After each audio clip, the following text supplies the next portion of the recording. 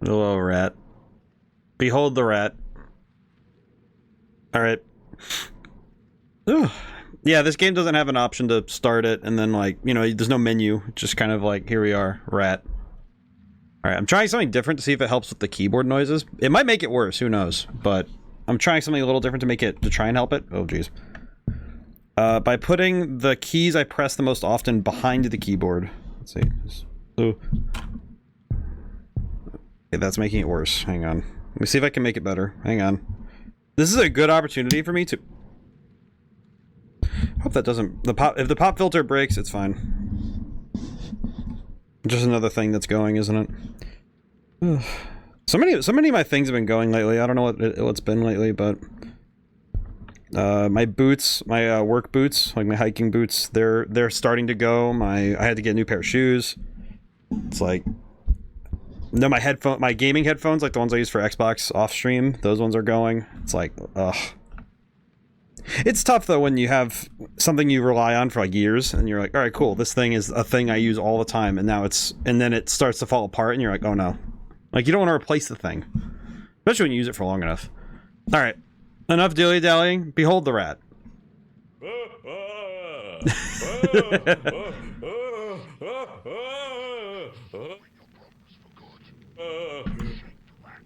The rat. Oh.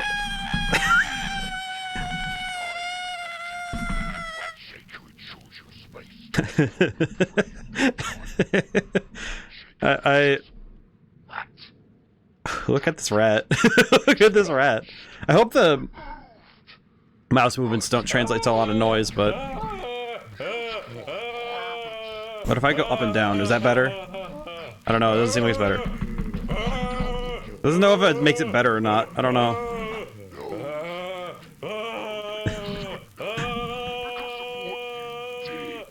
I wonder if it's better or worse to do this stuff. I don't know. I don't know what makes it what's faster. It's like left and right motions, maybe? What if I do this? Is this better? Look at the rat meter. It goes up.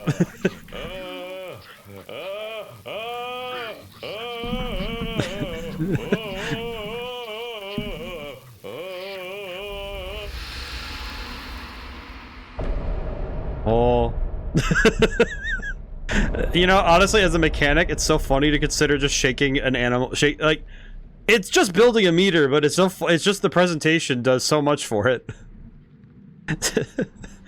Oh man, it really does something really unique to stare at this rat. I like how he kind of like zooms in a little.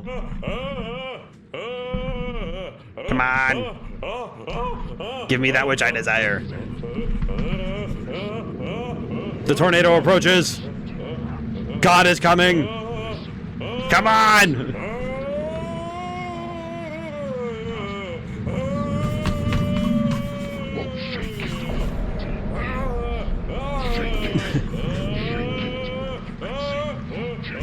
Shake the freaking rat. This is a very kinetic thing to have to do, to keep moving the arm like this. My god.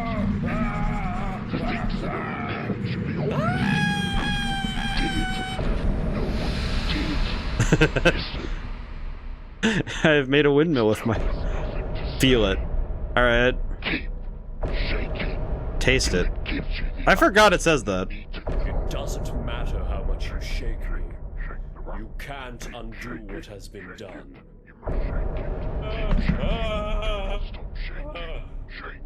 Can I?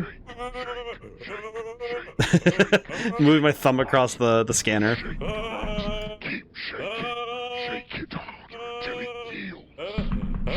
Come on, rat. Rat! Give me the answers to the universe. Yeah. We'll say, as a game design thing, it's so goofy, I swear. Come on. I wonder where they came up with the idea. This doesn't just come from nowhere. I have stopped. Oh my god, my right arm is gonna hurt by the end of the stream, I swear. Squeeze the rat. See, I was told this is Ratshaker. Hmm.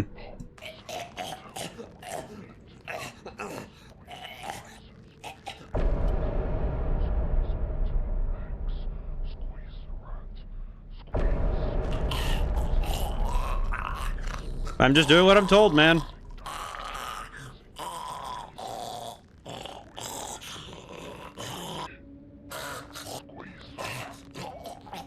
You good, brother?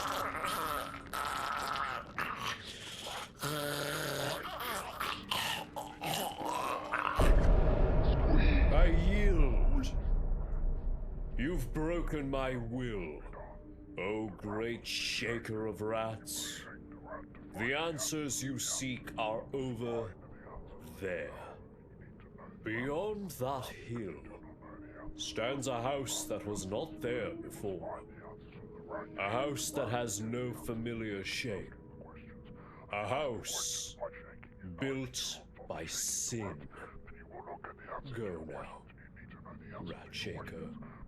Seek what you yearn for. Thank you, Rat.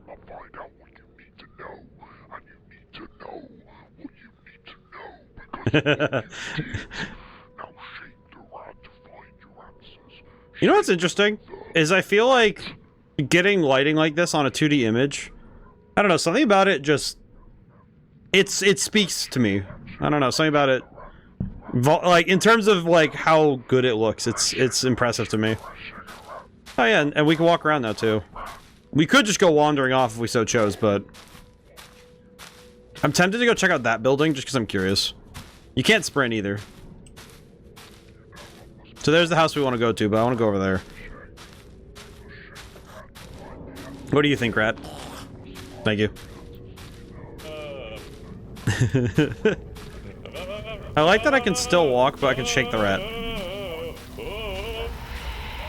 What? Whoa, whoa. Oh. Okay.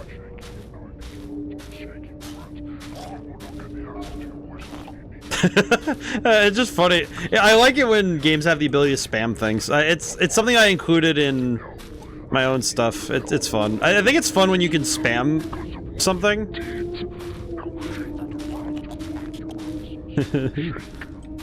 That's loud. I don't know what's going on over there, but it's loud. I want to see the barn. I'm going over there. You can't stop me, Rat. You must understand. You know, one thing I've never quite understood, where's its front legs? I've stared at this rat for a while now, and I don't know what... What is it doing? What is going on over there? A tornado. Tornado. I'm gonna have a drink. I had some wine with dinner, and I'm gonna have some.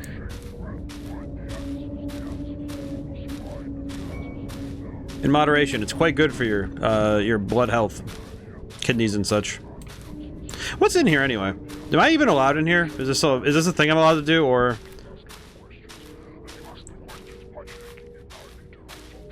Rat, please explain. Oh, there's a sign here. Up. Oh. Up? Oh!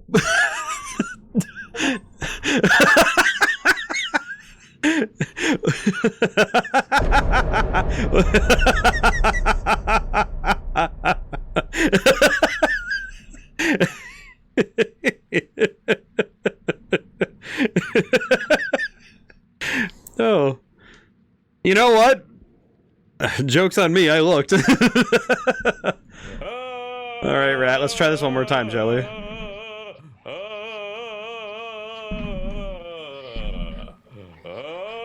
I wonder, I seriously wonder how... I wonder what compelled them to make the mechanic a physical one. It kind of leans into, I'm thinking of the, like, old NES games where they would give you, like, the gun or something so you feel like you're actually shooting something. Like the light gun or the... In arcade games especially, they do that, where they try to make you feel like you're in the game, and it's crazy. But I wonder what the psychological benefit is of being able to physically shake the rat.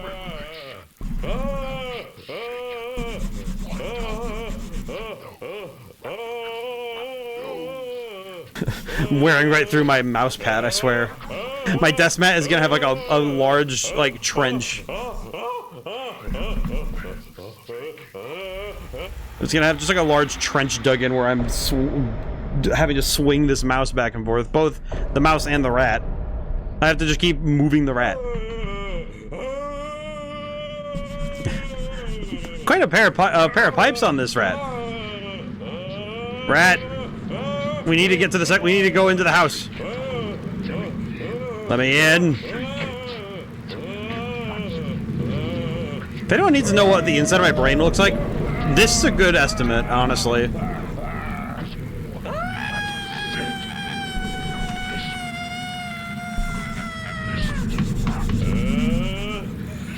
Come on, rat. Give me the answers.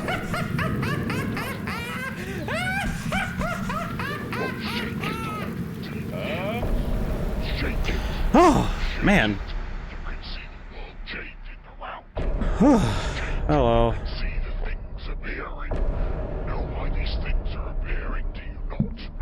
It doesn't matter how much you shake me. You can't undo what has been done. Did. You know what you did. Listen. Huh. Tell us nothing to say. I see how it is. Until it gives you the answers that you need to know. This rat. I think some of it's also just the low-res way this game feels. It feels like, in a way, my brain could see this being one of those like a early PS2 or late PS1 era game, and I think that's what makes it feel both unsettling and very fascinating. I think there's something specific about this era of graphics that feels so specifically. It's like there's a certain level of unnerving you get from graphics of this fidelity. Even if it's like literally just a shader, like they're doing like running PSX over it or something.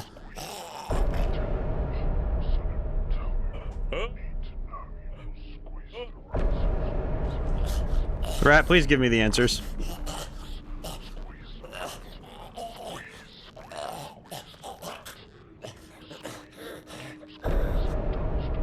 I yield. Alright, thank you, Rat.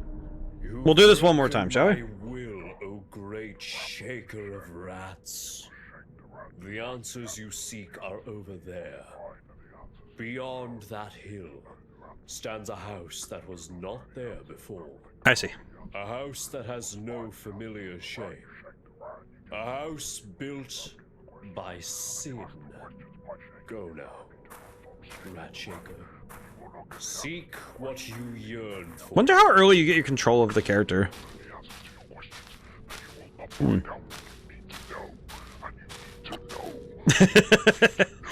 It's like, I feel like this game has the same energy as a Courage the Cowardly Dog episode, where it's unnerving because some things are played entirely straight, you know?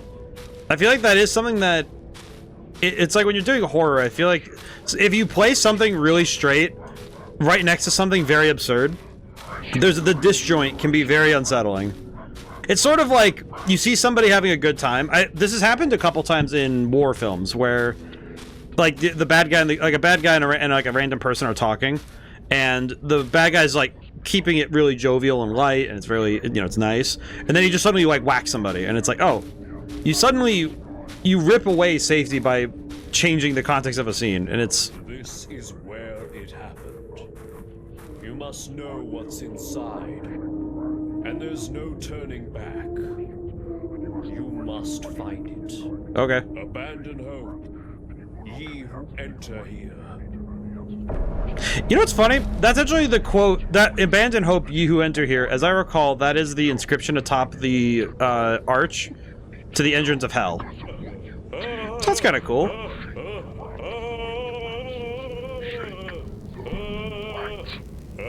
Come on, rat.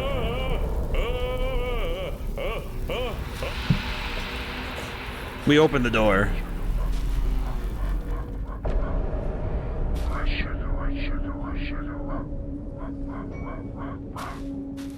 All right. Oh. No, hold on. The rat. The rat is entirely a silhouette. Just.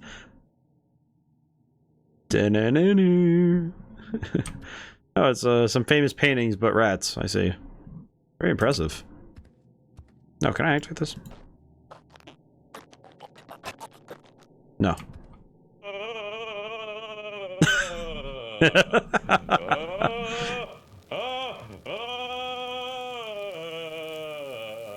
Huh. Wonder. I think they updated the game because I think there are certainly some features here that seem to be like adjusted. Very good. I think this is one of those games where it's like it's quite good, just in general. I don't know how much I don't know how much I would personally change the. Whoa. I don't know how much I would change the experience, just because I would be scared of like screwing it, of like tweaking what makes it so like evocative.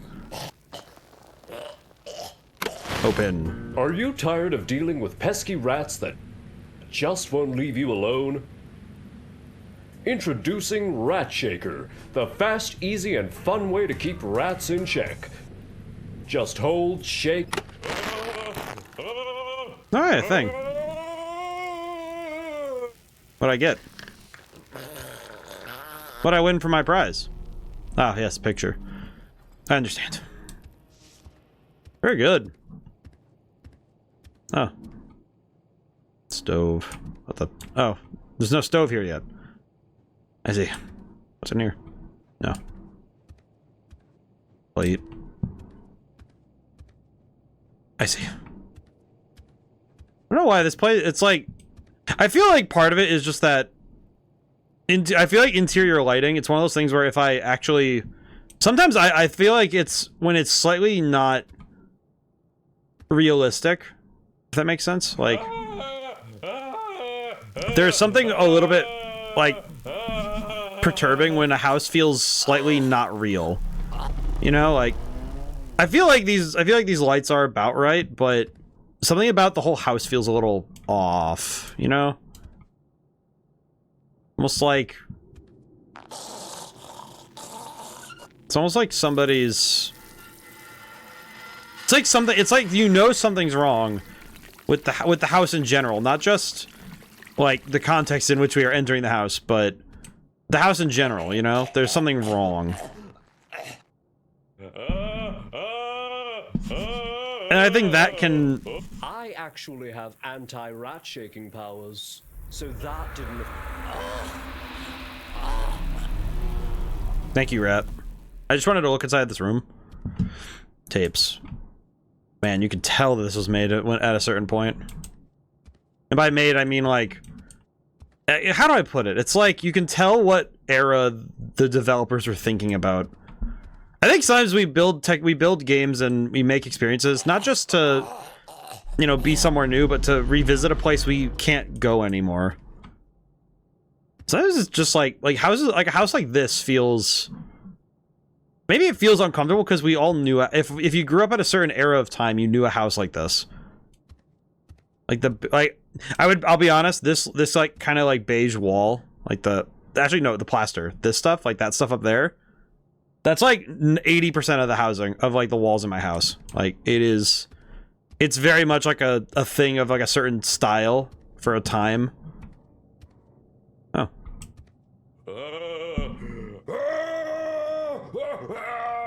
Right. Oh, I can't take that. I see. Oh boy. Oh. Trails of paper lead the way. I see how it is.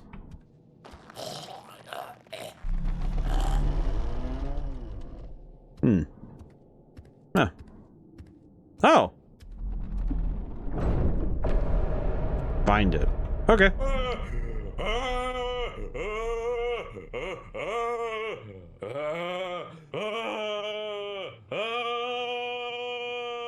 Okay. I actually have anti... Not that. Let's look around a little bit. Oh, they knocked the lamp over. That's a shame. I feel like not having a flashlight is actually much better. Are you tired of dealing with pesky rats that Oh yeah, nothing. just won't leave you alone? What happened over here? Stop running. Whoa!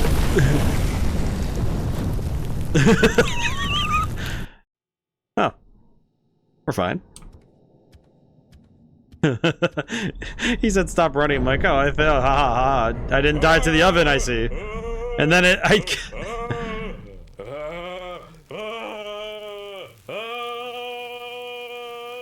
Can I just say also, I have exactly this model of TV in the other room. Basically the same model. I have exactly this. Are you tired of dealing with pesky rats that just won't leave I heard an you explosion alone? from this room. Can I? Introducing Ratshaker, the fast, easy, and fun way to keep rats in check. Oh, the sound changes right over here. Wow, that lighting effect from the other room is actually that's unnerving. Lovely. Or as SKA says, fantastic. Oh, hey, what's this? What did I...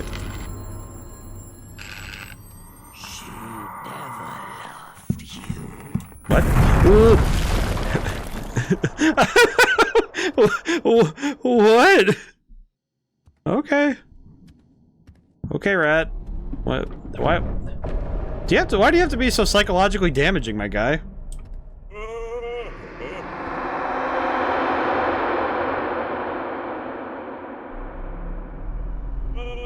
I have a rat.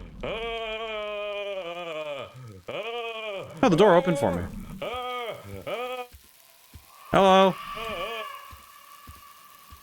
Oh.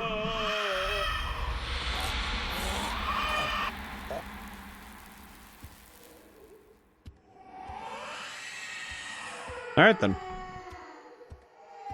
Man, like I said earlier, I think the disjoint really does just kick it off into high gear, don't it?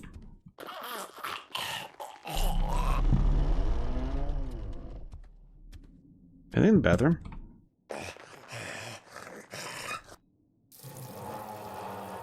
Nice! Amazing!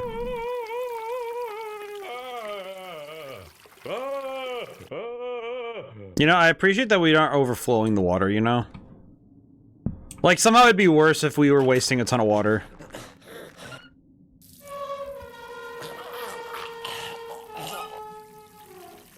You know, I remember being told not to waste water when I was a kid, but... Yeah, see? Just fills it up, it's fine. Yeah, honestly, the lighting of this whole area is so well done. I feel like it's very easy to want to let the player have, you know, I think letting them have total vision of a space makes for a more, it's like, it allows the player to navigate better, but I feel like throwing in, like, making areas like this where it's just genuine darkness, ooh, much better. Much more effective. Oh. Lovely. Picture of wife, maybe?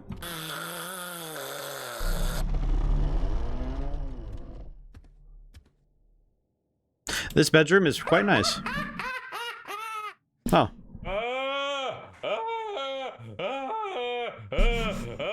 Okay. The rat is charged.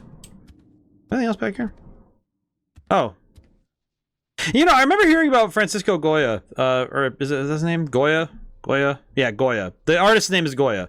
But it's like the name of this particular painting, you know, Saturn Eats His Children, is like a posthumous thing. He didn't actually name the painting, which is curious. Do you often think about, like, the works we make that somebody else could take over naming them? You know, giving them meaning in life? I feel like that'd be really upsetting, you know? I'm not touching that microwave. Well, down I go. But I feel like there's some menace to... Ooh. Okay. And then... Yeah, I think this game's like exceptionally well handled in so many different ways. Ooh. I'm just fight. Oh, it's just. Oh God, finder. Oh, what? Oh God. Ah!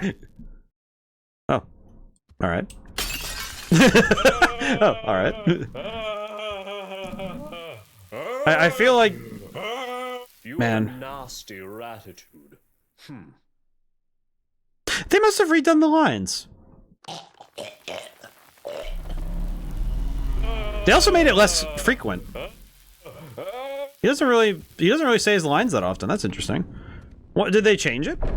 Is it a setting? Is it a setting? Let me see. Is it a setting? Ratshake sensitivity. Okay. Head bob. Yes. Subtitles. Yes. Slow conversion. No. Okay. Play. Upscaling. Off. Okay, back. Resume. Okay. I was just curious of the settings. They have quite a number of them. It's pretty good to have multiple, like, the settings like that. It's nice, you know? It's nice quality of life stuff that... You know what, for some reason those bodies remind me of? For some reason it reminds me of The Dark Descent.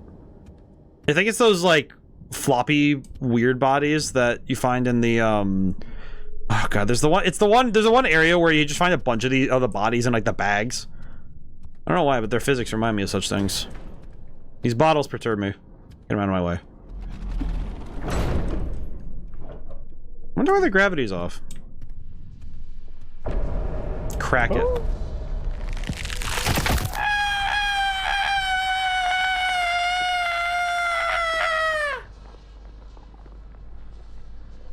I don't think this... well.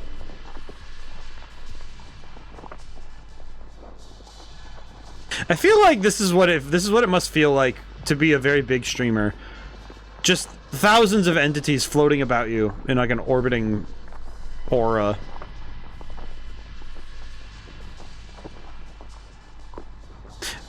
I don't know why that's my thought. It's like there's something specifically intriguing about how much of this is like a perversion of nostalgia, you know? Like the fireplace, the couch, like everything here.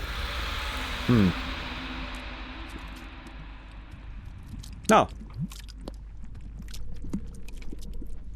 I'm not touching that, but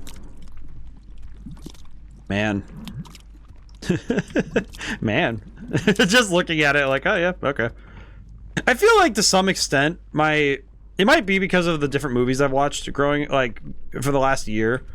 Might be just that my tolerance for horror has changed, but it does certainly seem like my reactions to this sort of stuff are very, they're not particularly as weak as they used to be. They actually used to have genuine problems keeping up with, like, scary stuff, but now it's like, oh, you know, it happens.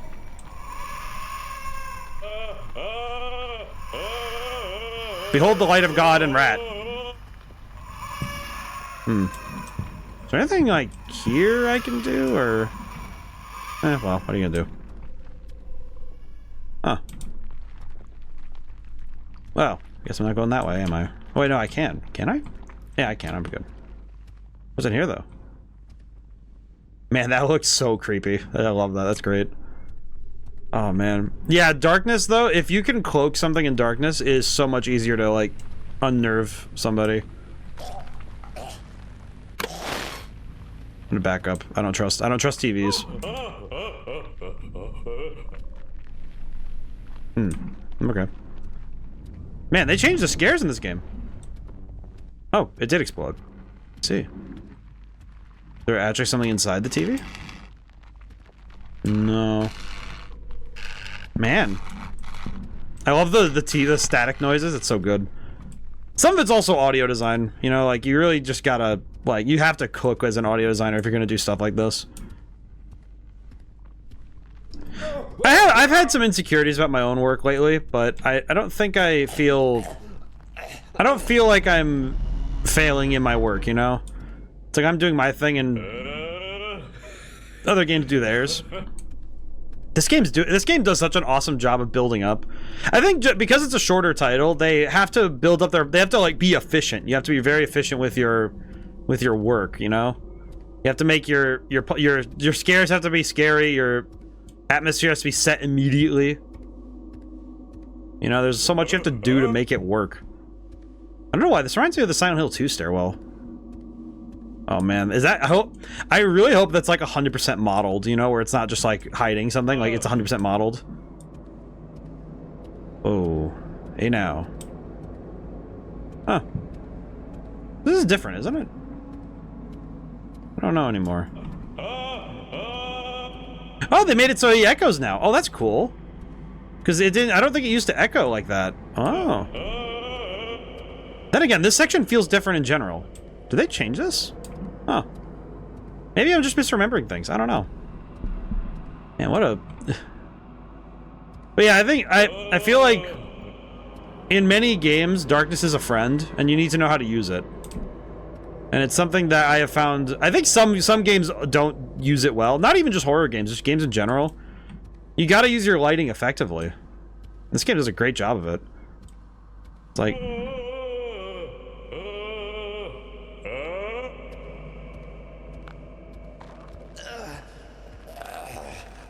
God, it's so loud. Oh. Huh. Hello.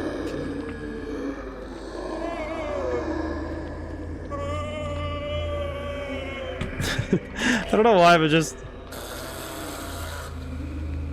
The echoing is so funny. It's just like, yes, I will... The echoing loudness, the loudness of the rat is just so funny. Huh. Echoes out into the void. Did I miss something? I swear, I feel like I missed something now. Huh. Peculiar. Huh.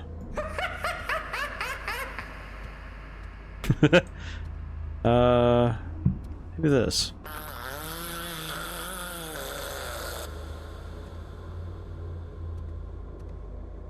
Huh.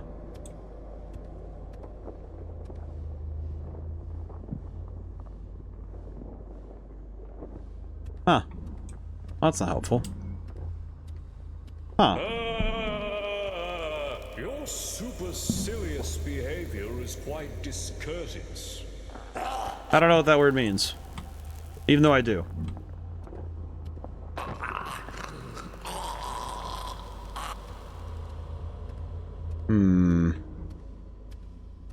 Maybe I did miss something. I feel like I must have missed because there's the photograph. Maybe I missed part of it or something. Maybe.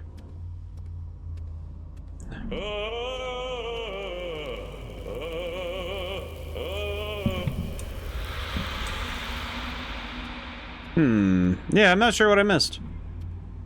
Bathroom. Rat. What am I missing?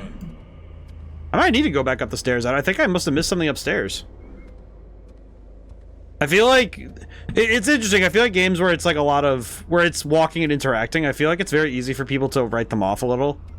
But I think when you have something... When you have a hook, you know, you have a pull, I think it works out better. Sometimes it has to be just in the storytelling. Some of it has to be in other mechanics. I actually think Silent Hill might be one where it...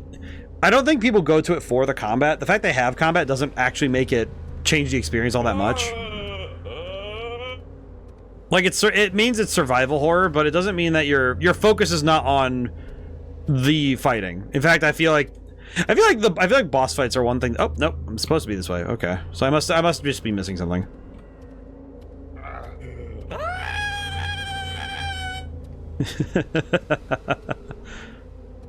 Oh boy.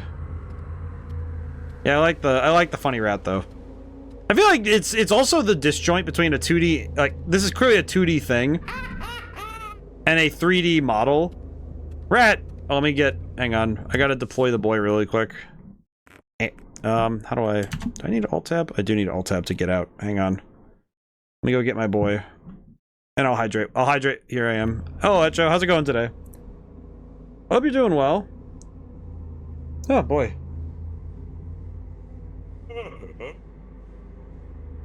I like this rat. I don't know why. I feel like... No, you know, I do know why. I feel like it's the fact that it looks... It's this direct combination of silly and serious. I think this whole game kind of works with it. I think the way that my brain can sort of describe it is that the best way you can make any game is to consider the light, consider the dark, and then draw what you want in between.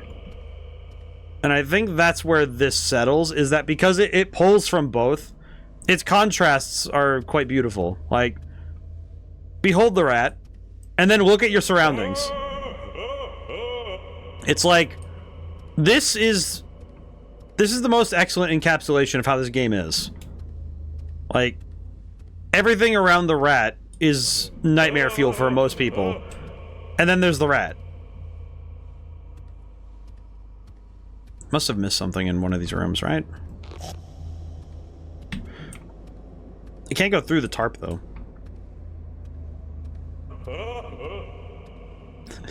I feel like the echoing really is just adding to this experience, you know? Just the...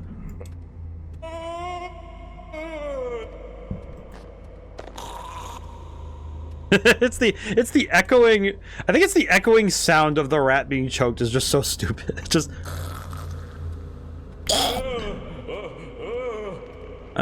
I absolutely adore it. Oh, there's... Oh, it's in his hand. Oh, I didn't see it. I'm a fool. That's my bad.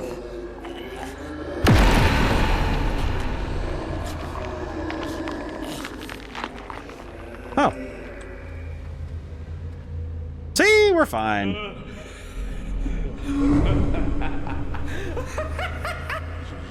Cannot escape. I mean, yeah, you closed the door behind me. Or someone did. Anyway, who said anything about escaping? That imply that I'd want to leave. I mean, look at this. The walls are, like, warm and scrungly or something. I'm sure it's fine.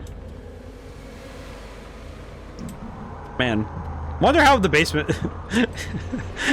I'm just trying to imagine it, like, if someone was walking around in a space like this...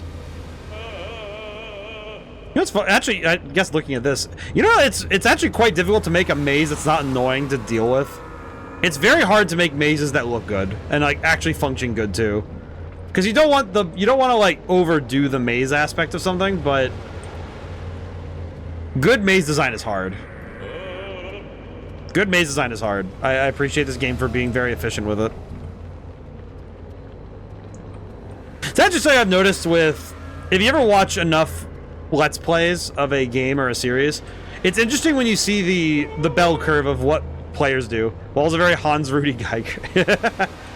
Yeah, it's a style, you know, it's very 90s, very you know, it's very chic in some circles, I would say.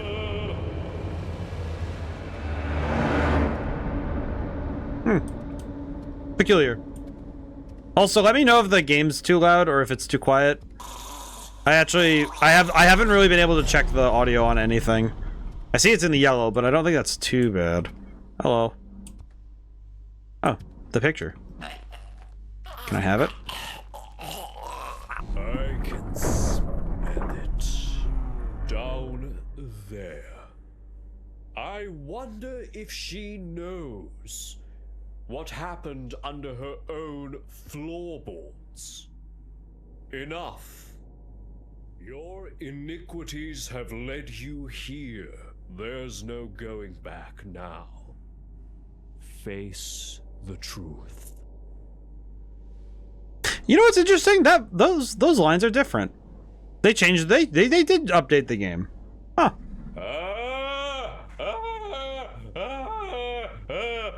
Bring light, rat. All right, very good.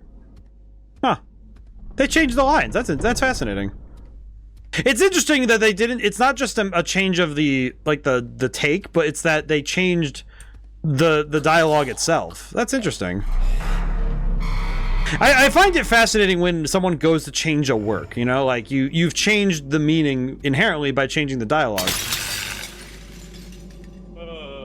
And I think that's curious because it's not something you often get to see in general. Most games don't even do that sort of stuff. So it's interesting. There's doors. Wait, these doors. This entire area is different. Huh. Huh. They changed everything here. Man. Very, Texas Chainsaw Massacre in here. Very good. You know, it's funny. There's a number of movies and shows and things I haven't watched ever. But I know the references and I know I've seen, you know, like shots and clips, and it's interesting what is in my cultural mind without ever having fully envisioned it. Huh. Rat dinner. It's like boy dinner, but a lot more disturbing. Huh. I thought I was hallucinating a little bit when I was going through here, and I noticed stuff was different, but yeah, they changed all of this. Oh. Oh. Oh, he just watched some TV. What are you watching, bud? Oh, The Ring? Nice. Good pick. It's like I don't have much more to say game design wise because this game is already really freaking good. I think one thing that surprises me is, okay, wait, so the ceiling, I think the ceiling has a bump map, but I don't think the walls do. I don't know, because it looks like the ceiling has like interactions with the lighting that the walls don't.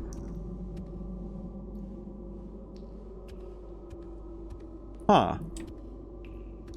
Either that, or if it's on the walls, it's very slight. It's very minute. Hmm? Huh? What? Oh. I love long hallways. I feel like horror games, like, one trick, like, it's an easy trick for some things, but just use the long hallways, man. It's very easy to make someone feel uncomfortable in a long hallway. Because when you're inside a hallway, there's nowhere else you can go, you know? It's kind of like, where else are you gonna run to? There's nothing you can run to if you're dealing with the... If anything comes up, any threat, any harm, it's like, there's nothing you can do. Turn it on. Oh.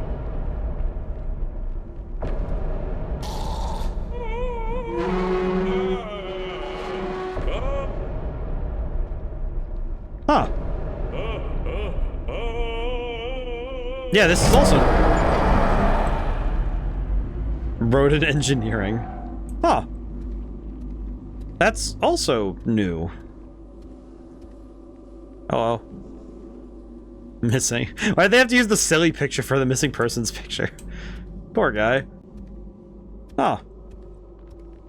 Yeah, this experience is very different. Whoa. Huh.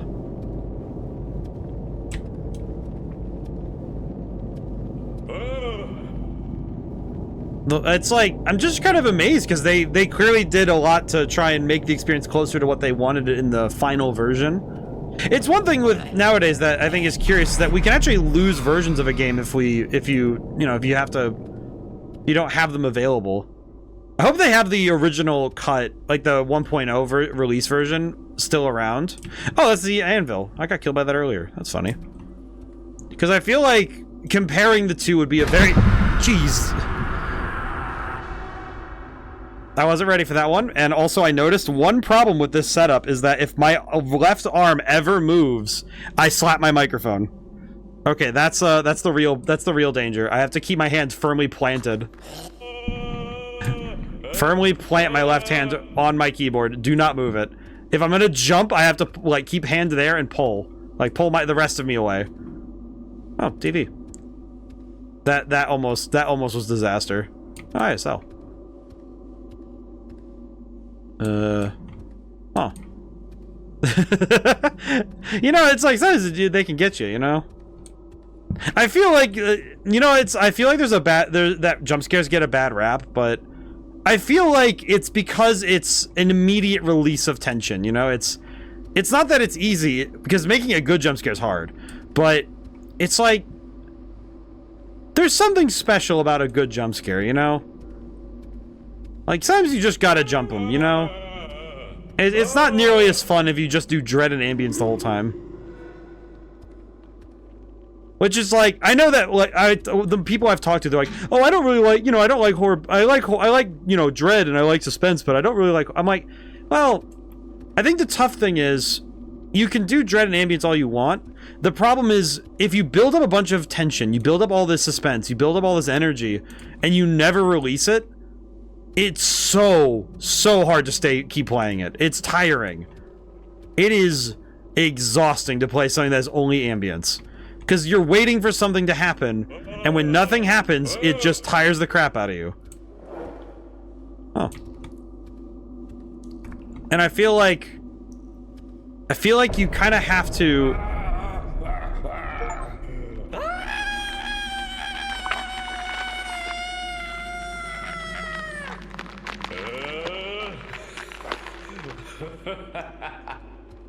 Thank you, Rad. I'm gonna check that in a moment. I just want to look around. Oh. Why does it close? Emotional draining. Yeah, it just...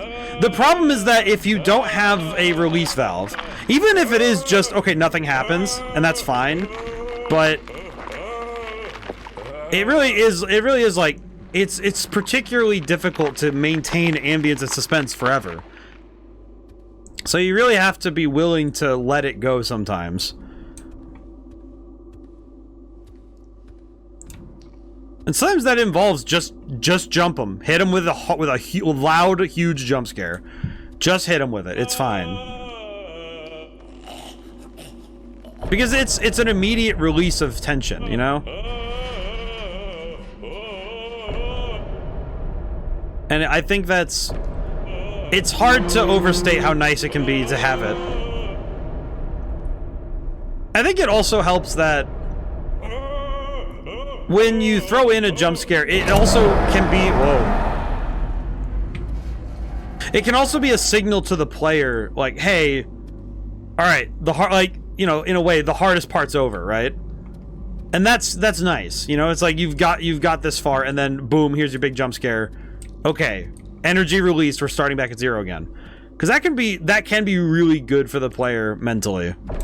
Sometimes even physically, you know, like, I think especially for players who... It's like, it's also true for movies, I think. Just building up dread, like, build up and build up. But when you go nowhere with it, it's very unsatisfying. The one that I can think of that's like that also is another genre of game is when you play real-time strategy games. If you ever sit and turtle and you just build up resources and then you don't do anything for a long period of time, it is draining. Especially when it comes to finishing the game, because then it's like, okay, you dump all your resources on the opponent and it might not even win. You know, it's like you spend all that time building up a defense and then you don't win. Well, that's kind of sad. Ah, the door's open. Beautiful. Most excellent that they changed it some. I think that they...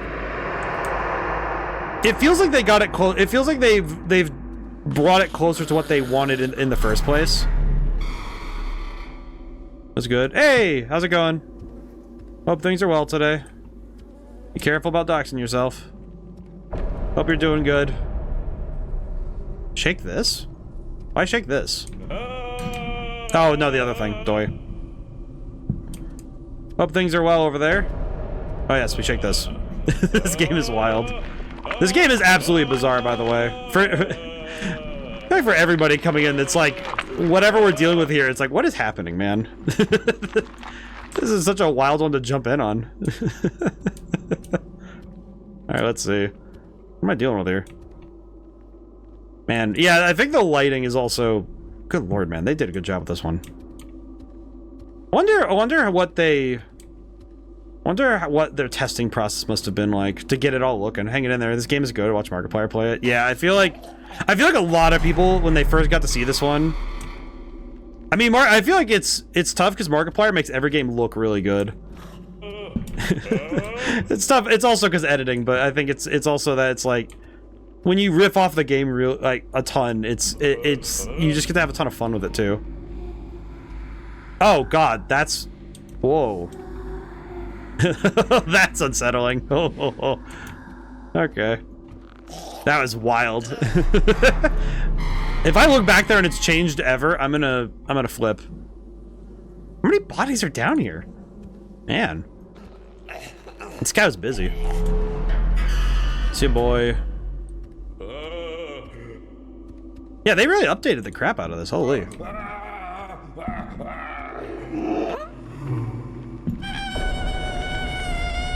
Where am I going right now? Where am I going, man?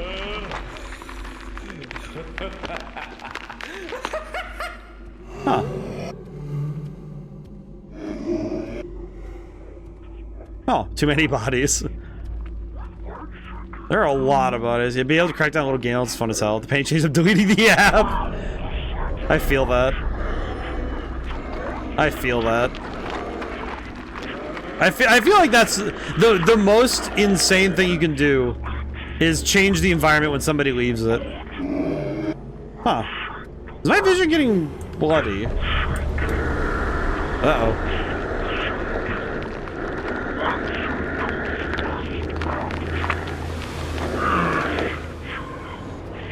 Whoa. Man, this is wild. It's so red. Oh. Check the thing. Meatwall's kind of my mouthwash in a way. I see what you mean. Yeah. I feel like, man, they really upped the ante on this, on the freaking environments. Holy crap. Because I just remember the original basement wasn't all that much. Oh, ah. Man, that is loud. Oh. Huh. Alright then. Man, they really upped, like I said, they really upped the ante on this part of the game. Holy crap, dude. Because the original basement wasn't that long, and it wasn't particularly, like, investing, but this is crazy. They really extended the gameplay. This is great. Because this section originally was like 15 minutes or so. It wasn't that long. The fact they made it so much longer. There's lore behind this one. The rat's a demon lord or something. You know what's funny? I feel like it'd be more perturbing if it's just a rat, you know? Like, I feel like somehow it'd be worse if it's just a rat. This is just what, like, Oklahoma rats do or something. Like somewhere in the Midwest of America, this is just what rats do. Including the talking. Like, I don't know. It feels like... It's like there could be an insane answer, but I also feel like... Conversely, there being no answer is just as perturbing. Okay, we'll have fun with that. Huh. Wonder what the generator even did.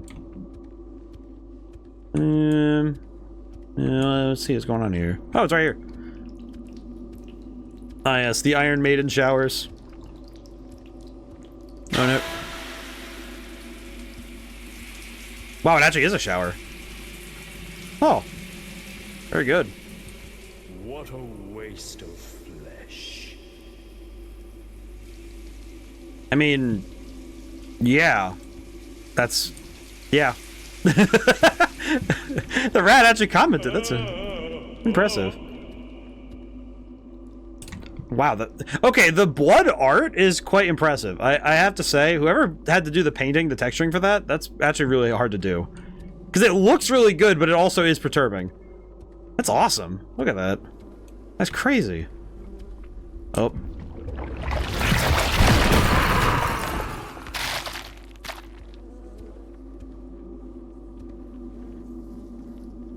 Okay. That's a great scare. The novelty of the scares is also really good. I'm grateful that one didn't hit me directly. No, I will not shake at that. Hang on. I need to look around. I need to find out. Am I missing? Like, what else? There's so much going on in this section now.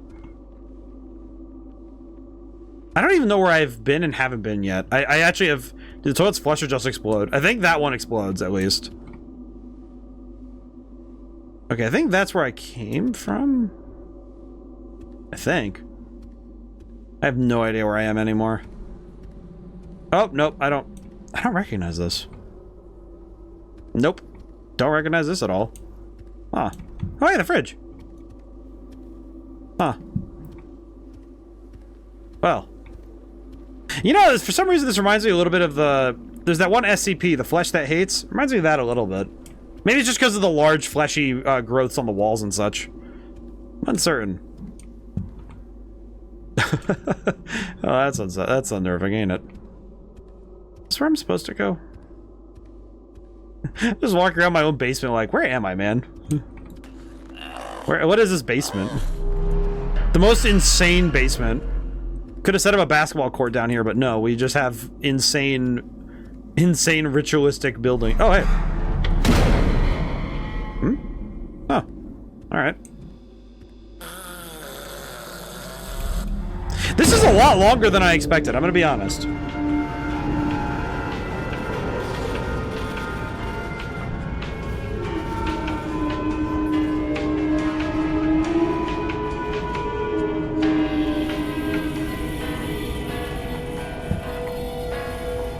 Huh. Wonder there's a... This is all one map then still, yeah? Or is there a hidden cut somewhere?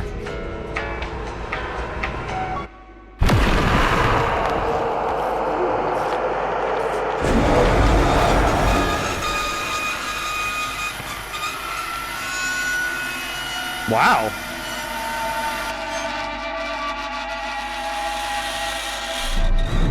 Oh. That was quite an excellent sequence there. That was very good. It's like that was quite it's like that scare in particular really. That one, oh. I feel, you know what's funny? I feel like that one that got me earlier, cuz that one scare got me earlier, the one with the mannequins. I feel like I wasn't expecting something to come at me, but when something appears in front of me, my brain's like, huh. I feel like my brain was able to handle it, but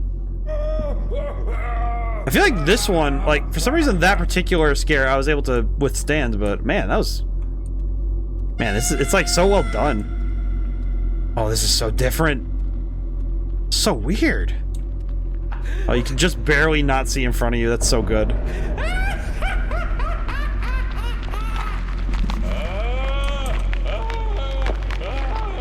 In I go. Oh.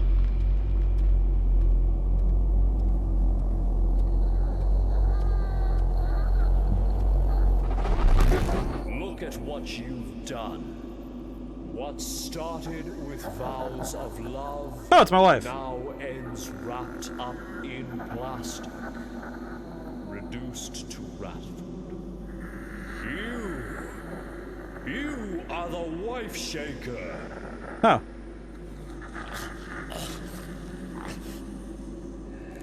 Oh. Oh, wow.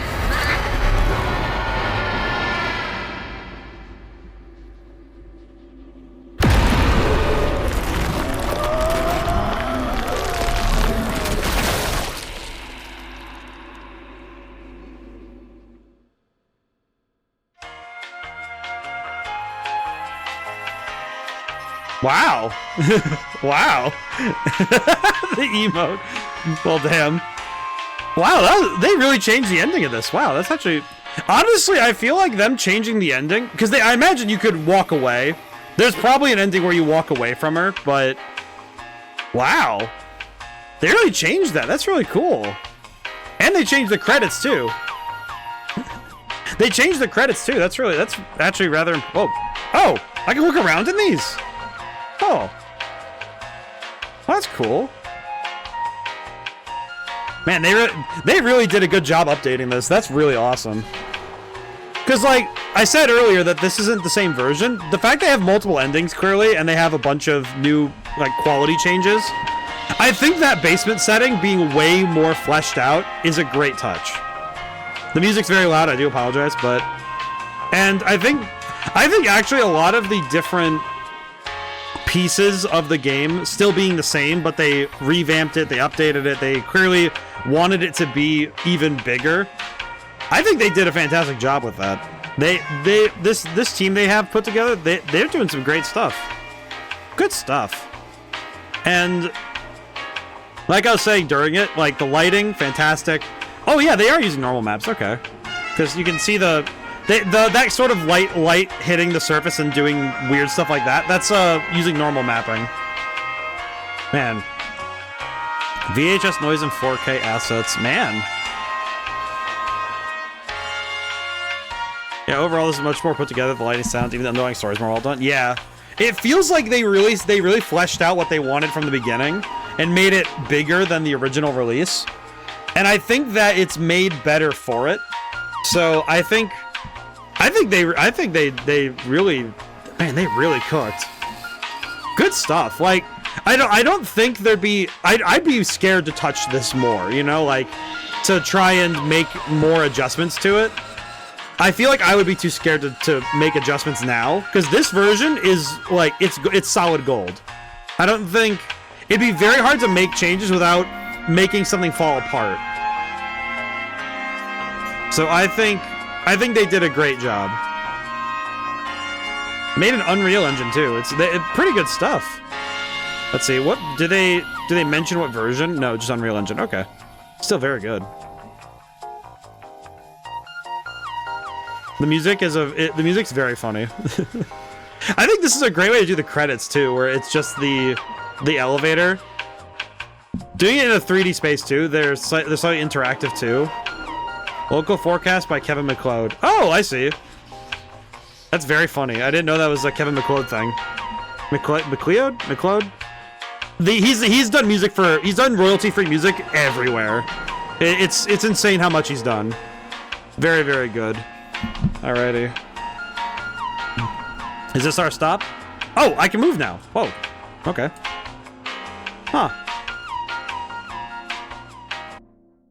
Huh. Have a rat-tastic day.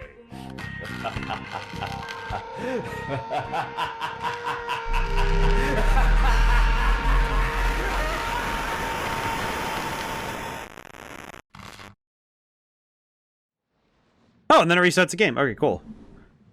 That's really good.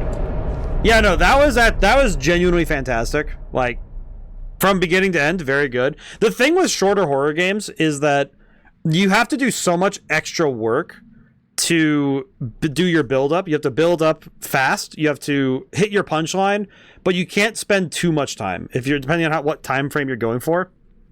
This was about an hour, which, yeah, for an hour, this was like expertly paced. I think it's tough to get it right like that, you know, scares wise.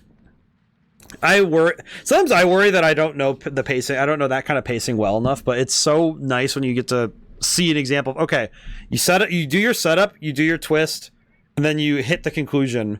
And it's like, depending on if you're like a Western writer or an Eastern writer, it's either a 3 beat process or a 4 beat process for writing. I feel like this game does it both ways, where it's like, have these sections where it feels like you have enter, here's the thing that's going on, and then you conclude that space. And sometimes it's enter, twist, resolution, and then the continuation. I forget. I need to look up the exact. I remember learning Shitoken Ketsu. I need to look it up again. Shitoken.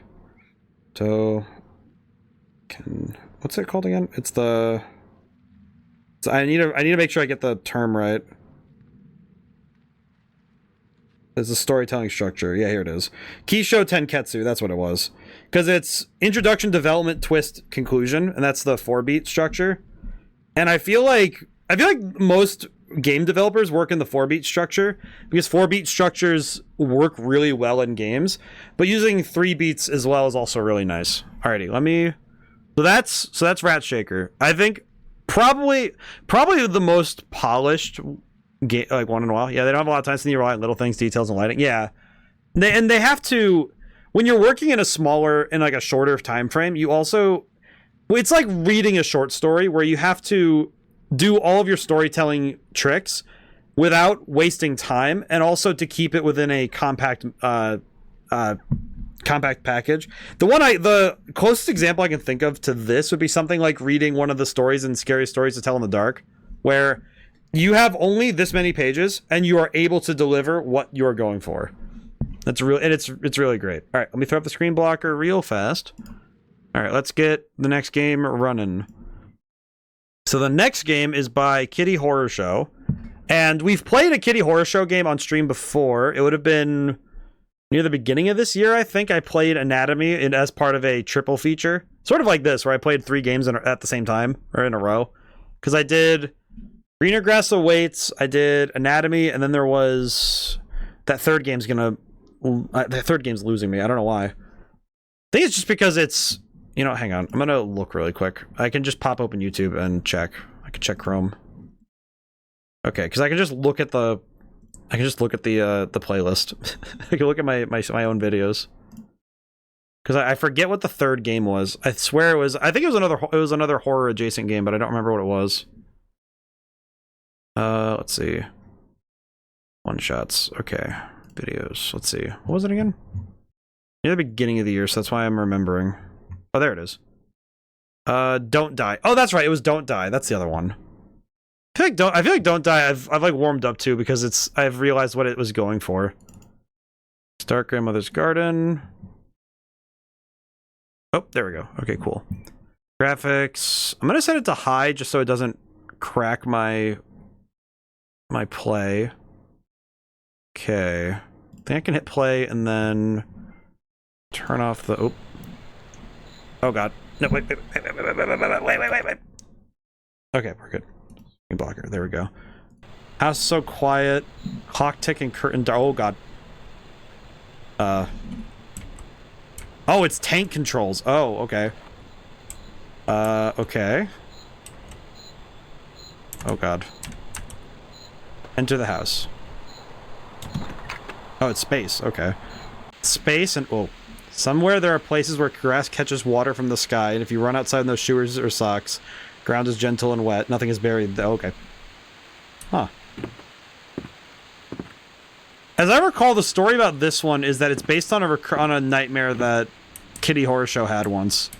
I already love the art style. I think Kitty Horror Show does some of the most insane styles. Hello, Grandma.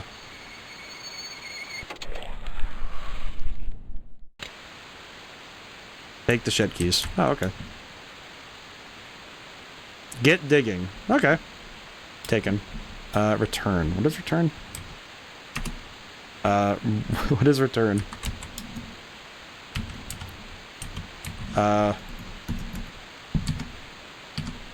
No. Which one is return?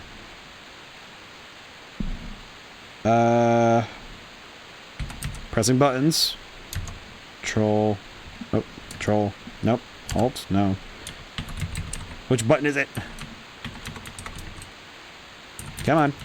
I'll find one of the... it'll be escape, maybe? No, it's not escape. Okay, Y? No, and no. I'm gonna hit all of my hotkeys, too, because I'm pressing random buttons. Enter. Oh, it's just enter. Okay. Examine elderly woman. No, I'm good. I like that... Man, the lighting is so... It's not that complex. This is Unity Engine. The lighting's not so complex, but it's like... Man... Come to a random page. The boy came to a clearing where a great bloated tick wallowed in a shallow pond. He found that he could not speak, for she had filled his mouth with leeches as he was running through the swamp. Okay, what did I press? Enter. Okay. I feel like the tank controls make me feel very uncomfortable because I have no good agency in this. My agency... Well, I run away from a monster, you can moonwalk. Feels like a coat made of leather leaves. It throbs and whispers, vital but not warm. You feel fluid moving around inside of it. That's disgusting. I love the poetry is really well handled, but oh man. It's like, it really does feel like, it feels like I'm having a weird dream. What is, that lighting is so weird. Why does it move like that? I know it's the branch being lit up, but it's so weird to look at. Oh, man. It's like, there's an effect of... It feels... weirdly... It feels wrong. I feel like these camera angles especially, where it's just... It feels so voyeuristic. I don't know what it is, but something about that just feels really weird. Oh, man. It feels like the lighting almost warps the world. Look at that. Oh, it's so weird. Like I said, good lighting and expert timing can really make a horror experience. Oh, man, it's so good. I need to check out more of Kitty Horror Show stuff, because I feel like I've missed some of the more recent stuff that she's done. She's also the reason why I went and read The Haunting of Hill House. I went and read it myself because I didn't know much about Shirley Jackson's writing. And I feel like I definitely learned a lot about like the horror I like writing and reading. Because I really like that one. That's a great story. Very unsettling. That's what they were going for, right? It's a dream. Kind of feels realistic, but not quite all there. So it comes off uncanny. Yeah. It does seriously feel very uncanny to deal with all this. Damn and swaying vine. Grandmother's taproot. One day it'll grow into a massive tree, seething and vicious, terrible and vivacious. It knows the taste of 10 different monsters. Its flesh is constantly whispering, demanding more. Okay. Oh, I didn't go to the shed. Crap baskets. I think I actually... Oh, I can run. Oh my god, I can run. I can sprint. Okay, hang on. Maybe this will help us out. Okay, well, I didn't go in the shed, so... Oh, examine the roots. More roots. Every day there's more of them. They look like they're flowing toward the garden this time. Okay. I wonder why the controls are the way they are, too. I wonder... I know that some people I've talked to actually do really like having their controls set a certain way because their hands don't quite work for certain control schemes. I know the one I learned that was very specific was that some people don't use WASD. They use, what was it? It's ESDF. And they use that because it gives them a little bit more, they can put more hotkeys right next to their hands so they don't have to move so much. They don't have to, like, go reaching across the keyboard for stuff. Which I think is a reasonable thing to do. It's great when you know yourself well enough that it's like, hey, I need to change my body to do this stuff. Oh well, grandmother and I use it to draw fluids up from the veins below. What fluid we get depends on which phase the moon is in. Well, that's nice.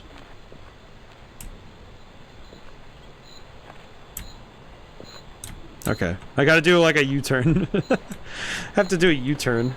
I think some of it's also the low fidelity, you know, the very pixelated look of the entire game. It reminds me a fair bit of... I'm thinking of like old PS1. For some reason, the one that comes to mind is... I had never got to play it, but it was a Scooby-Doo game for the PS1. Let's try to set up. Now it's actually kind of smart. Yeah, it was quite ergonomic from what I could see too, because you're moving your wrists and arm around a lot less. But they did it actually. I believe they did it for health purposes because their hands don't have to like move a certain way. It's also one thing where you don't pick up your arms as much. You're able to keep your hand in one position and just like kind of move a little bit. The subtlety is very helpful. Huh. I'm not sure what that is, but... The shed. It's actually... But it is quite good. The soil is soft and loamy, the trees are sick with rot, the air begins to thicken, the rain begins to clot. That's disgusting. Oh. Shovel? D to get digging. Okay. Cool. Alright.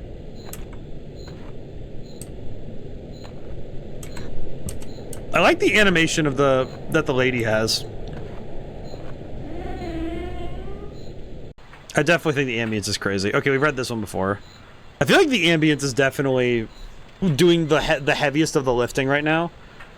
Because it definitely is absolutely catapulting the experience up a good couple notches. Huh, can I... What is this thing? Just made of leaves. Yeah, the pixelation of this whole thing too. I think on your guys' end, I'm looking over it. This is gonna look so crazy. I think the VOD viewers are gonna be absolutely dumbfounded what they're seeing by the end of it. I feel like the pixelation is gonna drive the bitrate crazy. I can already feel it. Alright, can I dig? I cannot dig there. The camera angles are kind of reminiscent of also the original Silent Hill, because I know the original Silent Hill kind of looks similar to this in ways. I know I only know so much because I've seen the original Silent Hill, but I've never gotten to play it. I definitely want to at some point because it's very fast. It's a very fascinating title. I've watched Indie Mouse play that one. I just remember the bit that I remember most from that is the section where for some reason his copy started like going absolutely crazy. Am I going the right way? I think so. Tough thing with tank controls is trying to remember which way is left and right when the camera changes. That's tough. But it's quite good. I'm going to have to find a title. I'm trying to think of how I'm gonna have to represent this one somehow. Oh man. Absolutely fantastic. Just I think this is a great example of what I was talking about, where it's like we're building up, and I'm waiting for the thing to happen. Gives me Devil May Cry vibes. Oh yeah, because original Devil May Cry had... I know that God of War also had it. Shouldn't upset them. She'll know. She'll feel it. Oh. Okay. Where do you want me to dig, then? Dig here? No reason to dig here. Okay. Where do you want me to dig, then? So, not here. Shouldn't upset them. Okay. I'm guessing, then, that the shed... Oh, it must be near the main house. Okay, hang on. It must be near the house. At least I would guess as much. Because I think that the game design wise, that makes more sense that you'd walk back to the house after getting the shovel. Because you, I guess I just want to explore everything because I'm fascinated by this world that we've been put into. Yeah, if you guys ever want to have like a really fun like an evening of playing games like this, my recommendation is look up Kitty Horror Show. It's like kitty as in cat, and then horror show, one word. It's all one word, and she puts out these collections called Haunted Cities. I currently have downloaded Haunted Cities 2 and 4, and I believe she puts more stuff up on her Patreon, so if you really like this stuff, make sure you support her, because it's really good. Hi, we're digging. Those birds are... I love the birds. I guess we dig more? Blood bells have gathered on the arms of the irrigators. I hate how quiet they are, just completely silent. Huh. Okay. Yeah, I do think that this creator in particular just I always get this like this vibe that she's I have a bad feeling. Me too, man. It's like she's remembering something. In every game she's made, it feels like she's remembering something, and the whole thing feels like you are part of that remembering. Like you're invoking memories you don't have, and that's in a way scary, you know? Just there's a certain horror in something's going to happen to me. Oh man. I just want to dig a hole. But yeah, it's of all the little details they are cramming with this bit rate so well thought out. I think that's something I've noticed. Ooh.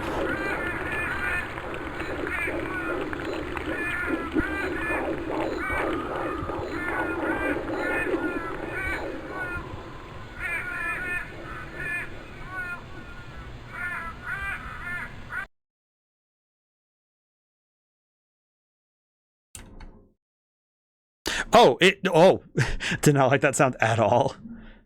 Okay, on a side note, it closed itself, by the way. Okay, I will say a lot of games that Kitty Horror Show makes do that. They close on their own.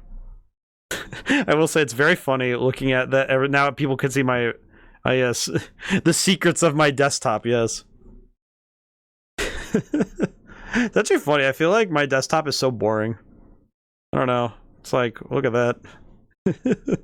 I use the screen capture because it's a little easier to kind of handle the screen, but yeah, that sound was very uncomfortable. That's quite a way for it to end too.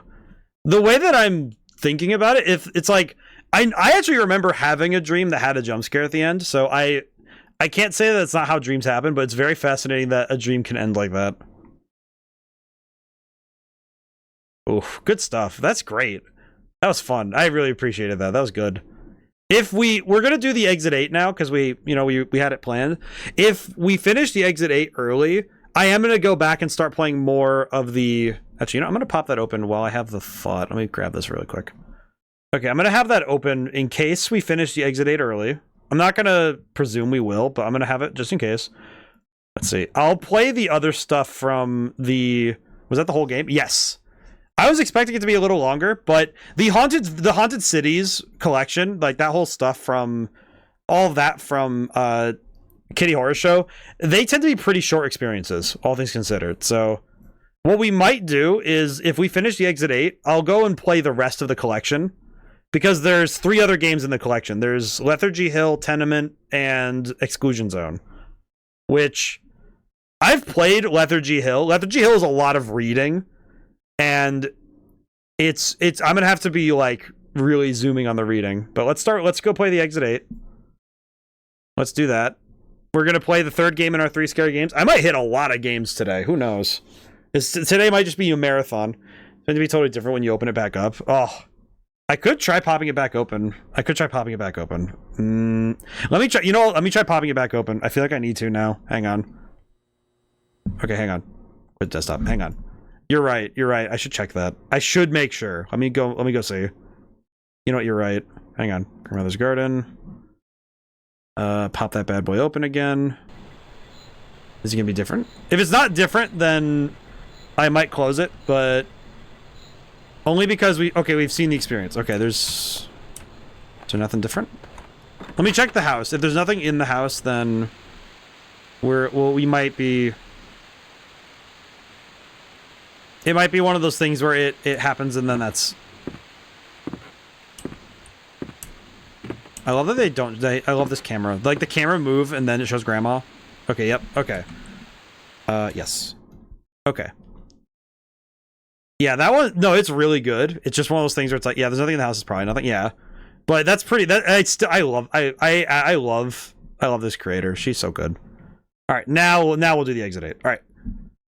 One more. All right, let's do the 3rd game. Now we will continue. Here we go.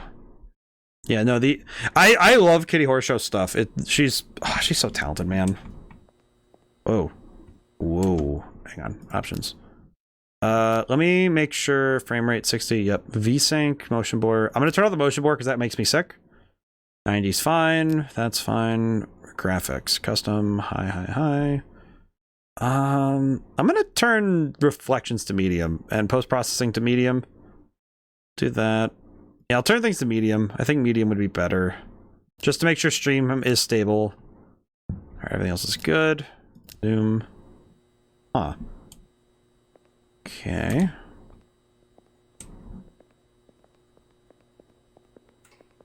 I know the point of this game is we have to keep track of all of the details, because the whole thing with this game is basically everything will be different, and if everything's fine, we can go forward, we can go that way.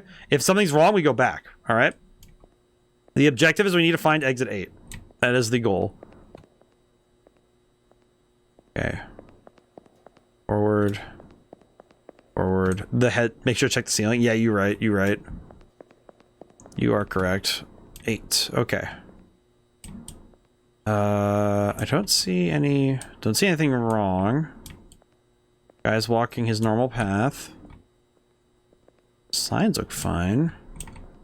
Can't read Japanese, but I'm pretty sure it says something about, I don't know why my brain just immediately goes, well, at least the ads are the same. The ads are the same in Japan as they are in America. They are a little bit strange. Okay, I think that was... See, the only downside is I don't know what is correct, like how to know if we get it right or if we get it wrong. 8. Okay. Maybe we got it right? I have no idea. Smile. Maybe I got lucky and nothing happened? The doors and all that look the same.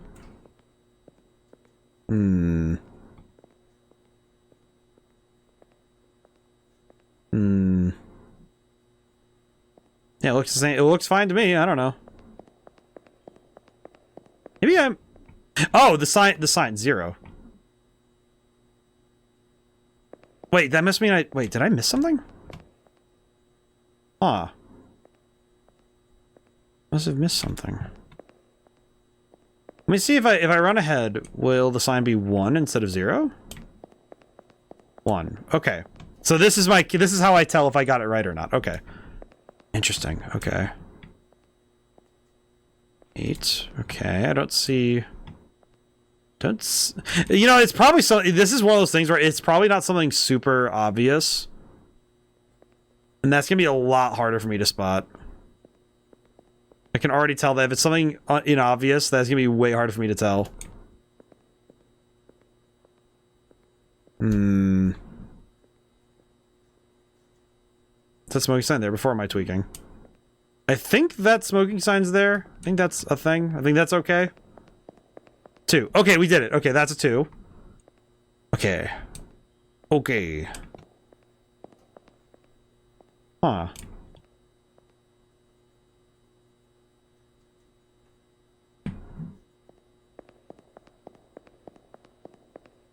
Oh, the stairs were a red herring. I see. I was staring at that like, well, there wasn't stairs there before, so obviously that must be fake. You know what I'm thinking of right now is that scene in the original Men in Black where Will Smith, it's like he's looking at all the details in the shooting range, and it's the fact that he notices that the little girl has the book. Nope. Oh. Ah, keep running. Okay. Huh. Oh, alright then. Oh, that was good. Just, alright, well, alright then. You know, I'm grateful that some of them are obvious, you know? That's not like, it's not just I have to notice how many doors there were. I feel like the hardest one would be if it's like on the back of this sign, because I would not be looking. Because I can't read. That would be agony. Alright, there's an ad break coming up soon. I might take it as an opportunity to get some water instead of continuing to play the game. 0? Wait, 0? What? Oh, I must have missed something, but what did I miss? Alright, I see. Oh, that's not good. That's not good. He's moving way too fast. Well, shit. You know what, though? We got to 5. That was pretty good. I'll take that. Okay, he's fine. I wonder what it was. I wonder what I missed. Only downside with this game is that I can tell immediately is that it's not really even a downside, it's just a facet of the design, is that you can't tell, like, they don't tell you what you missed, so you have to just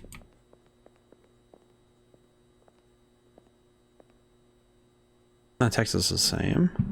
You have to figure out what you're missing each time. Okay, I think this one's fine. That one seemed fine. Maybe I'm wrong? I was wrong. You can go back and check, maybe? Wonder if I can. Can I? Am I allowed to go back? I'm really not sure what the heck it is. If you find anomalies, turn back immediately. If you don't find anomalies, do not turn back. Go out to exit 8. Got it. Okay. I feel like the first time through, they don't, like, the level 0 is just a chance for you to familiarize yourself. Oh, it might have been the guy. Maybe I'm not noticing, like, okay. Whoa. It just occurred to me. Wait a minute. I'm not that short. Wait a minute. Oh. That's a thing? Huh. Huh. Oh, wow. That's gonna be a lot harder than I thought. That one caught me off guard. Hey, dogs. Okay, and he has briefcase and phone. Oh, the details are gonna be so specific, aren't they? Hey, this moving? I think this one's fine. I'll probably be wrong, but let me see. No, I'm not wrong. Okay. Let's see. Some of them are more obvious than others, but it's nice that there's... The subtle ones are way more interesting. Oh. The problem is I can't just presume something's gonna be wrong when I go forward, you know? I have to... Have his phone?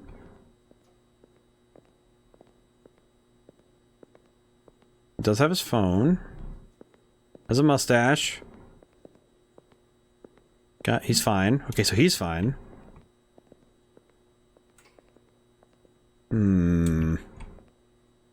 It's so...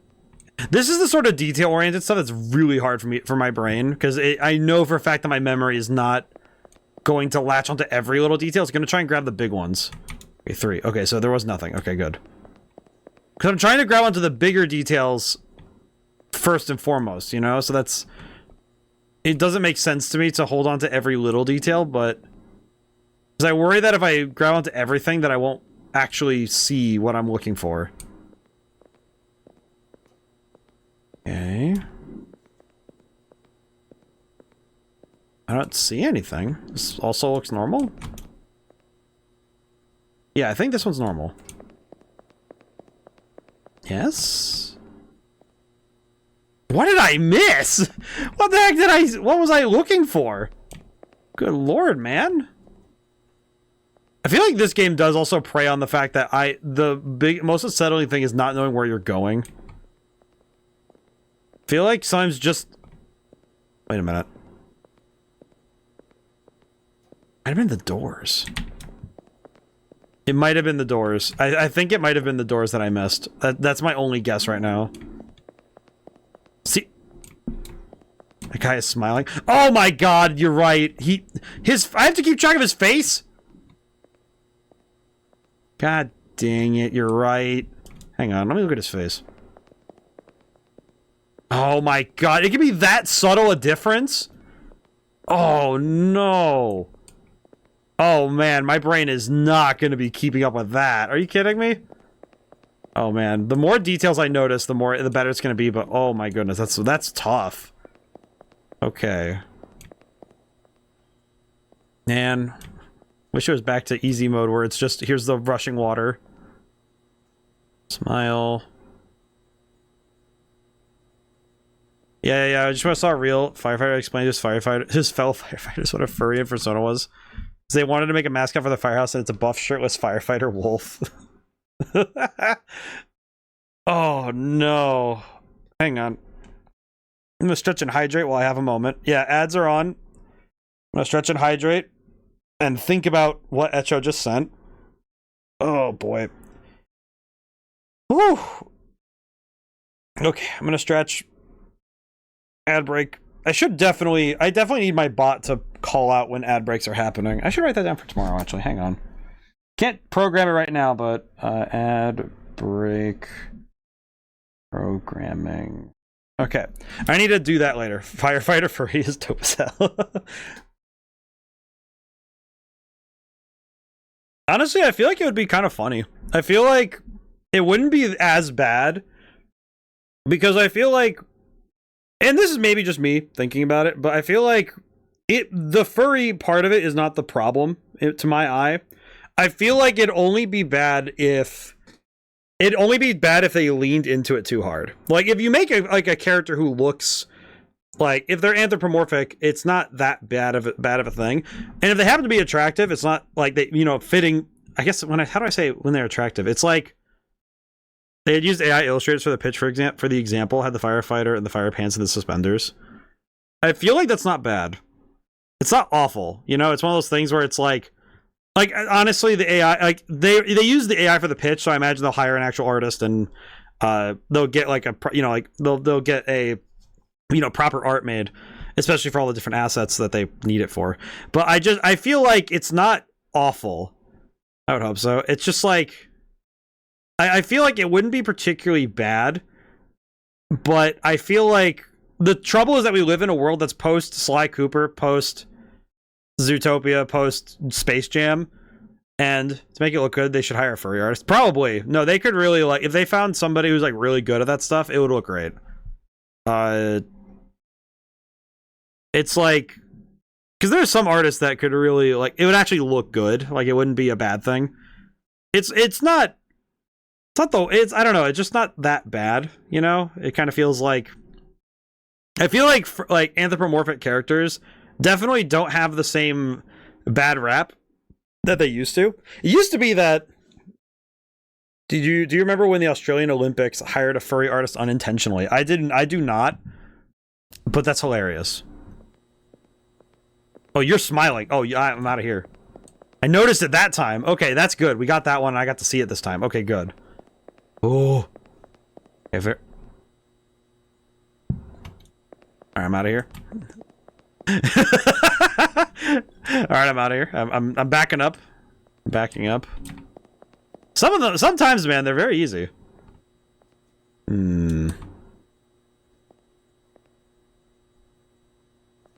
Okay, I don't see anything wrong. Don't see anything wrong. What about you? Okay. From the dude's mind, just the living embodiment of the sun. But yeah, I feel like anthropomorphic characters aren't nearly as big a deal anymore. Here they are. Oh god. Mascots look like furries. Honestly, I guess my problem is that okay, 4. I feel like for me personally, I guess the thing that I would be my take on it would be that I don't really mind furry stuff, honestly. It's kind of just like some of it, and it's like the thing is there's a difference between anthropomorphic characters and furries. Like I would say, like, you play Star Fox, you're not sitting there thinking, oh, it's furry stuff. It's like, no, it's anthropomorphic characters. They fit on the scale of being furry, but not really like the point, you know? Sorry, do you have anything wrong with you?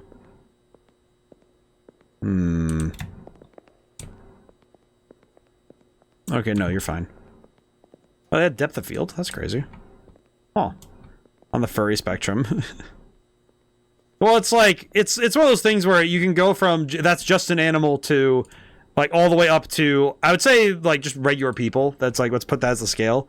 And it's like, on the far end to the human side is actually the more recent development of characters, like, not recent, but the characters that are just like, they have, like, cat ears or something, or, like, animal ears, but they're not, like, they're pretty much human, but they just have, like, some extra parts.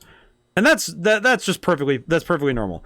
Then you go the next step where it's like human shaped with, you know, extra with like fur and what did I miss? Humans with the animal ears, just animals, yeah.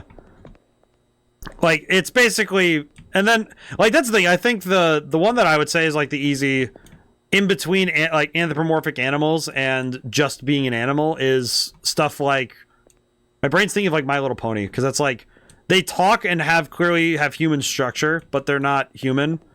But they are animals for the intent of everything. They are animals. And then there's just animals, right? The anthropomorphic scale runs very far. You know, I feel like if I'm not sure if something's wrong, I feel like running back is always a good defense. It might have been the door position. Those are the animals that walk up, right? Yep. Like, the rescuers. The rescuers feel like that. I don't know what just fell. I don't know what just moved. I'm running back.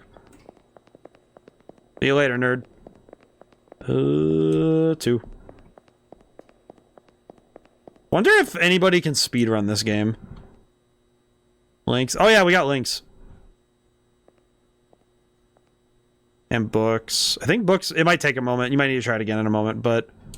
Man, I forgot I have all the links. My brain just turned off seeing all the links. It's like, where is those? Oh, those are mine. I was like, what are those? Those are mine. I think they all should work as intended, unless I'm deeply mistaken. But I really like the... Recently, the one I've been really thinking about is my... Oh, I missed something, didn't I? God dang it. I really like the... Oh, I wish I listed Dice Game. Oh, thank you. The wish lists do help a lot, by the way. Wish listing, that is one thing I think all indie devs, if you have played a demo or look at an indie game and you're not sure, you know, you're not sure if you're going to get it or not, you're not sure what about it, at least wish list it. Indie devs, doesn't matter if it's me, doesn't matter if it's anybody else, I missed something. It's like wish list the games. Always wish list games. It gets people to see them, it gets people to know about them, because it puts, the more wish lists you get before your game releases, the more that Steam tries to put the game in front of other people. So it's always great if you can wish list a game. What did I miss? Oh, that's what I missed. Oh god, no, okay, I see it now. Okay, going back. I'm out of here. Okay, message received. That time was different. I see it now. That one's also an anomaly. I'm out of here. That one's also an anomaly. Okay. At least those two are pretty easy to spot from a distance, but... 8.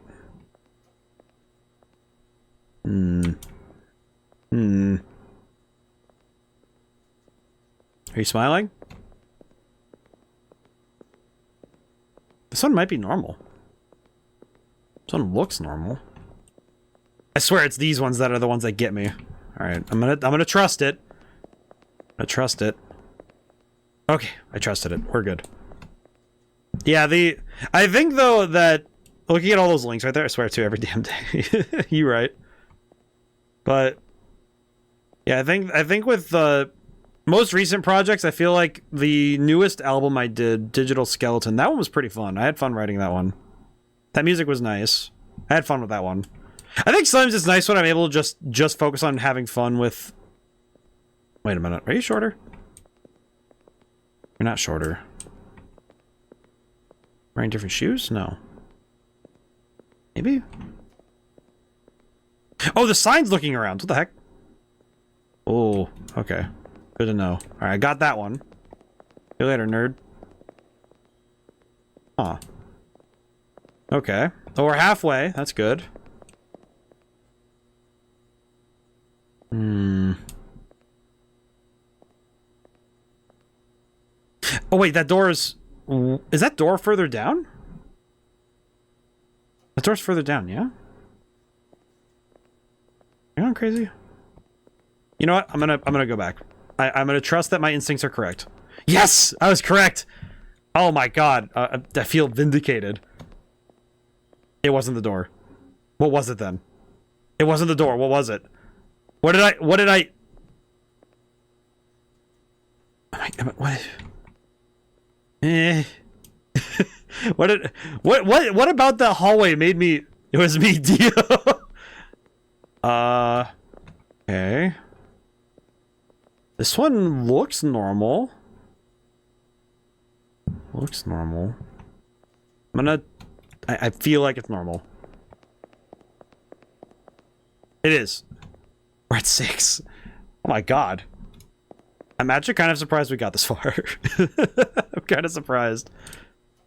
The other one I'm really jiving with right now is... I actually have been really liking the VODs. I don't know. I've been liking that I've been covering a lot of different games, and I've been giving people long... I think long plays are great for the background.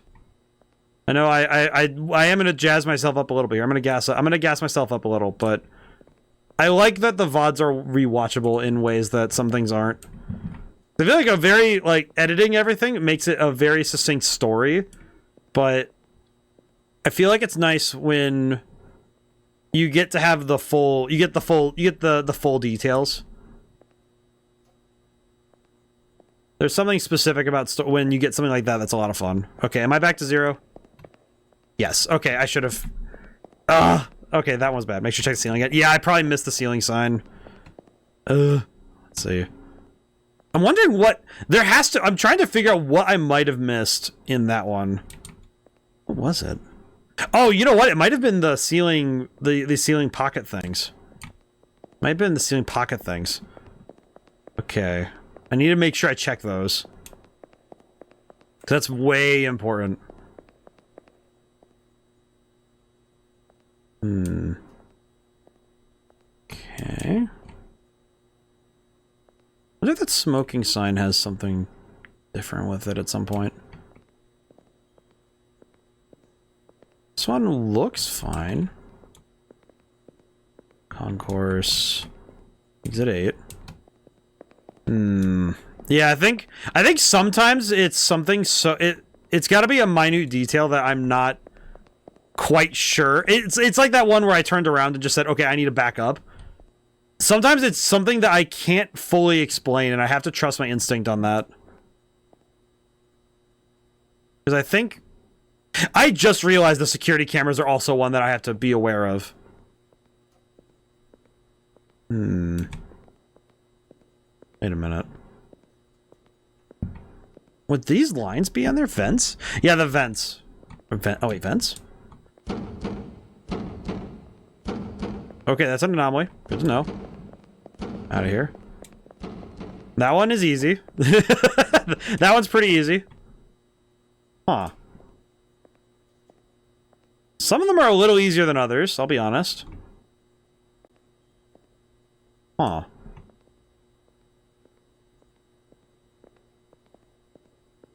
Wonder how they do this. I'm really curious how they program this, because it's so seamless that if I'm being transported somewhere in space, I'm not seeing it. And I'm curious how they do it. Also, Claudia, how's it going today? Alright, hang on. Probably is good I stretch and hydrate really fast. Oh boy, hope everyone's doing well. Hope this weekend treated everyone well too. Oh boy, I hope everybody got the chance to rest up. I told myself I would work some more on the game this weekend, but instead I went outside, did yard work. Oh jeez. I did the weed whacking, because it only needed to be done the one more time this year. And then it's good. I'm off tomorrow. Oh, hey! That's awesome. It's good to have a day off. I know that tomorrow, I don't have tomorrow off, but I did decide that I'm going to go to, because my group of people I play Magic the Gathering with are starting to go on Mondays as well. So I'm going to go tomorrow, just so I can have some more time. It's nice to get out and let myself relax a little more. Especially when I've been really burning myself to the cinders with this game. So I'm really cooking, but it's like by the end of this I'm gonna be very tired. I told myself I would take a vacation for once.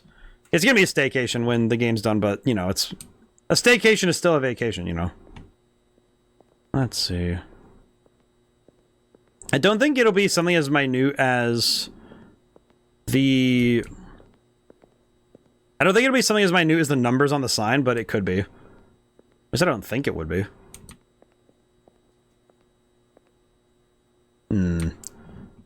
That's very good, though.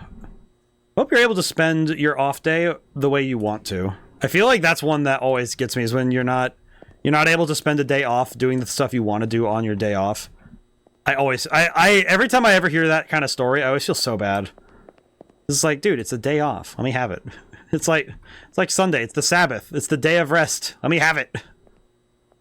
I try to take Sundays off as much as I can. I feel like Sunday should be a day of rest. It's not religious or no. It's like it should be a day of rest. I swear there's something off here, but there's not.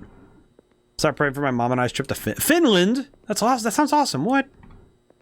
That sounds amazing. It's gonna be really cool. Okay, I'm pretty sure we're good. We might not be. We're not. God, what was wrong with that one? I feel like on 5, I just need to turn around. I feel like I'm just... That's gotta be... Make sure to check the signs. I think I saw that last poster on the end blinking. Staycations are dope. You deserve one. Yeah, I think it'll be once Madman's Dice is done. It'll be a thing. I'll give myself a break, but up until that point, I just have to maintain my pace. I am quite pleased with what I've gotten done so far. I think especially with the variety of horror settings. I've recently been able to check out the VHS series of movies, as in there's a movie franchise called VHS, and it feels pretty close to what I'm doing, where it's an anthology series where I'm just throwing throwing a shotgun blast of genres at people. And I feel like for horror, it's really fun to do that, where it's like some of them won't be as scary, and it gives those people a break. But other stories, it's like, okay, cool, it's okay, backing it up. Other stories, though, it means that you're going to be more scared. And it's cool, because it means that I can kind of try things until I get someone.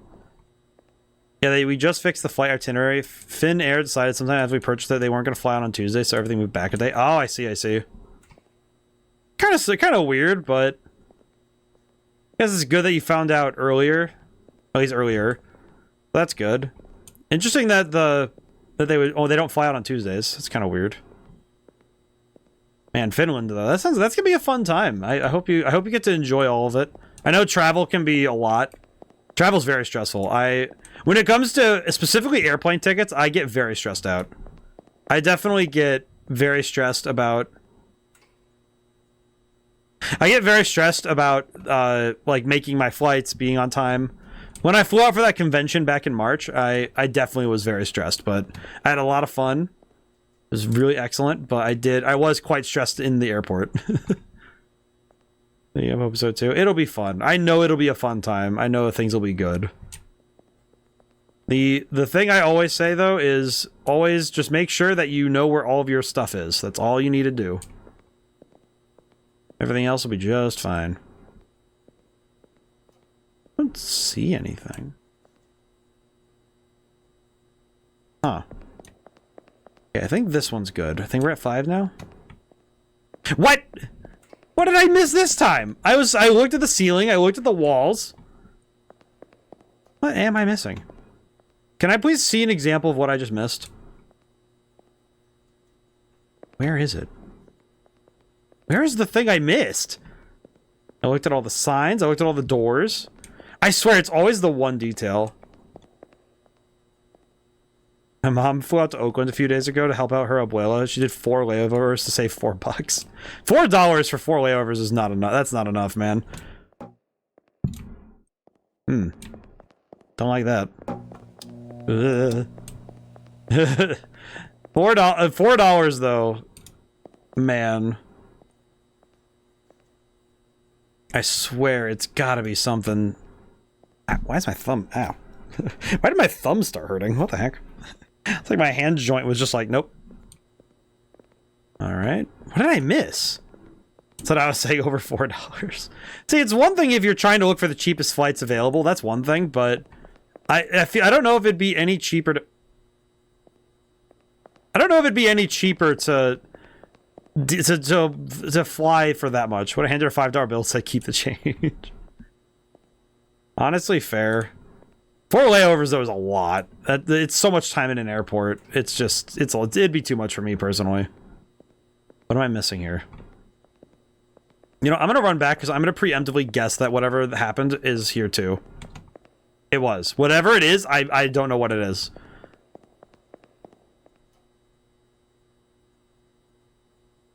Okay, hang on. I need to move Steam really quick. Okay, there we go. Okay. You can't... Can you guys see it? Okay, you guys can just barely see it from on your screen. There's a dude in that wall. I'm out of here. It's like SpongeBob pushing through the door. Why is he's just pushing through there? Oh, he gets back there in one piece. Last time she went over, her uncle's truck got caught in a gunfight. That's a lot to deal with in 1 week. That's a lot to do. What the... Did that just flicker blue? Do it again. Did it flicker blue or am I going crazy? Egregious, sir.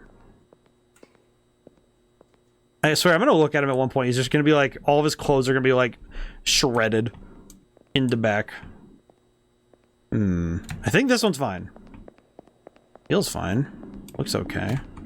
Yes, it was. I just realized what one of the ones might be. It might be the freaking tiling on the walls. I just realized that it might be the tiling on the walls that I'm not seeing.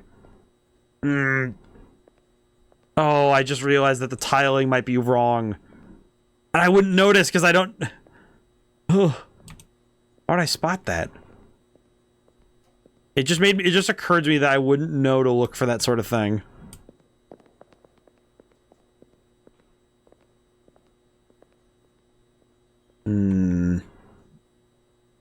Fingers crossed everything goes well, though. I hope everything goes well. For all travels. Please be correct. No! What did I miss this time? Fingers crossed she gets back safely. Fingers crossed, man. What am I looking at? I swear, it's gotta be something that's like... It seriously feels like whatever it is that I'm missing with some of these more subtle ones, I just don't... I don't know if my brain can even comprehend what I'm seeing. Alright, that should be 1. Yes. Okay. I feel like it's gotta be a matter of I gotta get lucky with either easy ones or... I just have to find... I have to just be good at seeing it. The tiling's still the same. Don't see anything. I think this section here is the hardest one. I swear it's gotta be... There's something's gonna be here and I won't be able to tell. Oh my god, I just realized what it could be if it's anything. It could be that little dude. It just occurred to me, this little guy, if I saw him moving... Oh, I would not know. Oh, I would not even see it from a distance. What did I miss? This game is very... It's like, it's a little less scary overtly, just because I think after a certain point, your brain locks in. And it's so much less about it being scary and more just that your brain's working overtime trying to figure out what you're not seeing. Sir. I think this one's fine. I swear, there's gotta be... I'm really trying to rack my brain figuring out what...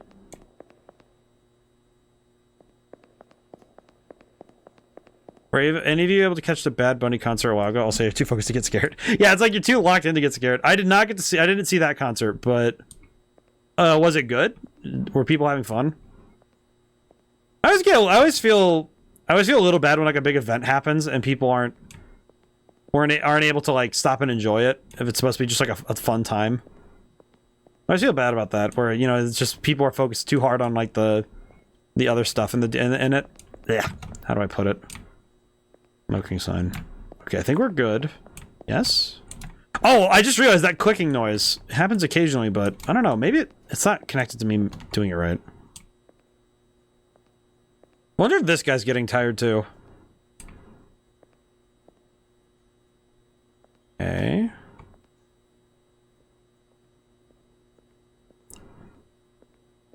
Okay, that one's a little easier to spot. Stream to here in Amazon Prime because he won't come out because of the ice bowl. Ah, I see. Well, that's nice. It's good that they were able to have... It's good that the concert went well. Good they're having fun. Wait, that time I looked at the ceiling and was able to see something, so that's good. It's good that everyone had fun, though. Yeah, my musical tastes are very strange, but... Man. It's nice. I feel like I'm happy that concerts are happening again, you know? Just that people are able to go out and listen to live music. Just, man. It feels like something that just... It sucks when people weren't able to do it. I was here just so I didn't know, but similar-ish name going to a Bad Sons concert this week. Oh, see, this is what I mean, though. It's great that people are going back out again. They're doing stuff. Concerts. Travel. The world's enjoying itself. Makes me happy, man. Okay, I think this is good. I think we're fine. We are. Oh my god, thank goodness. It's great, though, that... Like I said, I think that it's also true with other events that have been happening. It's great when I feel personal joy knowing that people are going out and having fun. That's what I want. That's what I want people to have. I want people to enjoy themselves. I want life to be enjoyed. Oh. Good thing I keep looking at this sign. Music is music. It feels nice getting to things after COVID. Everything's so shitty. I'm happy I made it out alive. I feel that, man. I feel that.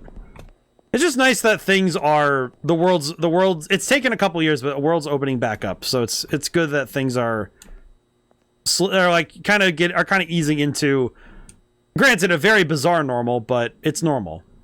I guess that's the beauty of this, is that we haven't had like a normal in a long while. You know, it hasn't been like things have been staying the same for long enough. It's just been okay. The normal is that the world's always kind of got something going on.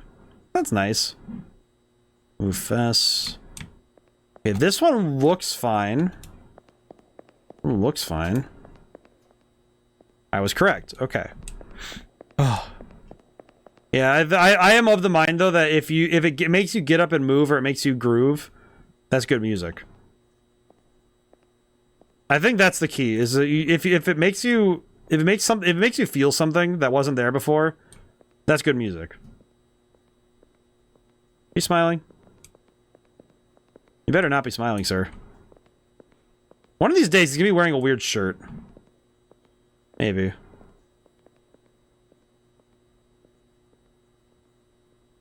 Something here is wrong. I can get behind that. Anything with a good beat works for me. Yep.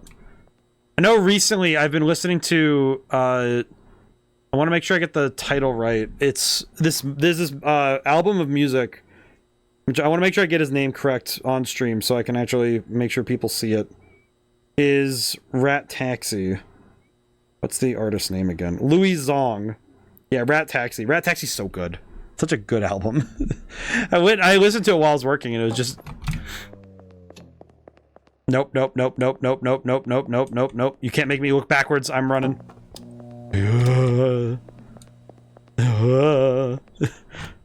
Wait a minute, that guy stops and checks his phone. That might be one I missed. I might have missed if he stopped and checked his phone. I have to watch him go all the way back? That was mad unexpected. It felt horrendously... That one made my entire chest drop into my stomach. It wasn't just my heart. That was my entire chest. I did not like... I feel like the power going out in any setting makes my brain immediately start panicking. Which I guess is normal for most people, but... Can we look at you?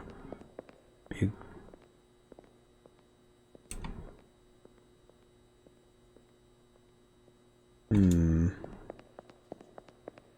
there anything wrong with this one? I don't think there's anything wrong. I think we're good. I think we're good. Oh, we were at 6. I should have trusted my instinct. I feel like I should have just went back. It's like if I can't see anything and we're at 6, I just gotta trust that it's wrong. Louis Zong thumbnail and cartoons have been my life so long. I love the music. Rat Taxi showed up in my recommended because I've been listening to... I don't know why they've been showing up, but they started and I started listening to them all the time, was Liminal Core. Like, the just weird ambient soundtracks for just like liminal spaces. A lot of it's because a lot of my work lately has been in liminal spaces. Been very good. Been on a Gorillas kick lately. I know Gorillas, the only reason I've heard more about the Gorillas lately is because my brother started talking about the fact they're in Fortnite. And honestly, at least it gets people to hear the music. I'm down for it. It's like I feel like the fact that Fortnite's introduced a bunch of generations unironically to a bunch of really good music, I'm okay with that. I can jive with that. They also got a new album coming soon. Oh, do they? I did not know that. I just want to buy Roblox just for 2D. I feel that. I feel that. Let's see. Anything I can... I feel like the thing I look for is there anything I can see from here? You know, can I... Oh, there is. That's good. That's easy. I don't even need to know what that fluid is. I just know that something's dripping out of that vent. I do not need to go closer. Oh, yeah.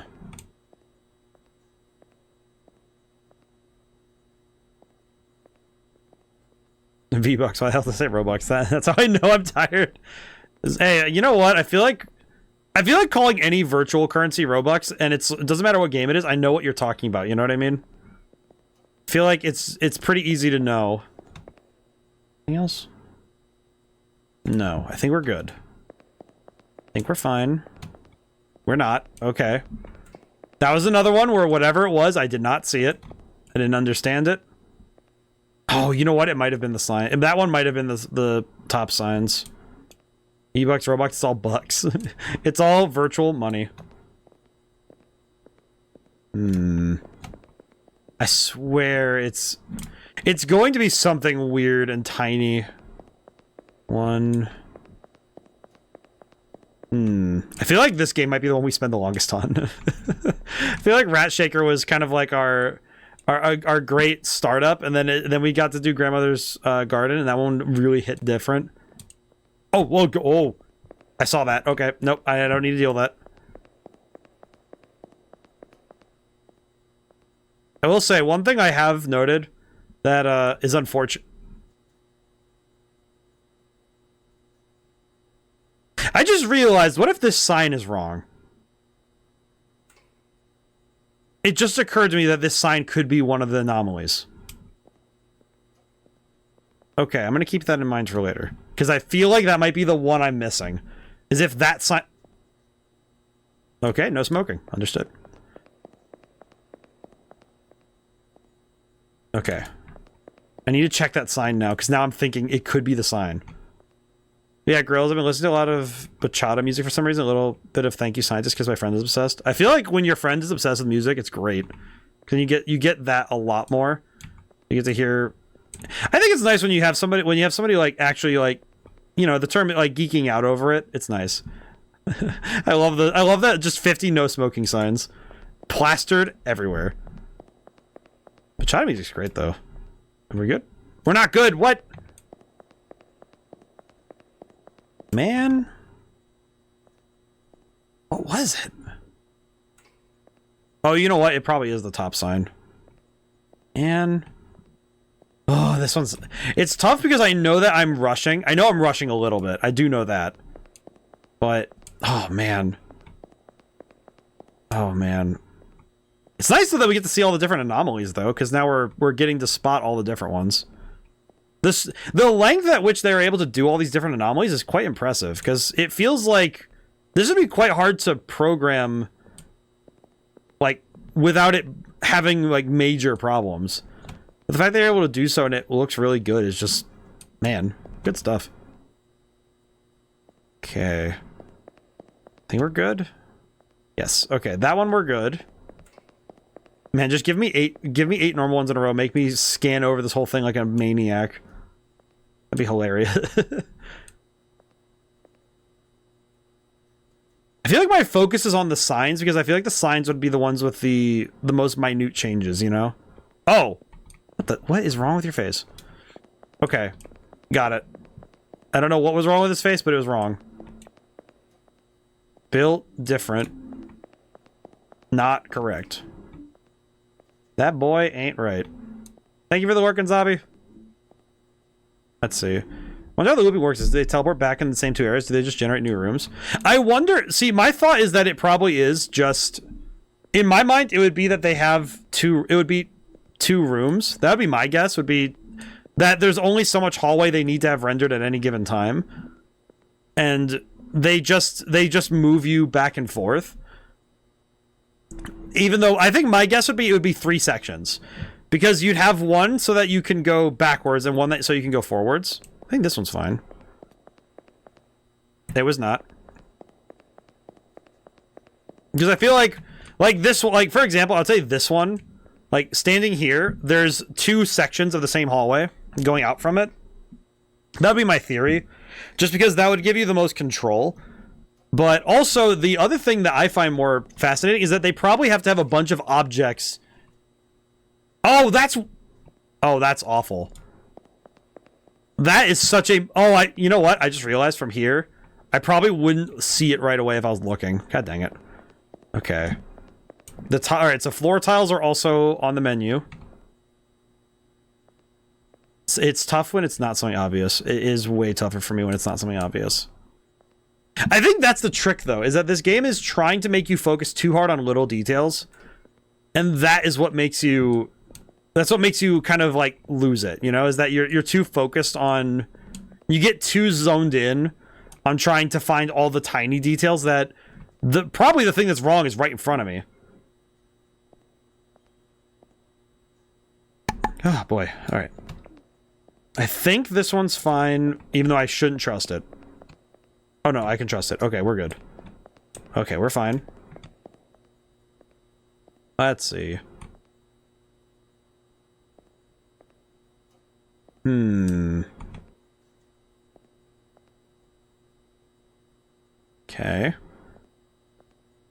And I think that's where this is... I think that's where the majesty is that this game is doing a lot of little things all the time. I think the biggest hoist of this game is that it's clearly using something dynamic to switch out the objects when it's time.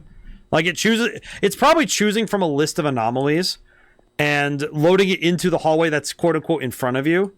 Like it loads it into the event hallway. Oh, that's probably how they're doing it. They probably have a hallway and they probably have this 3 sections, and in each section they probably have some way of checking. It's like random chance throwing. Like it throws like a weighted die or something and says, okay, if an anomaly is happening, and then it chooses from the list of anomalies, and then from there it moves the objects around. Probably when you're standing in front of the sign is when they move things, if they're going to move anything, right? Like, I imagine they probably have different... They don't need to load up different objects. They probably just apply modifiers to the one guy walking. And they probably just make, like, the one with all the different signs, there's probably just a lot of, like, just make this section of wall, like, put this up, and then pull it away when you go back or forward, it pulls everything away. And it does so when the player physically could not see it. Probably the easiest way to do it. God dang, what am I missing? I swear, it's every time. It's something so subtle I'm not seeing. I cannot comprehend what I am missing. It's gotta be a detail I don't visually process. But what detail wouldn't I be processing? I don't think they would do a text-based one, given that there's 2 different languages on everything, but I don't know. I don't actually know if they would do a text. Okay, that one's pretty easy. That one's pretty easy. Sometimes we get lucky. I feel like the scariest ones are the ones where something moves. I think movement might be the scariest anomaly in this game. Would these dogs move?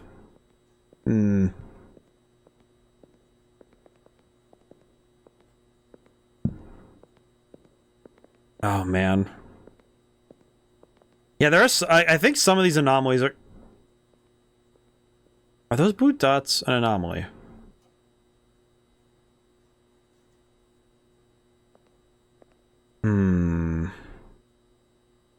Okay, I'm gonna trust my instincts that it's fine, but... Okay, it was fine. Okay, the blue dots were not an anomaly. See, that's what this game is doing. It drives up your paranoia because you think you're missing something. Because you're constantly walking through this space and you're thinking, okay, what could be wrong? What is wrong? And it's an easy anxiety to feel because it happens in real life too, where you're just walking around and you think something's wrong and you can't pinpoint it. You know something's wrong. Like, you could verbalize that something is wrong, but you have no idea what it is. You don't know what's going on. You don't know what's wrong. You just know that there is wrong.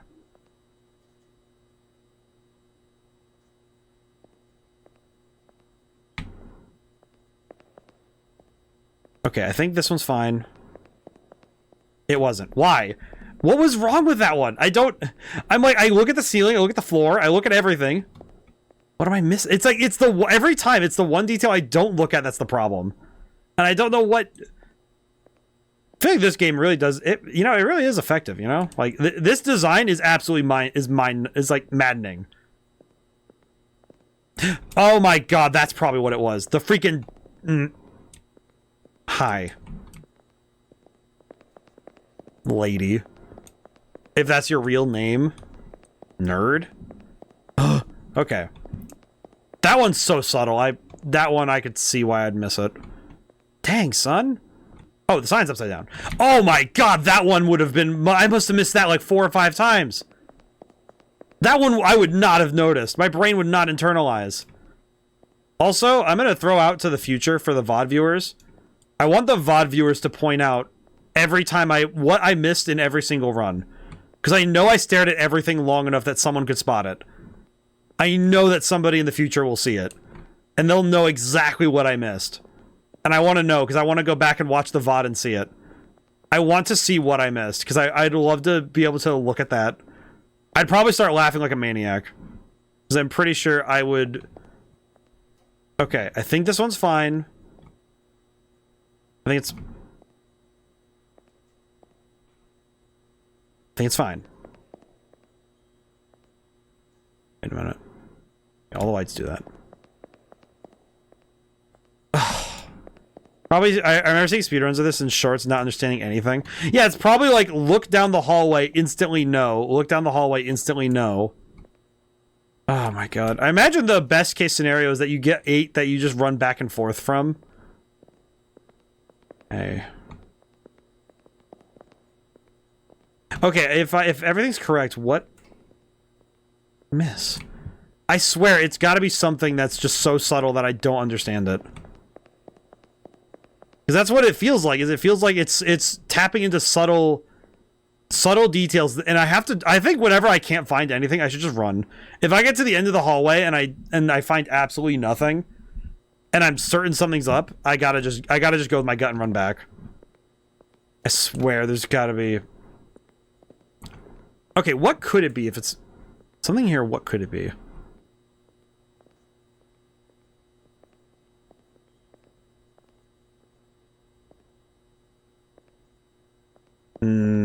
So even this game takes a dedication I don't think a person on this earth has.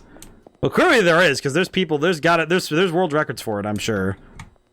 every game can be speedrun if you're willing to put that much time into it.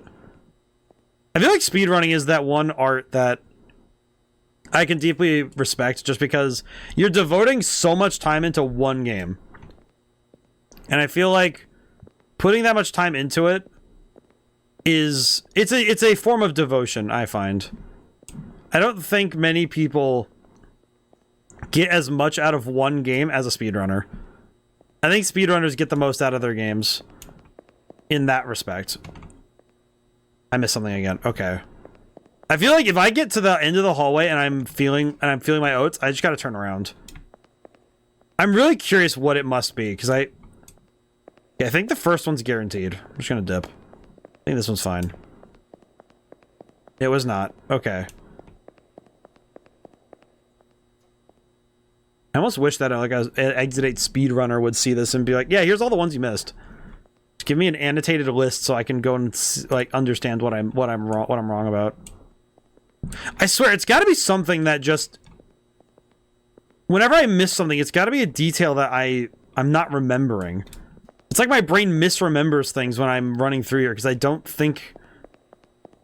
Okay, there's no way. What did? I'm sure, there's a whole wiki on this game. I wish. Oh my goodness, I hope so. I'm running back. I'm not trusting it anymore. What was it? I saw visually nothing. What was it? What? That's okay.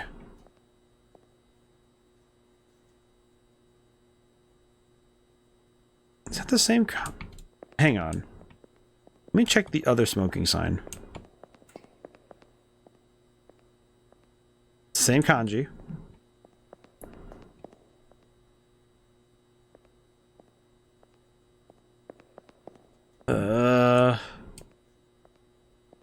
Maybe?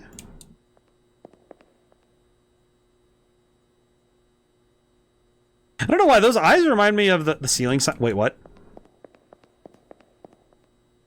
Oh. You know what? You know what? That time I really needed it. I needed that. Okay, we needed that one. Oh, hello. Okay, we needed that one. Oh my god. This is so scary. It's so scary in the sense that it's just like, dog, okay. We're gonna turn this into chat and ODaM. We're gonna do this together. I'm opening the floor because my brain is starting to fry out. I can see it. If you see anything, don't be afraid to try and call it out quickly, but only if you see something. Otherwise, let's continue our conversation as we can. I swear, it's these doors. I feel like these doors, and by extension, the fire safety thing. I feel like this is where my brain does not internalize anything. Like, this forward, I do not internalize. I wonder if these people would be changed. Yeah, it's these doors and the vents that always suck. Yeah, the vents, at least the like liquid leaking one was not bad. Okay, 3, we're good. We're good. Okay, the ceiling's the same. Ceiling's the same. Lights are the same. Smoking sign's the same. It's the same. No movement. No movement. No movement. Don't see anything. Sign. Sign. Okay, I'm not. I don't see anything. That's off. Found the wolf firefighter. It looks like they did get a real arse make their thing. It's the one they used for the pitch. I'm gonna have to look at that when I can. I feel like that firefighter thing is just insane. Okay, that's 4. Okay. I swear we're gonna like going through each piece individually is just it does make my brain a little bit. It's making my brain go a little nuts. Okay. That said, the graphical fidelity of this game is almost perturbingly good. I think this person's the hair on this model is the only thing I'm like a little bit sus of, but even that's not bad. Not bad at all. Nothing. There's nothing wrong here.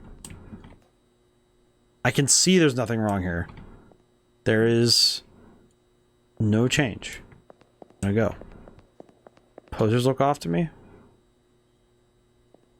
Wait a minute.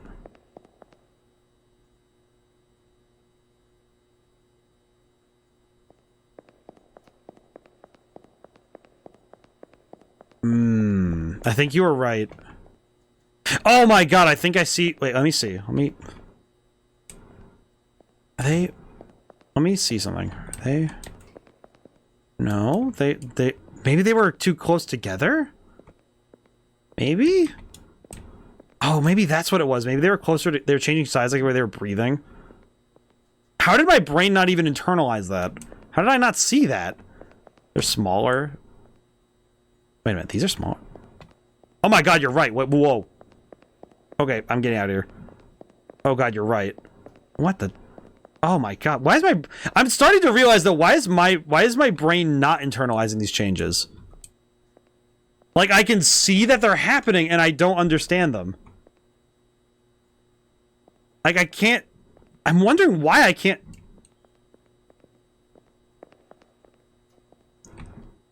I'm starting to realize the psychological problem with this game is that the longer you play, I think the less you can see, because your brain is starting to look for the, like, it's sort of like you're looking for the last thing that was wrong, not looking at the whole picture. And I think that's what's causing the problem, is that I'm not looking at the screen and internalizing the whole thing, the whole hallway. I'm looking at the screen for the details I know can be wrong, not what is wrong. So I know this guy can smile, I know all that stuff. And I know this sign can be wrong, I know this sign can be wrong. But as I get these details, I'm starting to get, like, overflow. Because I'm not looking for the details I know. Or I guess rather it's the other way around. I'm looking for details that I know, not the details that are actually wrong. I think that one's fine. It is. Okay. Okay. Okay.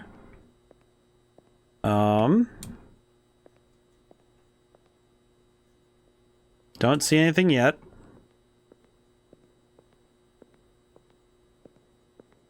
Man, I wish we had an easy one. I wish we could get an easy one, you know? Just one easy one, please. Even if it's loud and gives me a jump scare, I'd prefer it, please. Okay.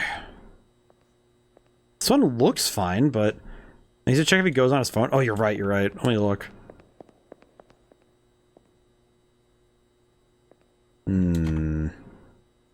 You know what? I'm gonna trust that this is wrong. It was wrong! Something was wrong there, and I don't even know what it was. Man. I swear this game is going to either make me way better at observation, or it's going to make me, like, actually... Every time I walk into a hallway in any horror game, I'm just going to start, like, cracking out. Just start, like, losing my mind. Just absolutely dumbfounded with every detail.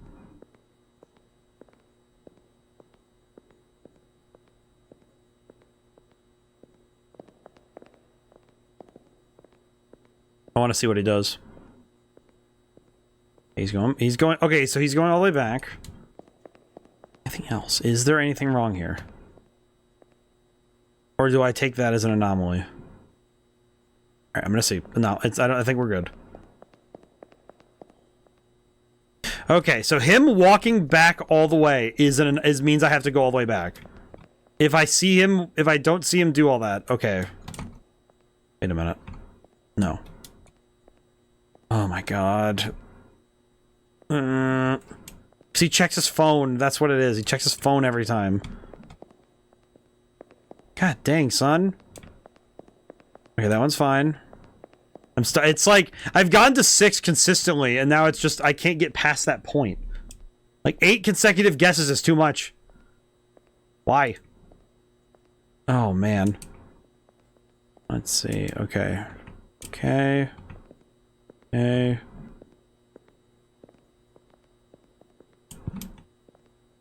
Okay. I'm gonna go check. I'm gonna see what he does this time. I want to see. All right, are you gonna stop and check your phone? He checks his phone back there. Okay, I'm gonna go. I'm gonna trust it. Oh no, this is still 0. Checks his phone all the way back there. Man. Okay, I'm gonna go. Still 0. It still would have been correct to go back. Oh. I swear to gee, man. What it...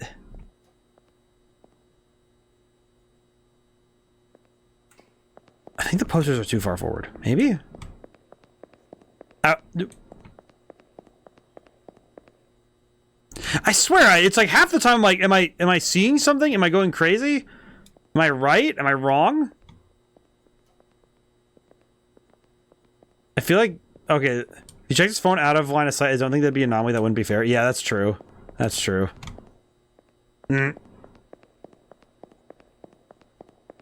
Oh my god. I think I'm starting to lose it. I'm starting to lose it a little bit, but... Yeah, this game is definitely the more... I think mechanically, this one's definitely the more intensive one, because with Ratshaker and definitely Grandmother's Garden, the main thing was that you just have to like navigate the places. This is a brain teaser. This is a puzzle. This is a whole situation we have to figure out. And it's really, I think as a game, it's way more interesting. I think it's, how do I put it? It's like, as a game, as in something with rules, with a win condition, this is more interesting. On a story level standpoint, I do think that there's not really a story to this, so it has a different form of intrigue that the other two don't have. Which I think works. All three games are really good, but they're doing different things in different directions. And I think that is really cool. It's really fascinating to see all three of them in context like this. Because it's definitely a fascination to see these games the way they are. Holy crap, man. This one mechanically is definitely far more of like an investment, trying to figure out, okay, how, like actually learning the rules and stuff. Okay.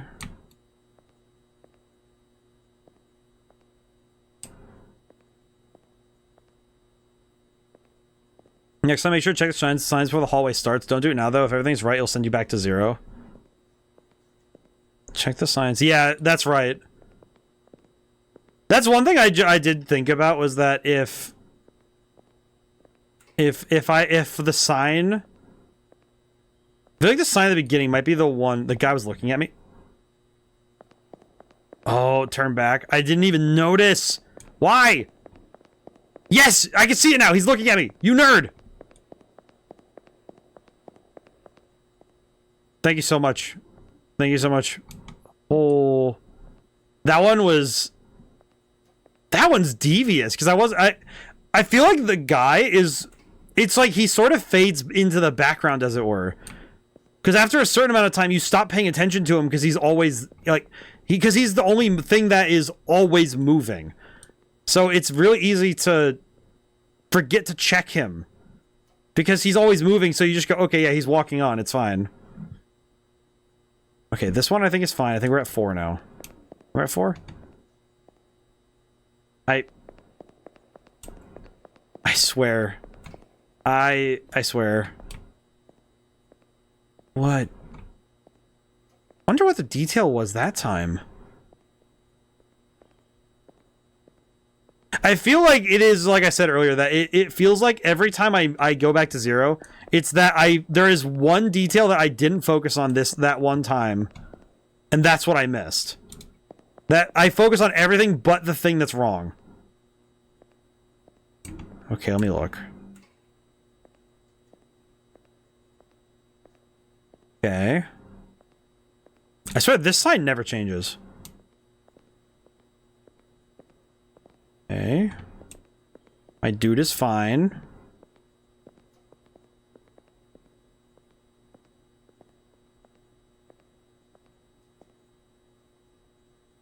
I don't see anything. It was still wrong again. I feel like, again, I have to go back to that thing I said earlier where I feel like if I have a feeling something's wrong, or if I don't find anything, it's still a 50-50 that I just didn't see what was wrong.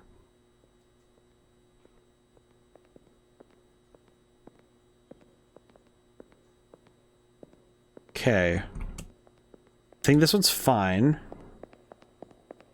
It isn't. I'm going to be very sad.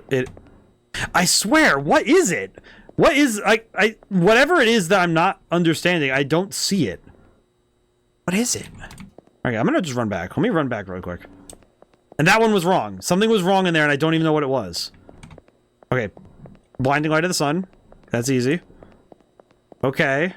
Let's go there good. If you don't find anything, you still feel, I'll just go back. Yeah. I think that's one thing this game is doing that's really fascinating, is that it feels like the uncanny valley in a game. Like, it feels like everything is slightly off. Even when you can't verbalize what it is. You know that something's wrong. Okay. I'm going to trust that this one's wrong. Something here's wrong. I don't know what it is, but I'm going to trust.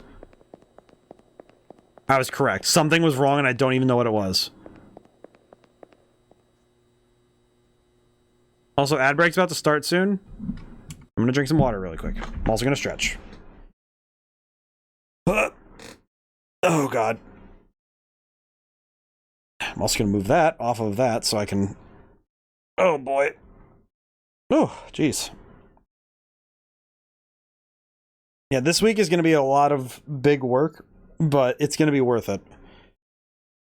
I know one aspect of the game that I need to do is go through and do like big polish sweeps. That's the big one that's going to be important to me, is polish sweeps. I know that my goal is to have it so that the week before I send the game off to Steam is that I play through the game I want to play through my own game about a dozen times. I want to be able to go through it and check everything. You know, like go through, like I want to start the workday with playing through it all the way through and then making notes about, you know, changes from the last night, changes before. Places I need to add more sound effects, you know, change the music, adjust the music, stuff like that.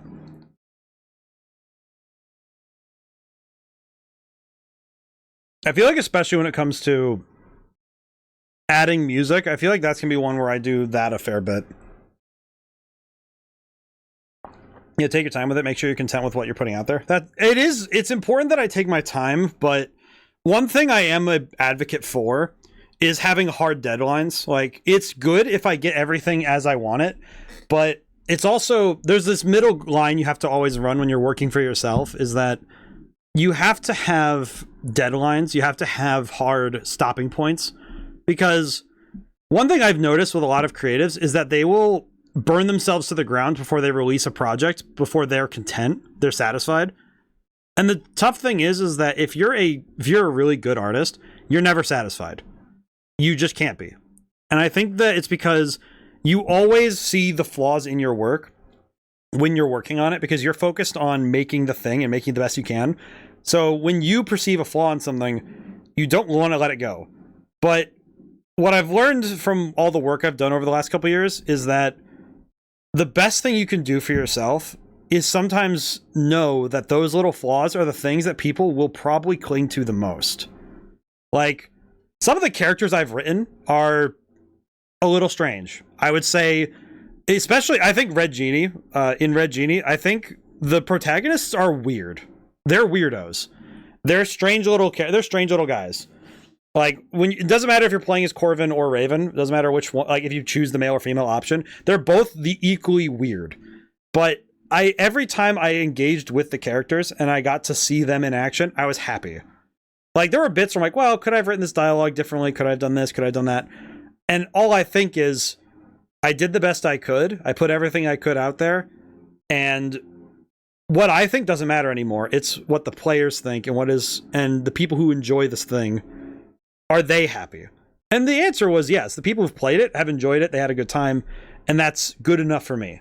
That's enough. And I think especially, we are our own worst critics.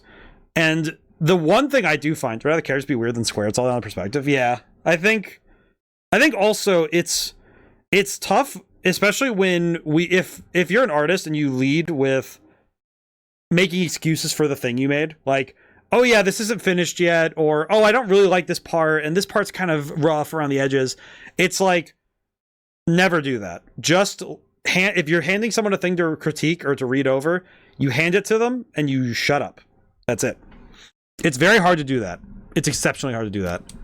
But I think learning that skill, learning to have overwhelming confidence in yourself is absolutely vital to being a creator, or I'd even say it's like most career fields where you have to stand on your own or do things as an individual. You have to be willing to say, I believe in this thing, I am handing it out, here it is. And there's a difference between, God damn it, there's a difference between being assured and confident and trying your best, but being willing, and also being willing to say, hey, I may have failed. And that's okay. Failure is part of it. Having a mistake or making a mistake is okay. As long as you learn from it and don't make the same mistake twice, it's okay. Granted, I am also a bit hypocritical there because I am making clearly the same mistake every time, and I am not finding my way out of this goddamn train station. But that's okay. Eventually I'll get out of here, and I'm going to feel real freaking proud about it. I'm going to turn this into a motivational speech, because you know what? Sometimes real shit. You know, sometimes life is just like this, you know? You're looking for your exit and you do not know where it is. And you just got to try your best. Sometimes you'll mess up. You won't see the thing you need. That's okay. Because eventually the number will go up and it's fine. It'll be all good. That's backwards. Alright, I spotted that one real easy. That's good. Yes? I feel like if I always can like visualize in my head how I'd be looking around this space. I feel like I'd be walking around here like Popeye did in there's that one cartoon of him fighting the Sinbad and the 100 Thieves. I just remember the way that Popeye walks around in the tunnels. He's just looking all around like, what is going on up in here? I love that one. That one's hilarious. God, I haven't watched Popeye in a long time. I have the DVDs in the other room, I think. I need to go see if I can watch them at some point. They're very fun. I haven't watched Popeye in ages. God damn it. I don't know, just like, it's funny because I feel like some things you watch, you just go like, yep, I can see it. And my brain can visualize. I think visualization is the thing that my brain does the best, is just, I can picture a scene in my head, and that's how I write. I can even get down to the beats, you know, to stuff like that. Yeah, go back. You should watch the Flesh or Superman cards. I do have some of those too. I have the I forget which episode it is, but I have one of those. They're really fun. They're fun to watch. Yeah, that power turn off one always gets me. I don't like that.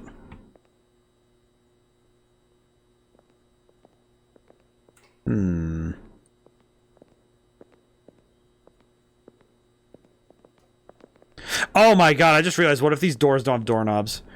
The Descent into Insanity is also like that too. It does not mix all the OCD. Yeah. Yeah, I feel like too, it's something that actually happens with streaming, is that there's a bunch of games I haven't finished, and I think about them regularly, that I want to go back and finish a bunch of games, but I feel like some games it's okay that I don't go back for them, but others it's like, okay, I should go back. I should go back and finish them up. Like Custom Robo. There's like 2 other ones that I still haven't done yet. I know the Five Nights at Freddy's games I don't feel that bad about leaving behind, but you know what? I don't trust this. Something in here is wrong. Going back. I don't know what it is, but something's wrong. I was correct. I don't even know what was wrong. I don't know what was wrong. What was it? I really need somebody to go through, scrub through this and find what's wrong, because I'm so genuinely curious what's up with this.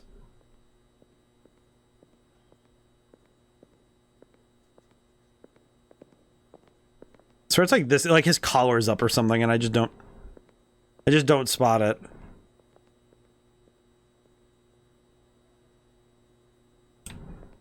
Okay, this one's fine. It was fine. Okay, we're good. Oh god. It's just like every time I come. What?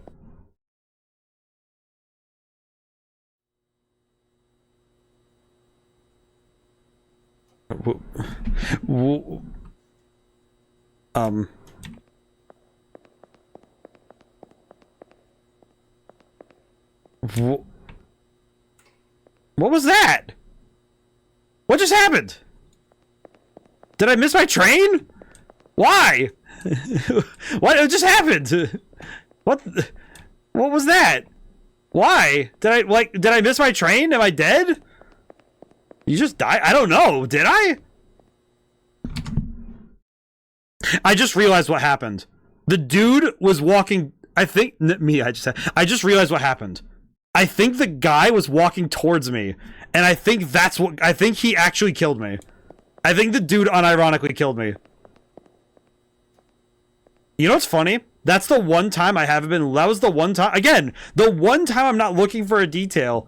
I wasn't looking at him because there wasn't anything physically wrong with him, and I guess I didn't internalize that. Oh my god, was he like? I think he just killed me. What? That's a thing? Oh my god, he did the one time I wasn't looking at the guy. I swear, it's the one time we're not looking at certain details is the one time this stuff happens, I swear. Every single... Okay, that one's easy. Oh, man. It's like this game doesn't stay scary all the time, but I'm grateful that it can still return to being scary. And I guess, in a way, repetition is its own psychological horror, but I appreciate that this is... It's so off-putting because it's messing with you.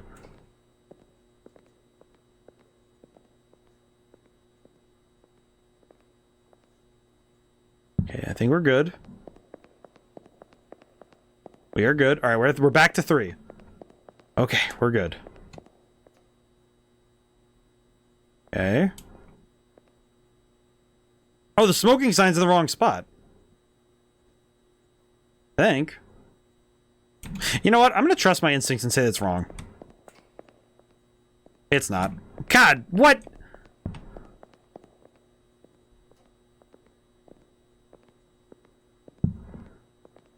Is it really that far? It is that far. What?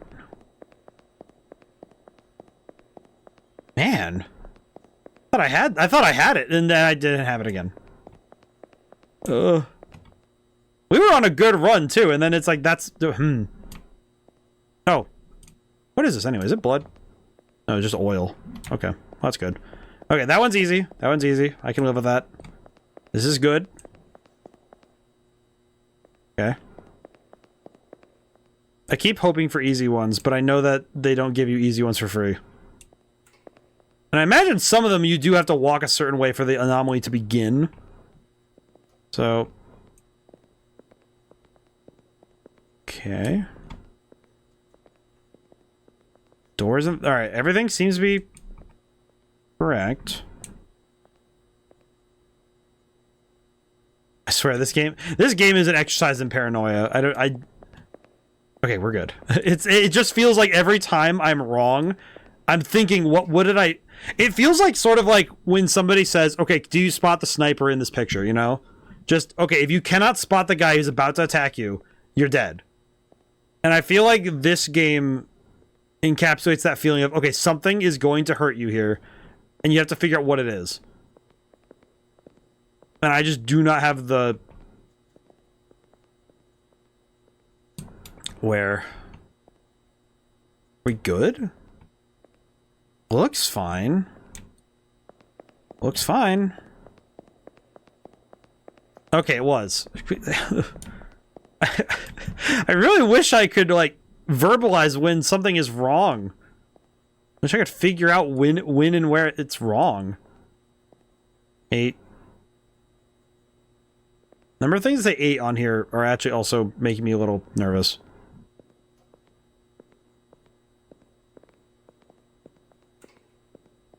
Okay.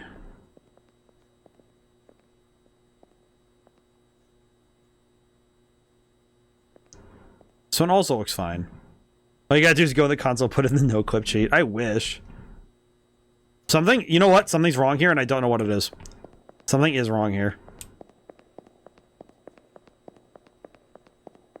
I don't like that I don't know what it was.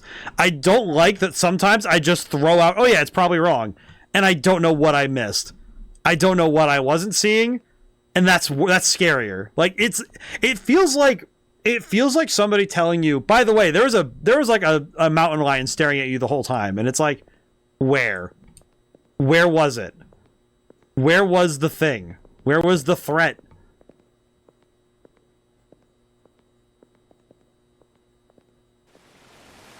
Oh. Oh.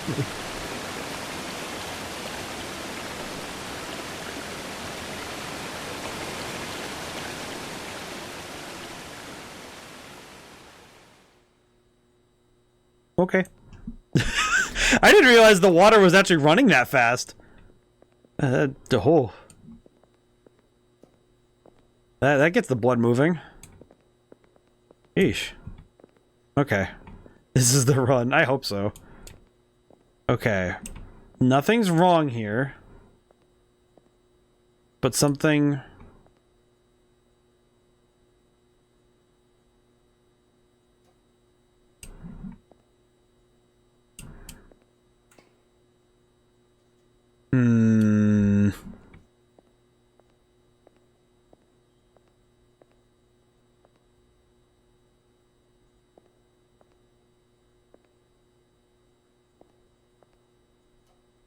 Nothing's wrong here.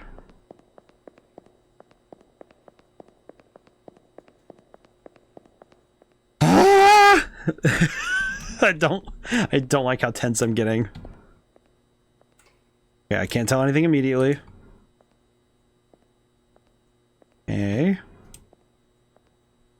Smoking. Okay, we're almost there. We're almost there. We're at number 6. Are you doing anything? No. No.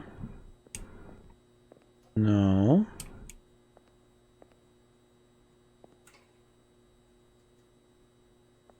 Door. Nothing. I don't see anything. There's nothing. It's gotta be correct. 7? 7. Okay, 7. 7. Yes, I have fully gone full monkey. Where? Where is it? Where is the anomaly? Bring it me. I'm rooting for you, Spevin. Sir. Sir. You smell like Downy. A most perturbing scent. The soap of the ancients. There's nothing. I know there's nothing. There is nothing.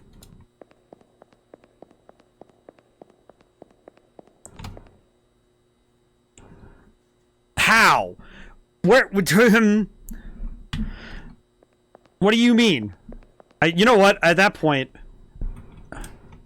I might as well just run back. At that point, the game was gonna screw with me, wasn't it? That hurts. You know what? What are you gonna do? All right, let's see. What could it have been? Was it? It might have been him, but I'm trying to think of what it could have been. I feel like if I get to 7 and I look down that hallway and I can't find anything, I should just run backwards. I think that's gonna be the thing next time. Trying to check the VOD. I gotta check it next time. I am definitely gonna. I'm gonna check that one over myself when I'm done. Okay, that one's easy. That one's pretty easy. I feel like when I'm gonna check the VOD, I'm gonna actually punch myself in the head if I find out that it was super obvious. If it was something really obvious, I'm gonna be really mad. But if it's something that actually takes a lot of time for me to find out, it's fine. It's okay. I can live with it. Yeah, game design wise, I feel like the act of keeping track of stuff like this is really hard. Please don't hurt the ones you love ODaM. You know what? You're right. Was he holding the bag in the wrong hand? That was probably what I missed. That might have been what we missed. But you're right, ODaM. I won't hurt myself. I won't actually hurt myself. It's a figure of speech. It's a figure of speech that I'll punch myself. Oh, it's the man. All right, back I go. I'm out of here. I attack with it. All right, I saw that one. You're right, because self-love is important. I will not. It's more metaphorically punching myself. I actually find it very hard to actively do something that could get me hurt because it's not in my nature to do something that's like self-destructive, really. Even in the sense of like hitting myself. Oh wait, what? Oh. Alright, now I'm really slipping. I swear I'm slipping. Okay, I think this one's fine. I think it's because of the first 4 levels, I just want to be done, you know? Like, I just want to be back to 5 and 6, you know? I'm back in 0. What am I swear, I am absolutely whiffing on something. You know what? The knobs. Oh, god dang it. Of course it is. Of course it'd be the knobs. Flash of Superman. Oh my god. Okay, that one I don't know what I missed. It's probably giving me the same one because I've run by it a couple times now. Okay, I'm just gonna run back and see if it's good. Okay, 0.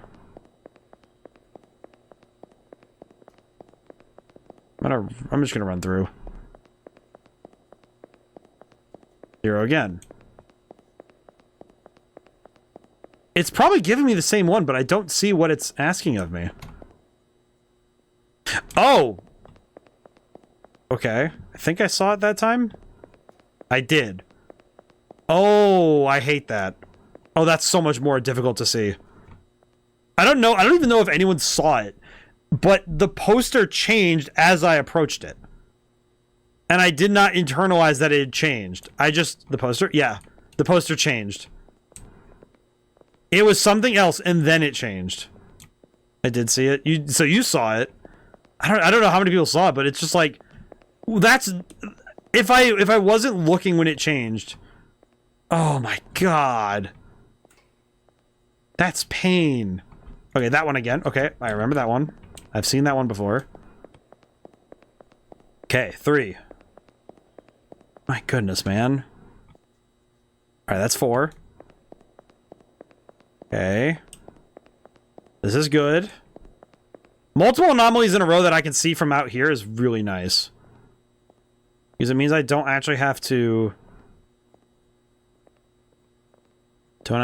worry. You're good. Good run, good run. Okay, this one's fine. 5. Okay, we're good. We're good. Okay. I think the posters are too far forward.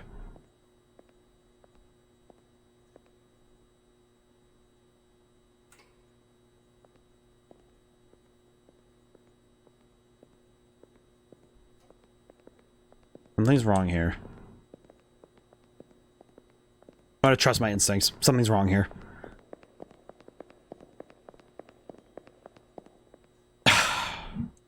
Damn it. I swore something was wrong and too small. I thought it was something wrong there, but it wasn't. Damn it, man. Oh. I trusted my gut that time. The one time it's wrong, the one time we're wrong. The one time we're wrong on that one. Ugh. 0. Okay, that one is easy. Oh. Okay. I think that poster's wrong. Poster's wrong. Going insane. Yeah, it's the paranoia. And that said, the fact that you were able to distill this level much of paranoia in a game, very well done. Like, again, this game is deeply concerning. But as a puzzle to solve out, to figure out how to be, because it is sharpening my acuity for seeing this sort of stuff. I feel like at some point I do need to play the observation room type games, because those are also like this. And they're deeply fascinating, because I feel like it's sort of like, the way I can kind of describe this is it feels a bit like an IQ test, where if you don't have the cultural, kind of like the cultural pulls to know what something is wrong, I feel like it's a lot harder to play these games. But it's like, when you know something's off, it's because you are familiar with the setting, and your brain goes, yeah, of course, this is wrong. It might well be because I don't go to I don't go to, like, train stations very often at all. In fact, I think the last time I might have been in one was when I was still in grade school. I don't go in trains that often, so it's like... So it's one of those things where I don't have the... I've not been to any train stations like this. Well, I guess it's just like I don't have the imagery of a train station locked in my head, I guess. So when I see something... When I see a place like this, I don't have all of the knowledge to say, okay, yeah, I know what's inherently wrong. So I'm basing it on what I see in the setting originally. Okay. This one also looks fine. Please don't be wrong. It's like, I know that something, it's got to be a tiny detail, you know? It's always got to be something small. It's hard for me to stay frustrated, though, because my brain is really excited to work through this. I think a lot of it's because it's such a novel puzzle. Wanting to rush on doing on that last one? Yeah. I think it is that I have to stop. I have to, like, come to a full stop at least once per... I think if I don't come to a full stop at least once per hallway, I think that's when I make my mistake.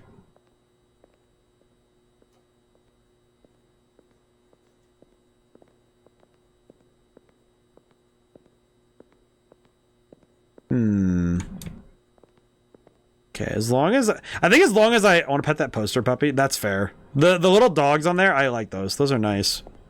I like the dog poster. That makes it does reinforce my mood every time I stare at it.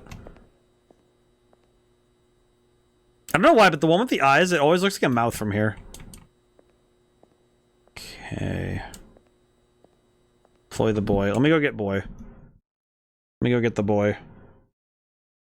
Boy. Boy, get out here. We need extra eyes. You know what's a joke I made? Get that back up. You know what's funny is that I don't often make 4 eyes jokes. Okay, I'm out of here.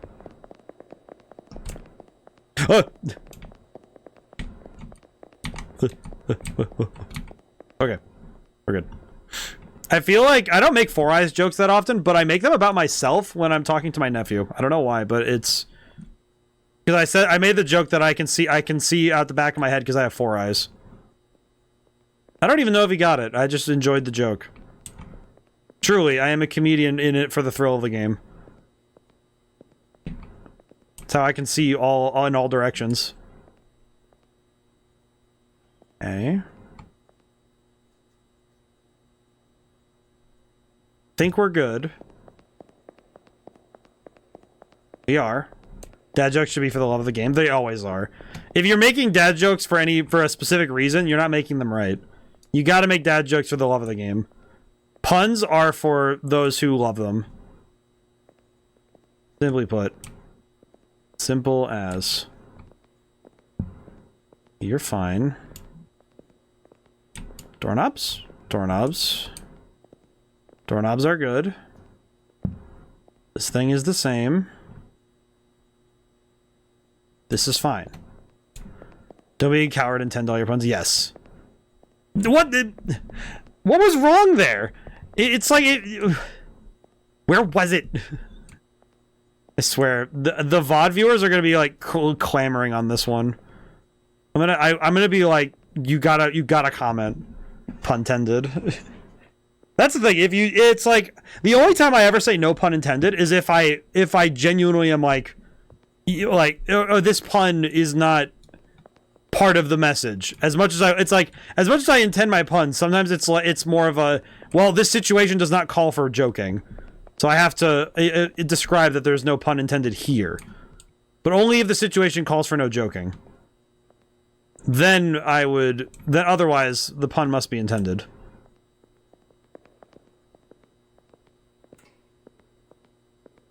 Alright, this one's good. This one's good. Okay, I'm at least getting to 4 just fine. I'm just trying to get past this point is where it's getting tougher. Love it. Yeah, it's like, let's see. Puntended is really good. Okay, well that one's easy.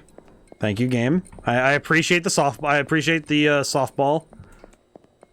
Why do they say softball? Why do they say softball questions if getting hit with a softball hurts? Like, I understand that softball is supposed to be like an easier option for like for older folk to play baseball, but like I've been hit with a softball. It's not easier than getting hit with a baseball. It's just that it's a wider area. But but getting hit with one still hurts. It's silly, but because of the stigma that softball is an easier game, I guess. Oh, hey, Bubs.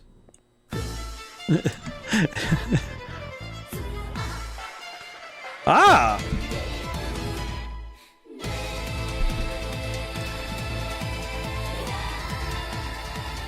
I needed the Levia, thank you. How's it going, Bubs? Welcome in, Raiders. Whew, welcome in, everybody. Hello. By the way, I did finish Final Fantasy IX. I did finish it this last Thursday. Quite a good ending. I thought the ending was rather sweet. I did have difficulties with Necron, but at the very least, I enjoyed the work to it. Thought you did very nice. I enjoyed the work to get there. I did also find Hades, which was very interesting because I just was very confused by finding him because I was looking for something else to do. It's nice wrap to the story. I think it was a great conclusion to the story.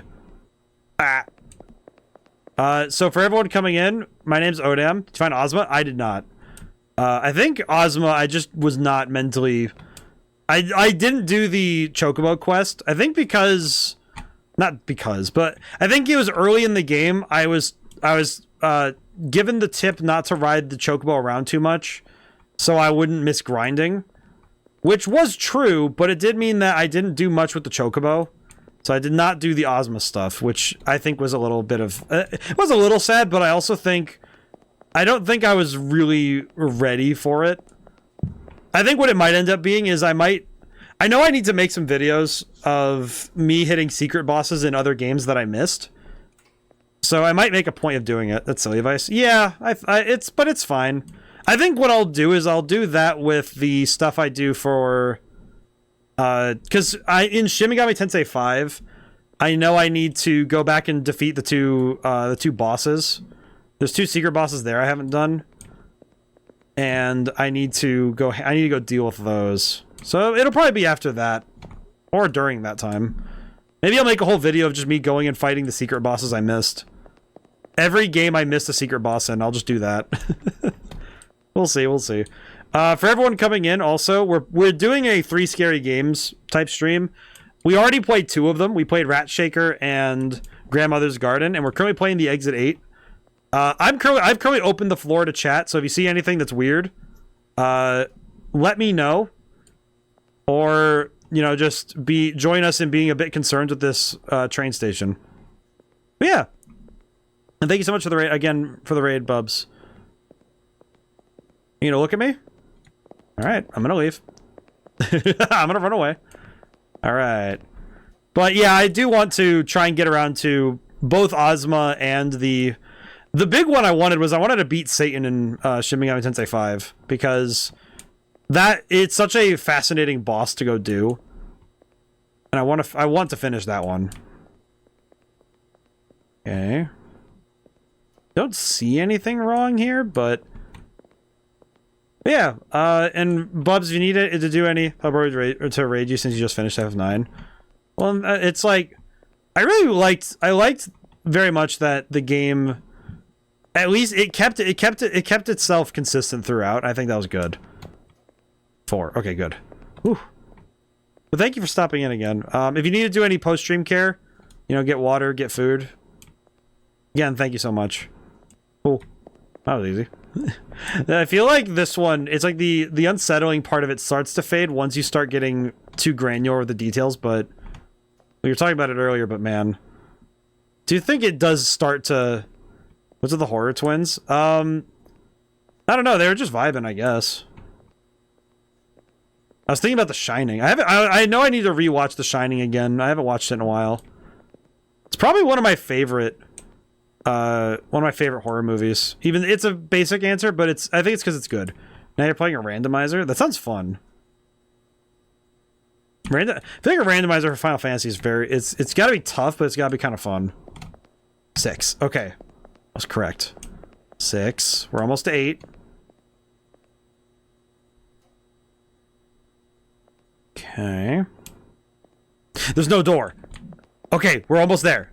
There's no door. That was an easy one. They gave us a softball throw. Yes! Finally! Okay. Please give me another easy one. Just give me a reason to turn tail and run, please. Come on, game. Give me an easy one. Well, anyway, time to retire for the night. Well, thank you for stopping in. Thank you for trusting me with your community. I'm very excited. Keep the grooves going on the 21st night of September. Oh, God. Okay. I'm very nervous to run forward. Okay, doorknobs.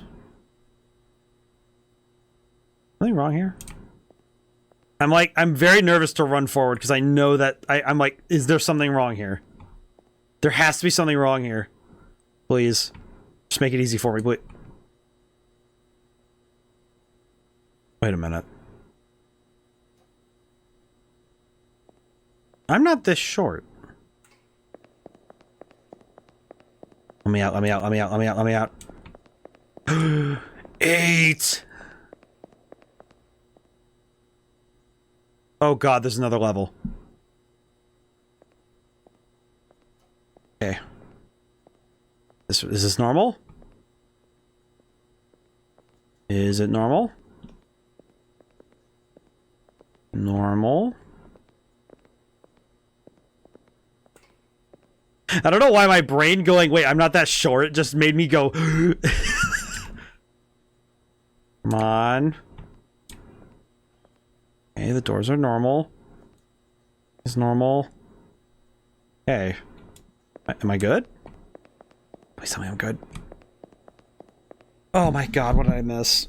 It was right there! It was right there! I just had to turn around. Ugh! Why?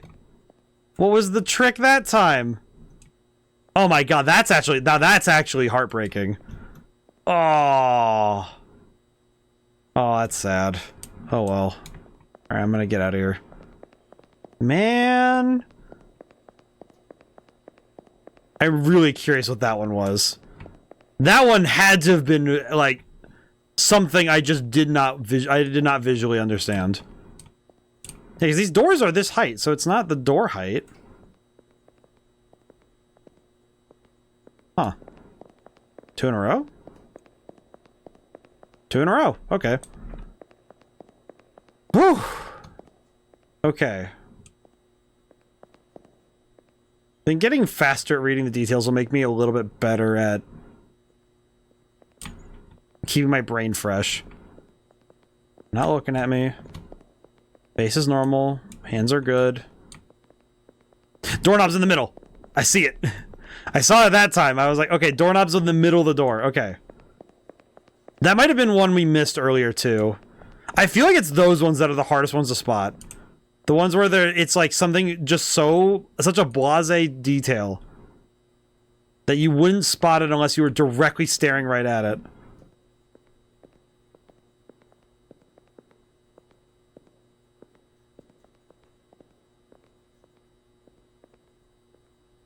I think we're good. Could be 3. It's 4. I forgot what number I'm on. Oh! Okay. We're doing good. Doing good. Man, I will say every 21st of September, I do listen to September by Earth, Wind, and Fire because my roommate, my first semester of college, well, my first 2 years really, every 21st of September he would play the song, and I'm not entirely sure why he started doing it, but it turned into a yearly tradition, and I cannot mentally turn it off when I realize I need to go listen to it.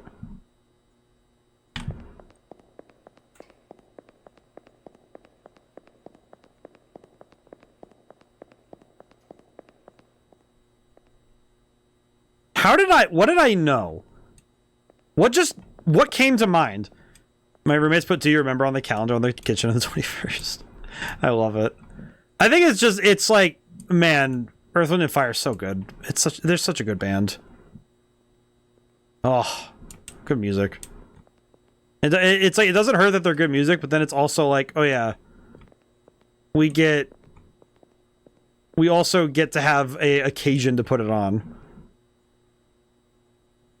I think this one's fine. I was correct. 6. Okay.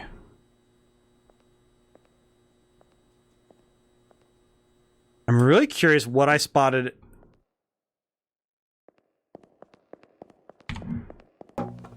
Jeez. Okay, that actually scared the crap out of me. That one. Oh. Oof. Well, that was easy. Okay, back to 8. Okay, I just have to get this one right, and we're good. We get this one right, we win. Okay. Give me a softball, please.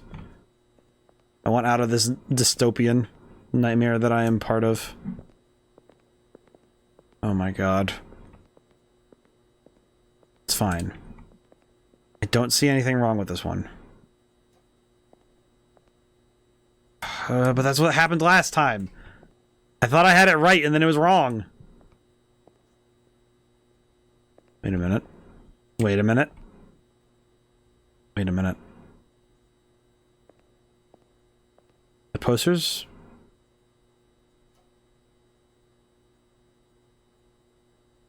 Are the posters the right size? It's correct. It feels right.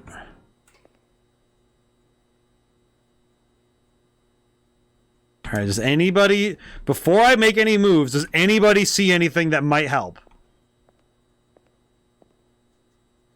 Because I think either the posters are too small, or there's nothing wrong, and we're good. I was tabbed out. Okay, these posters. I think it's like, I want to say they're too small, but oh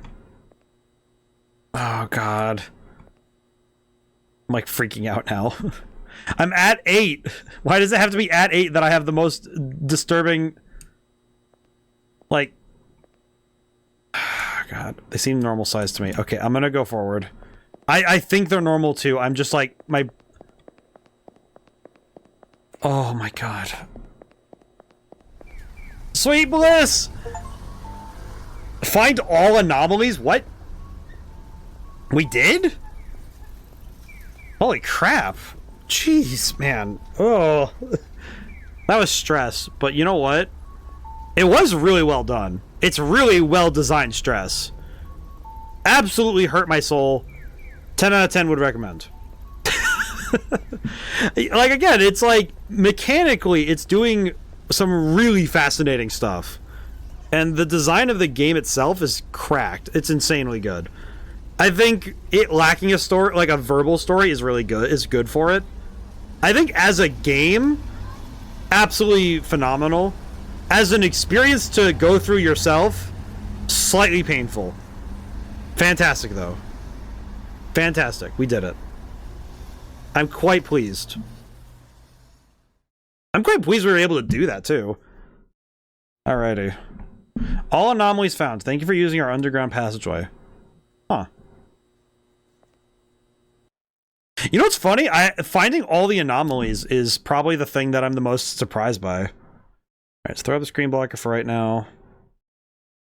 I think the fact that we got all the anomalies is what kind of... How many achievements are...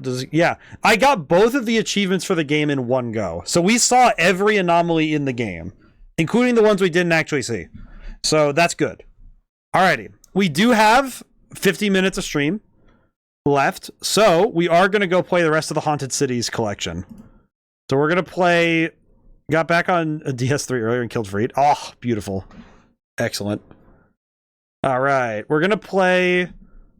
Let's see, we're going to play the other 3 in Haunted Cities version 4. Or V4. From Kitty Horror Show. Because we played Grandmother's Garden earlier, which is quite good. So we're going to play the other 3. We'll start... I think what I'm going to do is I'm going to go most to least mechanically driven. Because I know that Exclusion Zone has a lot more going on. Tenement has a little bit less. Lethargy Hill is probably the one that's just going to be me reading. So I'm going to just drink some water and I'm going to read. And it's going to be real disturbing. I'm going to be honest. Full disclosure... These 3 stories are going to be a little bit scarier, so, you know, just be ready, be warned, be prepared, mentally, physically, emotionally. Tenement, I think Tenement will be creepy, but not too bad. I think Lethargy Hill is going to be the one that makes people the most unsettled. At least to me. Exclusion Zone I haven't actually personally played, so that one might also be quite a jump. All right, let's see. Let's set the graphics to high. We'll do that again. Alright, and then hit N. Oh. Did I hit N and I'm down with it. Alright. Where did it go? Ah, there we go. Whoa. Whoa. What the heck? Okay. Huh. Oh, that's unsettling. Oh, reminds me of Silent Hill. In my restless dreams, I see that place. I see that town.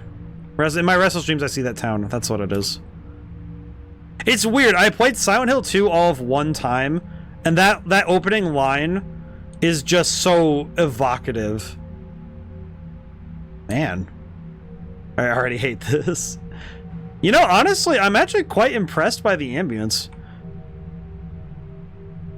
You know what's funny? Historically, fog is used as a way to cut back on how much graphically you have to show on screen at any given time. But it's funny when you see stuff like this, where clearly the system can handle all of the graphics, but you use fog not as a means to save resources, even though you can still do that, but you use it as a means to project depth.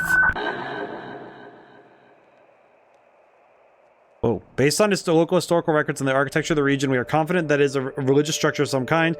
However, its arrangement and composition are unlike any similar religious structures of the era or territory, despite superficial architectural similarities. And previous examination teams have failed to recover any furnishings, artifacts, devices, etc. that would expressly describe the henceforth temple's purpose. And while local accounts, examinations of ambient radiation patterns, and simple visual observation of the surrounding countryside leave it beyond question that the temple was the epicenter of the devastation, we remain entirely ignorant as to how it was that the disaster came to pass. I could have been reading much slower. This remains the chief objective of all examination teams to the exclusion zone. Oh. Understood. Huh. Well, I appreciate the sprint button. Oh, the tower. The tower. I mean, has anyone seen... It's the old Nickelodeon produced series of unfortunate events with Jim Carrey, where he's just like, the tower. I wonder how many people have seen that movie. That's the older one. That was like 2000s era book adaptations. Oh. Okay, we can wait for this to go out for a bit. Okay. The swooping asymmetrical fins of the forward sheltered area have been something of a mystery to previous examination teams. Their shape and positioning perfectly enables them to gather moisture from the air on balmy days, back when the climate of the area had not been irreparably changed and such days were still possible, which is then channeled into the shower reflecting pools set into the floor in order that they be kept filled with water. However, this almost artistic asymmetry is not present in any other part of the structure, and such a break in uniformity is in stark contrast to many of the fundamental religious tenets of the surrounding area. Put plainly, it seems an ornamental indulgence that makes no sense to us, given what little we know about what might have occupied this area. One examiner discovered deep channels between the stones at the bottom of the pool, which seemed to run downward some distance, but were too narrow and solid to be inspected further. Theories suggest some manner of sieve, mechanism for gathering and storing potable water, possibly even a cooling system. I see. For subterranean parts of the structure as yet undiscovered, future examination teams may be dispatched with equipment to further explore these suited for further exploration of these possibilities. Something about the backdrop is scaring me. I feel like this game, this particular game, this experience feels like, it feels kind of like I'm walking through it feels like I'm walking through someone's abandoned church. Oh. Geiger counter. I mean, I'm guessing that this place is called the exclusion zone because it's specifically got irradiated beyond. Ooh. I think it's when it switches to color that it's really concerning because we were seeing this place in monochrome originally. Let's see. Ambient radiation at dangerous levels. Protracted proximity to tower heavily discouraged. Eventual fatality is extremely likely. Well, that's great. The tower, being the obvious centerpiece of the temple structure, is presumed by most of us to be the nucleus of the disaster. Man, this is gonna be a lot of reading for me. This writing is really well done, though. It's fantastic. Continuing extremes of ambient radiation originating from the tower's apex prevent approach, which has stymied all direct attempts at investigation into the disaster's most probable epicenter, and by extension, the entire temple's express role in the calamity. This has long frustrated us for obvious reasons. It is exceedingly difficult to piece together the specifics of such a unique event using only secondary accounts, archaeological hints, and speculation. Most believe the answer to everything is waiting there at the tower's highest point, but our curiosities go ever unsatisfied. We've been looking into potential alternative means of inspection, including possible aerial passes, long-range examination from atop the exclusion wall, the training and application of Eastern gear vultures? Due to their intelligence, manual dexterity, immunity to most known forms of radiation, and all other options failing, complete demolition of the tower at its base, with hope of a resultant dispersal or reduction of ambient radiation. I think it is that... It's that feeling of... Oh, it's that feeling that you're in a place that used to be alive, and now it's not. From Examiner Saturna, she was wronged. None of this would have happened if had her sisters not wronged her so. She would not have been so lonesome, wouldn't have called out like she did. She'd have kept her old worshippers, the ones who knew how to build her temples and channel her stones, the ones that came from where she came from. She wouldn't have had to call out across the sea to a place she wasn't known. They only tried to love her and honor her here, but our stones are not like her stones, and our air is not like her air. And that's what caused it. That's why it happened, I'm sure of it. She will be vilified once her name is learned, but it was her sisters who broke her up and threw her down. Gods above, it just makes me want to cry just thinking about it. How long she must have lain there under the sand, hurting and lonely and angry and not knowing what she did wrong. Now this. So much devastation just because she wanted to be loved, because they wanted to love her but didn't know how. Now she's alone again wherever she is. I don't know how to pray to her. I would if I could. Maybe just thinking about how sorry I am for everything she's gone through will be enough. Okay. There is so much going on in this setting. Huh. Oh, I can jump. Huh.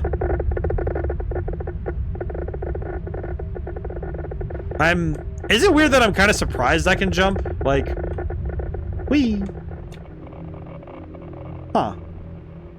It just makes me wonder why I have a jump button, I have a sprint button, and I have this place. Man, this is creepy though. It's weird. Blending science fiction with religion, it feels almost occult. It's interesting because I feel like inevitably bringing science fiction into a setting that is deeply rooted in religious vibes, to put it in a direct term, it feels like this place has science and religion not clashing, but existing together in a very strange way. The overlook for Mercy is one feature of the temple which can at least be partially explained. Were it not for the exclusion wall, the overlook would provide a grandiose view of the nearby lake, which is a feature the temple shares with all of the similar structures of the region. Are built in proximity to an inland body of water, generally at elevation. All feature an overlook of similar construction extending from the main structure, pointing toward the aforementioned body. This is of some interest to us because we at least have some evidence to suggest the temple was built with a specific purpose, performing whatever unique machinations precipitated the disaster, thus making the construction of an overlook something of a concession. If the temple's original purpose was not the practice of the local religion, the overlook would be superfluous. If it is possible that some of the temple's residents maintained all their old beliefs and therefore necessitated the overlook's construction, which opens the possibility the temple's purpose may not be an entirely religious one after all. It has also been suggested that it was meant merely as a prop, a visual misdirection intended to convince locals from a distance that all atop the lakeside hill was normal and nothing untoward was being conducted. Some of us find this possibility somewhat cynical, but cannot be ruled out. Huh. It's like, you know what's the most fascinating bit of this? Is that this is, I feel like this is a great example in what I would like to say is like the key to making a story fascinating is that we don't get an explanation. I think in some ways, if you spend too much time explaining every little detail of your story, it bores people because it's not part of the story. The fact that this whole thing is about discovering, in a way, discovering lore. You know, discovering what this place was and what it is. It's like we were discovering what it was and what it is. But besides that, we have no information. The rest of this is all just, what are we, like, what is this? What are we dealing with, really? And we have no idea. We have no earthly idea what's going on here. We don't have any real answers. We just know that this place was devastated. And we get all, like, we were getting what these guys, we get these guys, their ideas, but we're not getting anything beyond their theories, their possibilities. It is reasonable to assert that the exterior area to the north of the main structure was a plot of some kind. Many such monasteries and isolated religious communes of the time featured similar outdoor areas used traditionally to cultivate a staple crop that temple's residents could survive on or used for trade with nearby settlements. However, it remains impossible for us to determine what was grown here. Soil traces betray no sign of any plants indigenous to the area, or indeed any surrounding regions from which seeds may have been imported. Stranger still, radiation of a kind entirely unique to that modest plot can still be found in the soil, suggesting the growth of some kind of radioactive plant with an extraordinary half-life, distinct even from the radiation that filled the area in the wake of the disaster. Absolutely no historical accounts of such a plant exist in any archive throughout the entire peninsula. Consequently, this small area of ground is of great interest to us. Examination teams are encouraged to check the area thoroughly for anything that may provide further information, no matter how seemingly minuscule. Yeah, it's like, some of this is creepy in the sense that it feels like you're entering a place that was abandoned. And it was. This place was abandoned, but it feels like it feels very well like you're not supposed to be here. But more because of all the different things that are wrong with it. But there's nobody here to enforce that. So it's like, well, what's the real fear, right? Oh. Easily the most baffling part of the temple origin is a pair of cairnstones at the shore at the bottom of the steps northwest of the complex. You know, everything about them seems at odds with the rest of the structure and with its region itself. They're of a material that eludes identification, which cannot be located anywhere else on the peninsula. Their arrangement, indeed their very presence, suggests a sort of clandestine purpose that would be likely considered paganistic, perhaps even heretical and juxtaposed with the dominant religion of the time and territory. It is obviously too close to the temple to have been kept hidden. Glowing arches lining the stone steps which lead to the shore were found to have been constructed after the temple itself, but the cairns themselves, hitherto impossible to date accurately, are highly presumed to have been there for much longer, suggesting a deliberate acknowledgement of the cairns and the arches' constructions. Okay. Finally, prior examination teams have found traces of a kind of energetic charge in the air around the cairns, not radioactive yet, with a similar half-life to radiation, but distinct from both the fallout of the disaster and the radiation in the soil of the plots just north of the structure. While it seems safe to assume the cairns have had little to do directly with the catastrophe, both their purpose and their existence remain something of fascination to us. Examination teams are encouraged to check the surrounding area, but are cautioned against protracted proximity. Many examiners who remained in the cairns' immediate presence for more than several minutes began experiencing symptoms similar to a combination of radiation poisoning and etheric plague, with at least one case resulting in death. Neat. I'm gonna go get closer to him. Nice. They emit the screams of the damned. Very good. Can I just run up the hill? Oh, I can't. I see. Huh.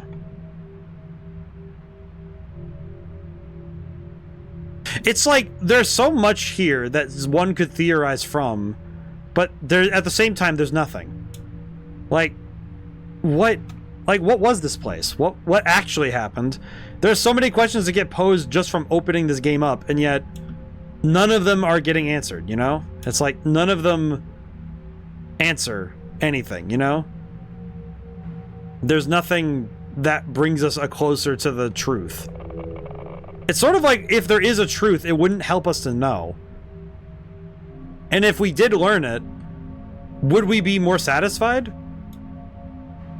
Like what truth could there be here that wouldn't leave us even further baffled? You know? At least that's how I feel right now.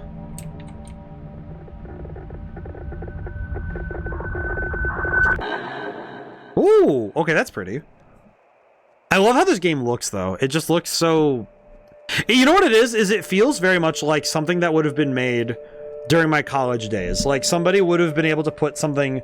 Like, not like this, because I don't think anybody at my college would have been able to get something like this. But I think it's specifically that feeling of... It's like that era of 3D modeling and the graphics doing this. And it feels so much like Unity engine type stuff. And I have a soft spot for, like, that's pretty.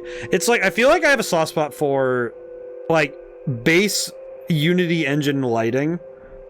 I think it's just because the lighting always has this sort of sharpness to it that is very hard to... It's like this... It's a combination of it being very sharp, but also it's like the edges are sharp, but the inside is very soft, very smooth lighting. Something about this is very calming. Let's see. The central chamber beneath the tower would be, by all accounts, the part of the temple used for communal prayer and administrative gatherings. Such is the case with other religious facilities of the region, all of which feature a similar central chamber. However, given the doubt raised as to the actual purpose of the temple, we are disinclined from making such assumptions. One detail that we find most curious regarding the chamber is the fact that not a single one of the examination teams dispatched to the exclusion zone has ever recovered any kind of talisman or artifact from within. Nothing so much as a scrap of cloth or particle of ash. While other areas of the temple showed clear signs of damage and dilapidation, the interior chamber is immaculate, almost deliberately so. Scavengers are rarely so delicate in their work, which rules out the possibility of the chamber having simply been picked clean by the opportunistic locals. Also curious is the fact that despite its location directly beneath the extremely radioactive tower, the inner chamber is consistently found to be one of the least irradiated areas of the complex. The stone from which the temple is constructed has no particular insulative properties, which makes this something of a mystery to us. We have possible causes for this anomaly, but the absolute lack of salvable material has proven a severe hindrance to our efforts. I see. Okay. Examination complete. Huh. Okay. Do I return to the door I came in? Assessment. No significant new findings. Okay. Return to exclusion zone. Exclusion wall. Bulkhead. For correction. Okay. I can do that. I feel like it's the fact that this game marks its storytelling with color also separates when you're playing and when you're not. Like when you're meant to take in information. I think that division is actually quite good for its pacing.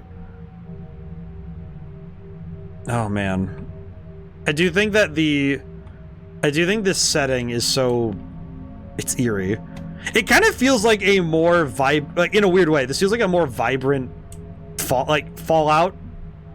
Because it's like, whenever I play a Fallout game, it's always a lot of browns and grays. The fact that this game is so vibrant in color, I guess more specifically, the overworld of Fallout is it has a lot of dull colors in most places, but it makes sense that the apocalypse would bring grays and browns, but it feels like this somehow takes basic colors and makes them shine. Like, this place feels vibrant despite being dead. I guess vibrant in terms of its presentation, not this. Dangerous levels of quarantine of radiation detected. Begin quarantine procedures. Stand by for extraction. Now, is that going to be the end of the game? It is. It was the end of the game. I swear, the number of times it's that... I will say that one thing that's interesting is the number of times this happens where it pops us back here. I always find it so interesting when they... when these games do this. Alright. Now this one, I do know we might end up opening and closing a bunch. Good enough. It's fine. Alright. Alright, so Exclusion Zone is finished. Honestly, not bad. I think it was good. I think that one's much more a vibes piece, more than anything.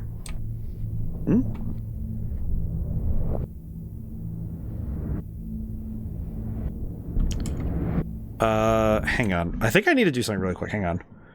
Element data.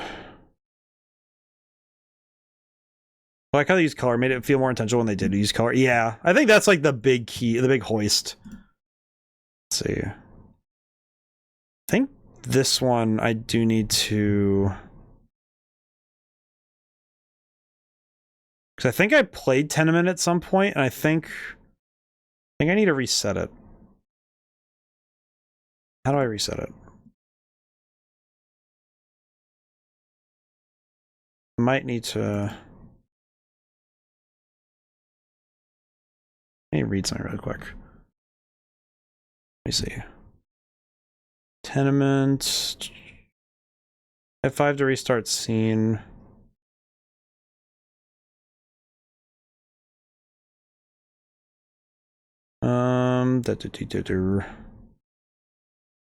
I think Tenement will be fine, but I'm genuinely uncertain, I'll be honest. It might be fine, who knows?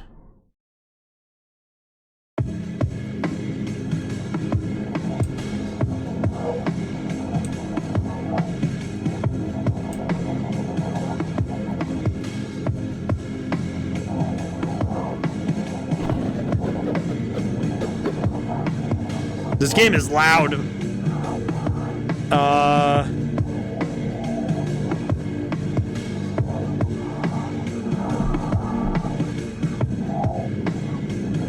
Okay. Sure thing, man. Man, this one's loud. Oh god, wait, I didn't want to jump. Oh god.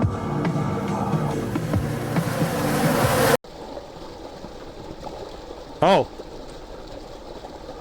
Well, this one turns really fast, I'm gonna be honest. I feel like this one is a little less... This one feels a little less, This one feels a little less, like, immediately coherent in my mind. But I think it's because I don't recall what I'm doing anymore. I didn't even take a look at what was going on there. I didn't even talk to the people, I just dipped. I was like, you know what? Let me go run around. The skybox is really pretty, also that's a really quick twist. I feel like this one, though, I think... Oh. Huh, okay. Well, this isn't too bad. Huh. Okay. Huh. Never mind, then. I guess we're good? Huh.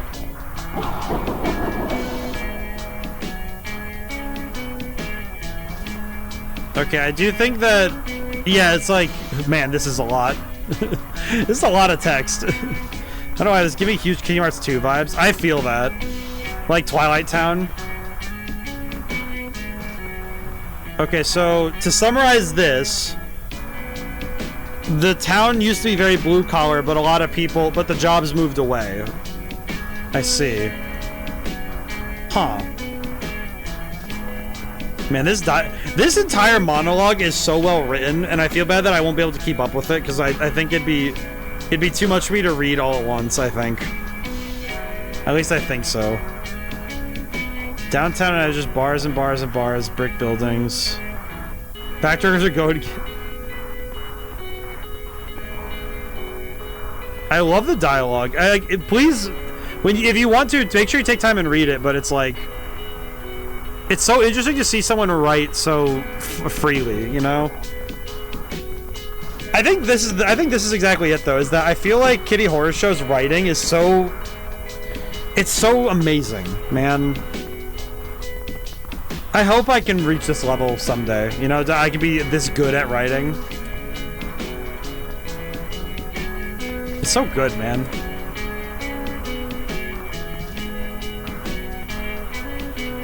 This visual style is also just wild. Loot footage of baby spiders emerging from egg sac and devouring mother. Well, that's great.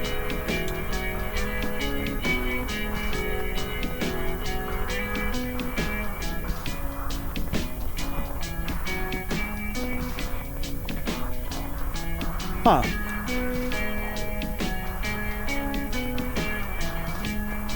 Oh, wait. Oh, crap. Down I go again. Huh. Okay. I guess if I want to, I guess I could just reset the world this way? I suppose. I mean, I guess this place isn't really that scary. It's just kind of dark. Oh, hello. My head hurts. I must have fallen. Huh. They haven't established any characters. You feel the tone of the game, get a feel of the pro tag. Yeah. It's like, I feel like this game feels like it's very much a... It feels a lot like this game is a vibes piece. And again, the vibe feels almost like... It feels kind of like this place is tired. You know, like... It feels like this place is tired. In a way. It's haunted in a way, but not by... I don't think it's haunted by the things in it. At least not those things. I think it's haunted by us. Like, we're here, and we refuse to leave because we're just staying in here. Interesting. But yeah, I think... I do see the Kingdom Heart, the Twilight Town vibes. I feel like any town at sunset feels very homey. There's a certain coziness to sunset that I don't think other times of day get to match. Oh, the music changed. Huh. Okay.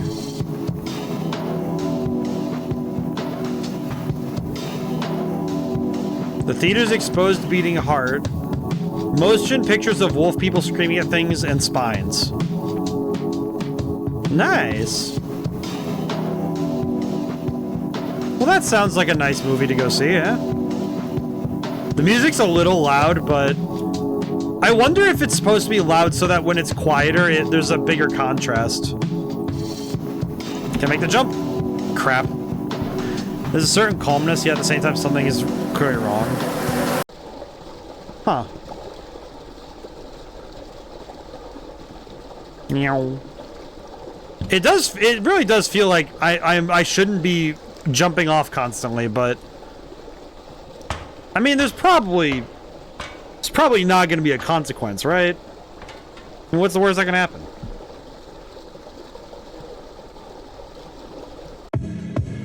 Oh, it's nighttime. Yeah, it's like there's something kind of like nostalgic to this place. It kind of feels like I'm in a video game world, but there's nothing happening, you know? It's like you know what I just realized? It feels a bit like I'm in a Time Splitters 2 level, but there's no enemies and no people. It's just the geometry, you know? And something about that feels like it's like video game levels are a liminal space on their own. So if you take out all the enemies, all the people, then it feels wrong, you know? Hello. Huh.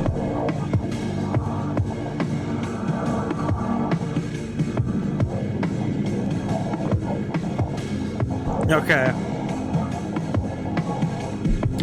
I'm gonna Sir, I'm gonna go jump off this. I'm gonna go jump really quick. I'll see you guys later. Alright, into the darkness I go. Wow, that is a nice skybox. You can see the lines a little bit, but that's fine. I feel like seeing the lines in it is a little bit of a sad thing, but yeah, empty. Like going back into the game world that the game's already finished. It's like it's funny because back in the day when creepypastas were normal, were the normal horror stories of the internet, I feel like the #1 way to make someone feel scared in a video game is strip out everything that is normal. If you're playing Mario World and you're playing a normal Mario World level and there are no more enemies, there's no more obstacles, it's just flat. It's like it feels wrong, you know, like you're not supposed to do that. And I think when you're in a game world like this and there's nothing, it feels concerning, you know? Like, this place is bizarre. Hello? Where do you come from? Sorry, maybe that's a personal thing. I don't look like the rest. You don't look like the rest of us. But also because I was going to ask if it had any basements. Where you come from, I mean. Basements fascinate me. They're like the ocean, you know. What? What is he talking about? Basements? Don't know anyone that can walk past one of those stairs without being just absolutely desperate to go down and see where it leads. What?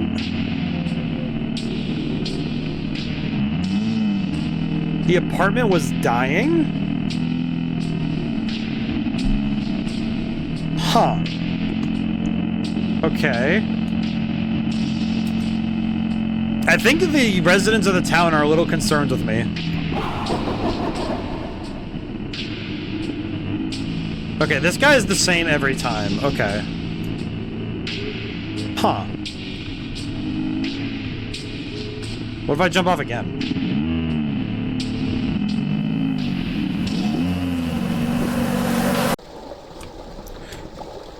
You know what it kind of feels like? It feels like if Groundhog... Where are the windows? Oh, there they are. Jeez. Scare the crap out of me, why don't we?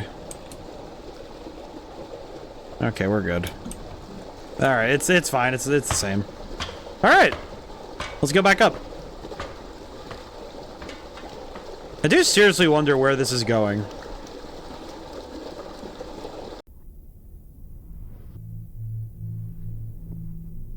Huh. Well, that's less than ideal. Oh, is there... No.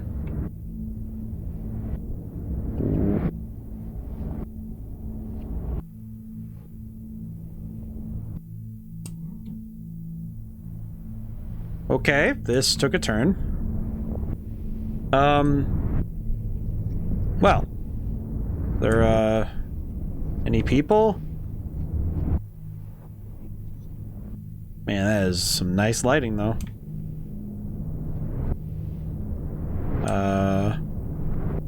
Wait, is he saying the city's alive? The basement is kind of like the system where everything's flowing. Is that red? Maybe it's blood? Maybe? The theater's exposed, beating hard. Like, it's like the buildings themselves are living? In a strange sort of way? Huh. I wonder if it's a literal living or a... Like, the same way that a house feels alive when... Well, houses do live, so... Maybe.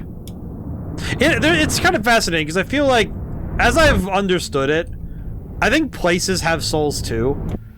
Even though I know that, in terms of theology, it's only living things that have souls, but I feel like places can develop a soul based on the people who traverse it, you know?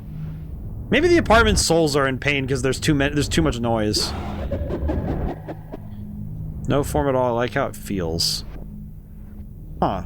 Like TV static.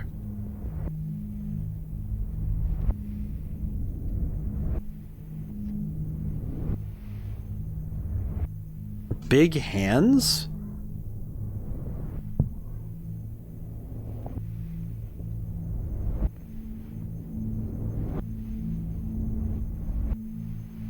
Interesting. Are they dead? It's like the city itself is dead, and the people in it are with them. Okay.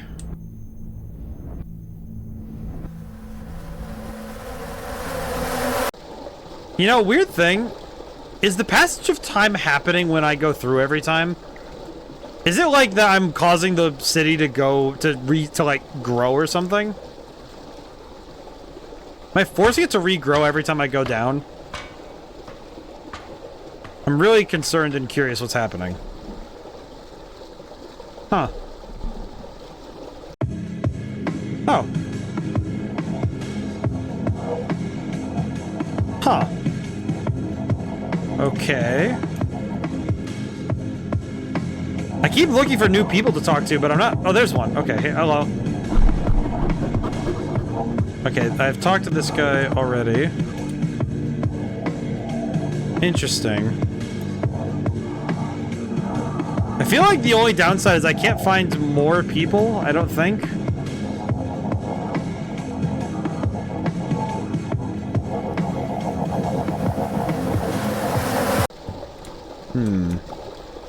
Well, I'd like to get to I hope we find the hook here. I think we will go a little bit over time just so we can see Lethargy Hill. I will say I did play Lethargy Hill once before, and I really do want to show it before we're done for today. So I think it'd be a good way to end the night. Huh. Well, there's another combo of the supernatural and the science. Like, there was another catastrophe and everything. Maybe? I kind of wonder if there is a catastrophe or not here. Thing died. I don't even know if everything died here. I just wonder if... You know what this place kind of makes me think is that it's not that things died, it's that these people are... You know what? I think this place feels more like a manifestation of the gaminess of a world. You know, like when NPCs get reset over and over and over again. You know, like it's that feeling of you're just gonna keep hitting the reset button until you get what you want, and the things inside it don't get a say in your resetting.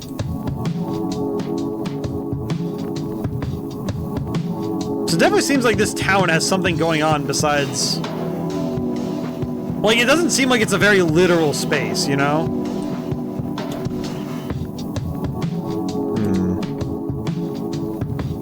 Like, it feels a bit like this place isn't meant to be taken as literal as Exclusion Zone. It feels almost like this place is supposed to be a zone to work out some feelings. Oh, there was a person over there.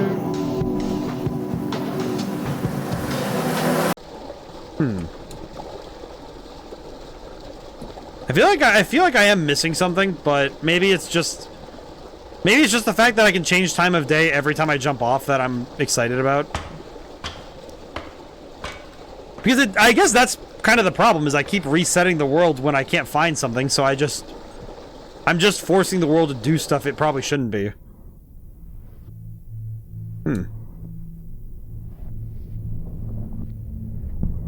Actually, let me go back this way. Maybe this way?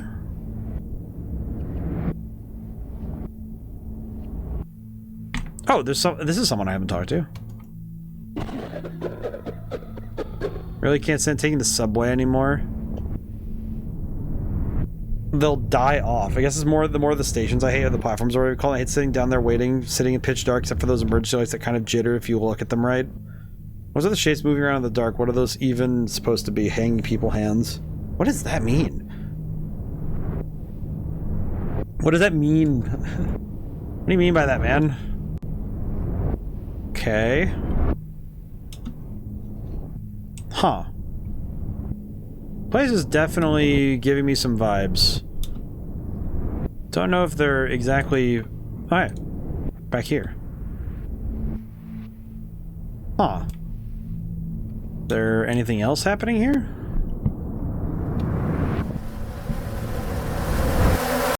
I wonder if I should press the reset button instead of hitting the... Instead of doing this, because I wonder if this is enough, you know?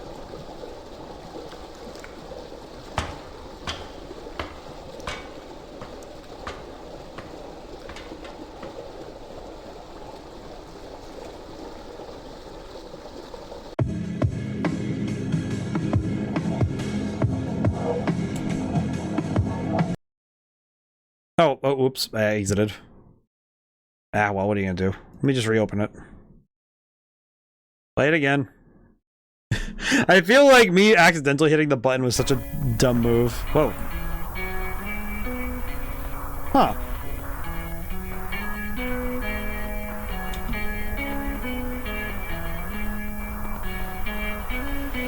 Ten out of 10 desktop backgrounds. I feel like this entire game is very much a vibe. Like it feels a lot like this whole game, like the city aesthetic. It feels like early 2000s core. Like the kind of place you could very much just sit in. It's nice. I like it. I like that back. I like the skybox too.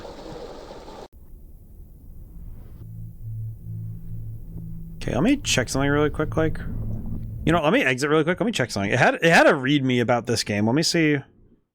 Readme. Let me look at it again. Exercise caution when approaching the temple.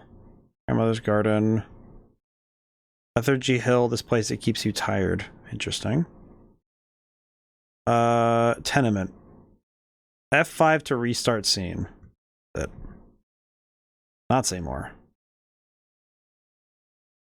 If I press F5 while I'm playing the game, does it matter? I'm kind of worried about pressing F5 while I'm doing something else, but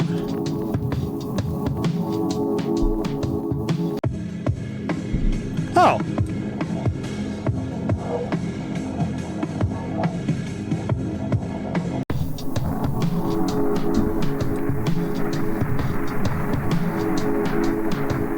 Well, thankfully it doesn't affect streams, that's okay.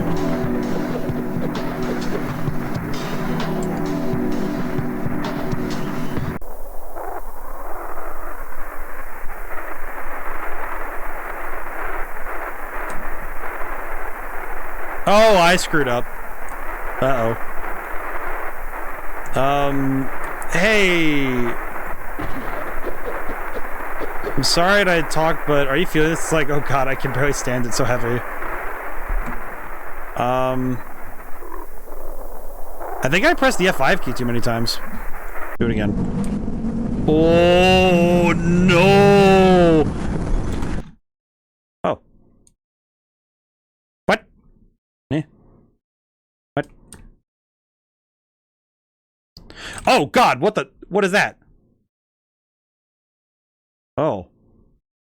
F5? Hi. F5? Oh no. F5. Yes? Oh. You used us up. We are angry. Come back tomorrow. Oops. You know what? That's on me. Fair enough. Fair enough. Well,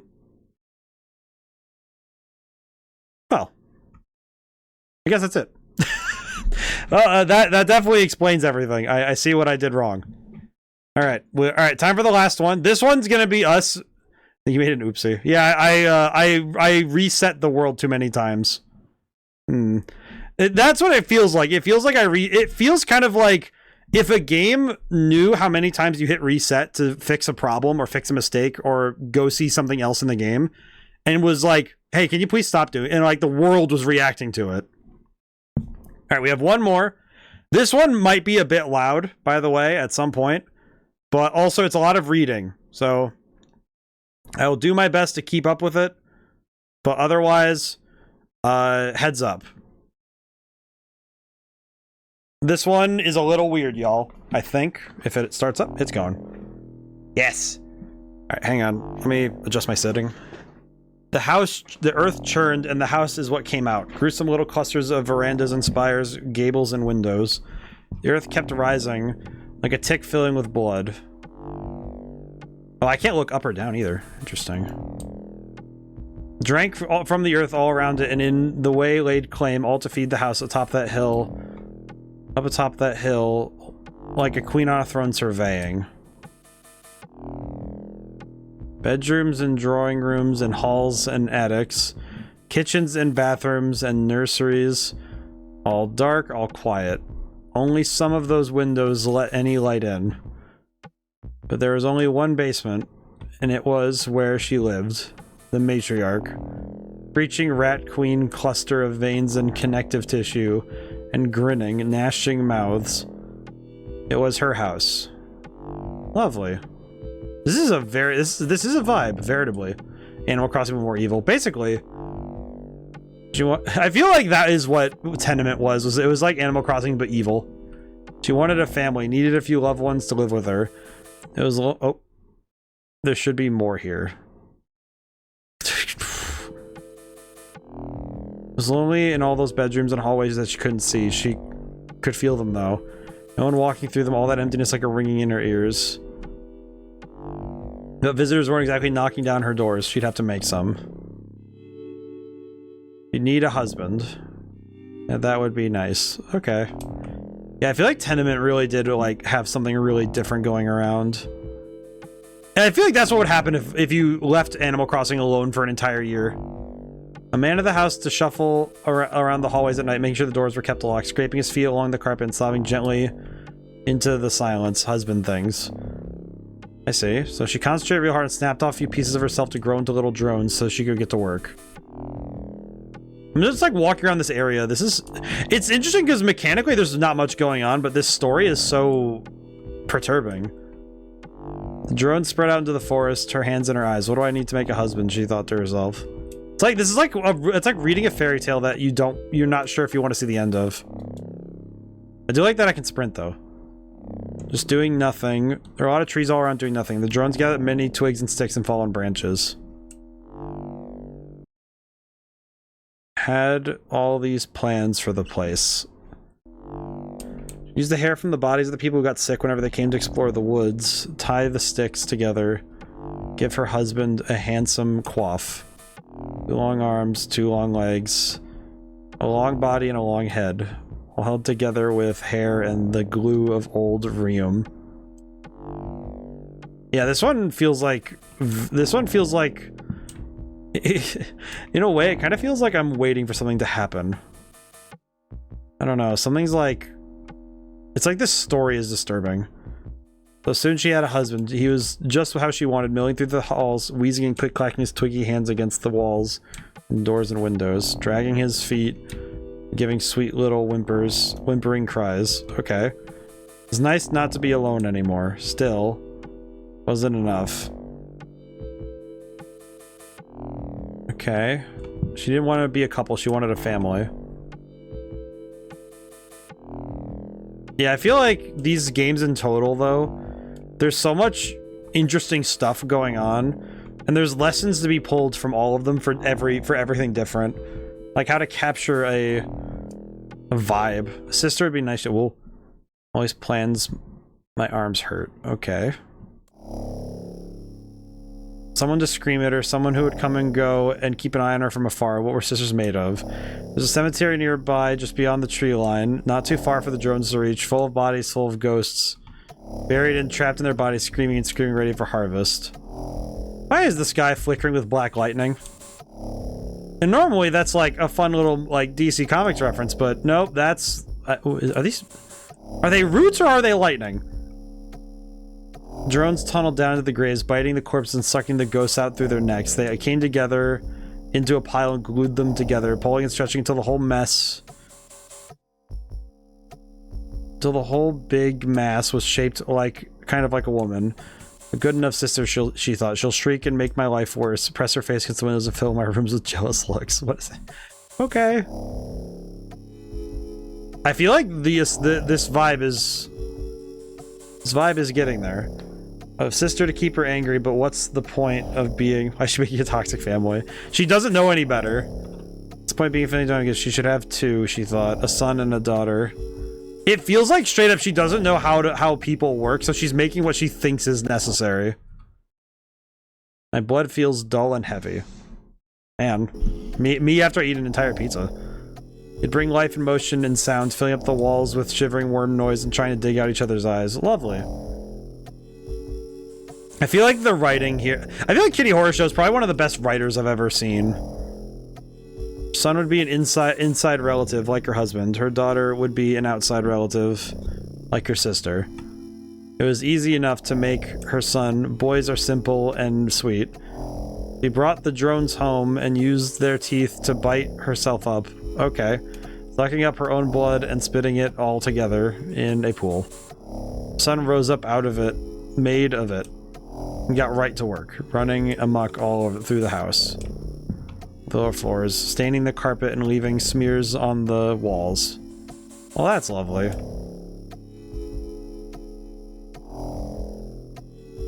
This one, her daughter would be more complicated, she told herself. Daughters always are, but she'd need to be made of complicated things. Spiders of the woods, let's see, had their own hierarchy, ages old and complex as anything, and they had 8 legs. Oh, too large and... Oh, my veins missed the old poison. Okay.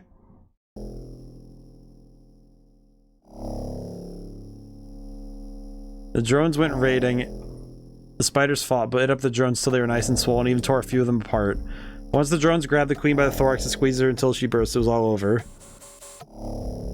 This is more like... This feels more terrifying on the sense that it feels like it's going to happen no matter what you do, because if I stop moving, the text still goes. I've just been walking around to see the entire area, but... The drones dragged the spiders together, and the spiders were too defeated to care. They mashed them up, squished them together, broken enough that they'd stick... Whole enough there'd be plenty of legs and mandibles and eyes sticking out all over. Such a lovely daughter, she thought with pride. Okay. Daughter wasted no time vomiting webs all over the place. Some nights the daughter and the sister would meet, inspiring about how to kill her. What? This is wonderful, she thought. Just how it should be. She really did just think like, you know what? I want my family to be awful. It's like, what? It's like, what? Time passed like it's wont to do. I mean, that's... Okay, well, that's fair. For a while, she was happy, but not for long. She started to get bored. Used to burn once upon a time.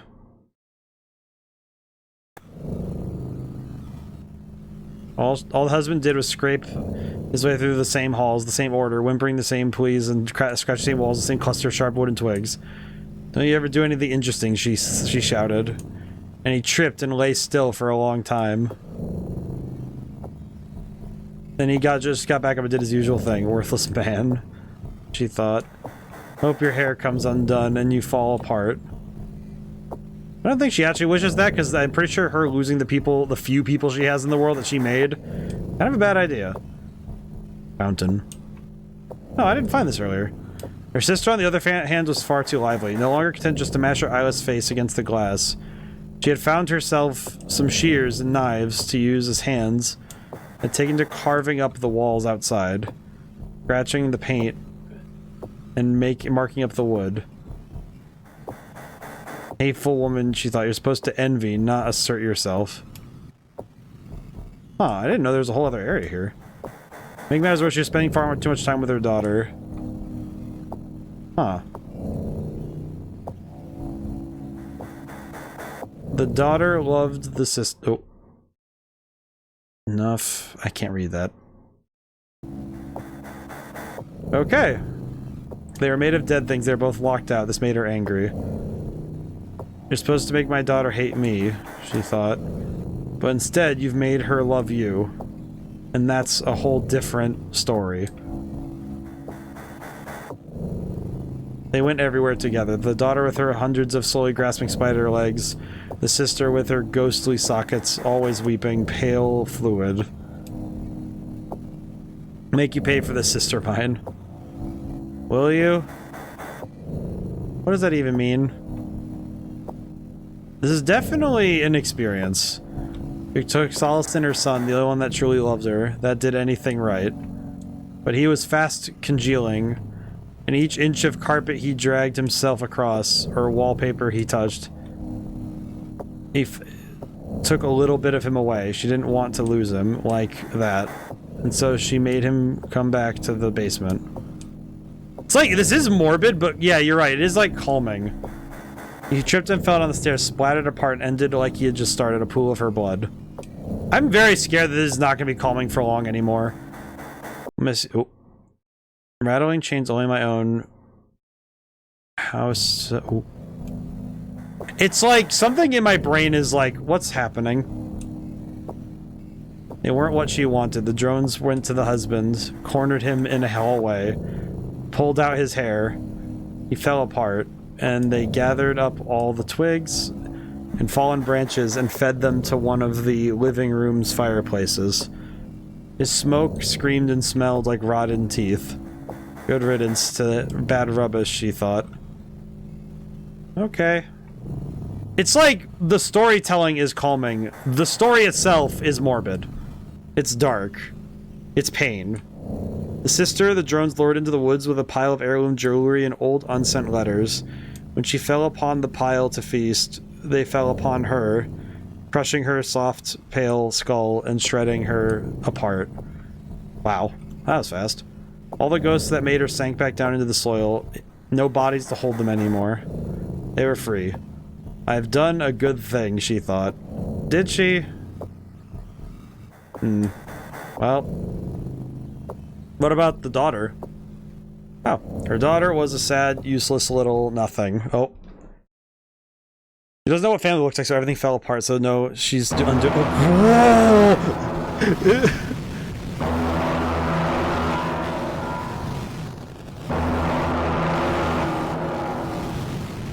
The drones pulled her apart little by little, separating the slick, chitinous little corpse she was made of. She didn't fight. She was... Oh my god. I can't read out loud like this! Never should have had a daughter to begin with. The spiders are gathered up beside the corpse of their queen and buried. The drones didn't bother leaving a marker on the grave. Okay, that's great. Why are the angels of heaven coming? So she was alone again? Yeah, I would guess she's alone again. What is happening? Oh.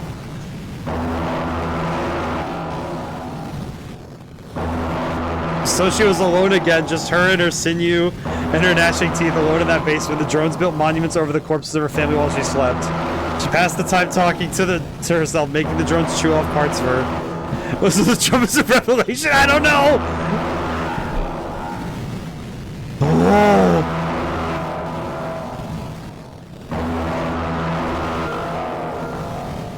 I hope someone visits me soon, she thought. That's what I need. Oh.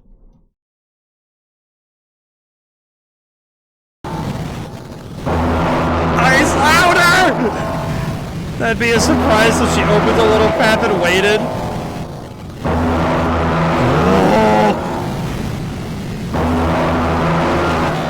Oh. Sure, they'll come visit me. Maybe I'll invite them in. They'll come see me. I'll have the drones chew off all their skin. Won't be alone anymore.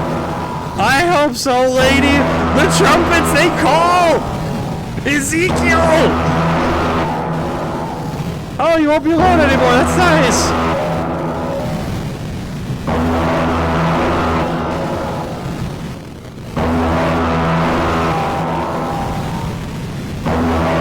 It'll be nice not to be alone, I hope so!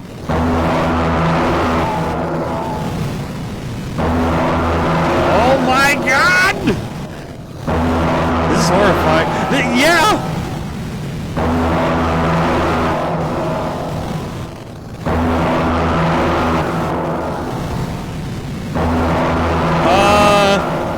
Okay.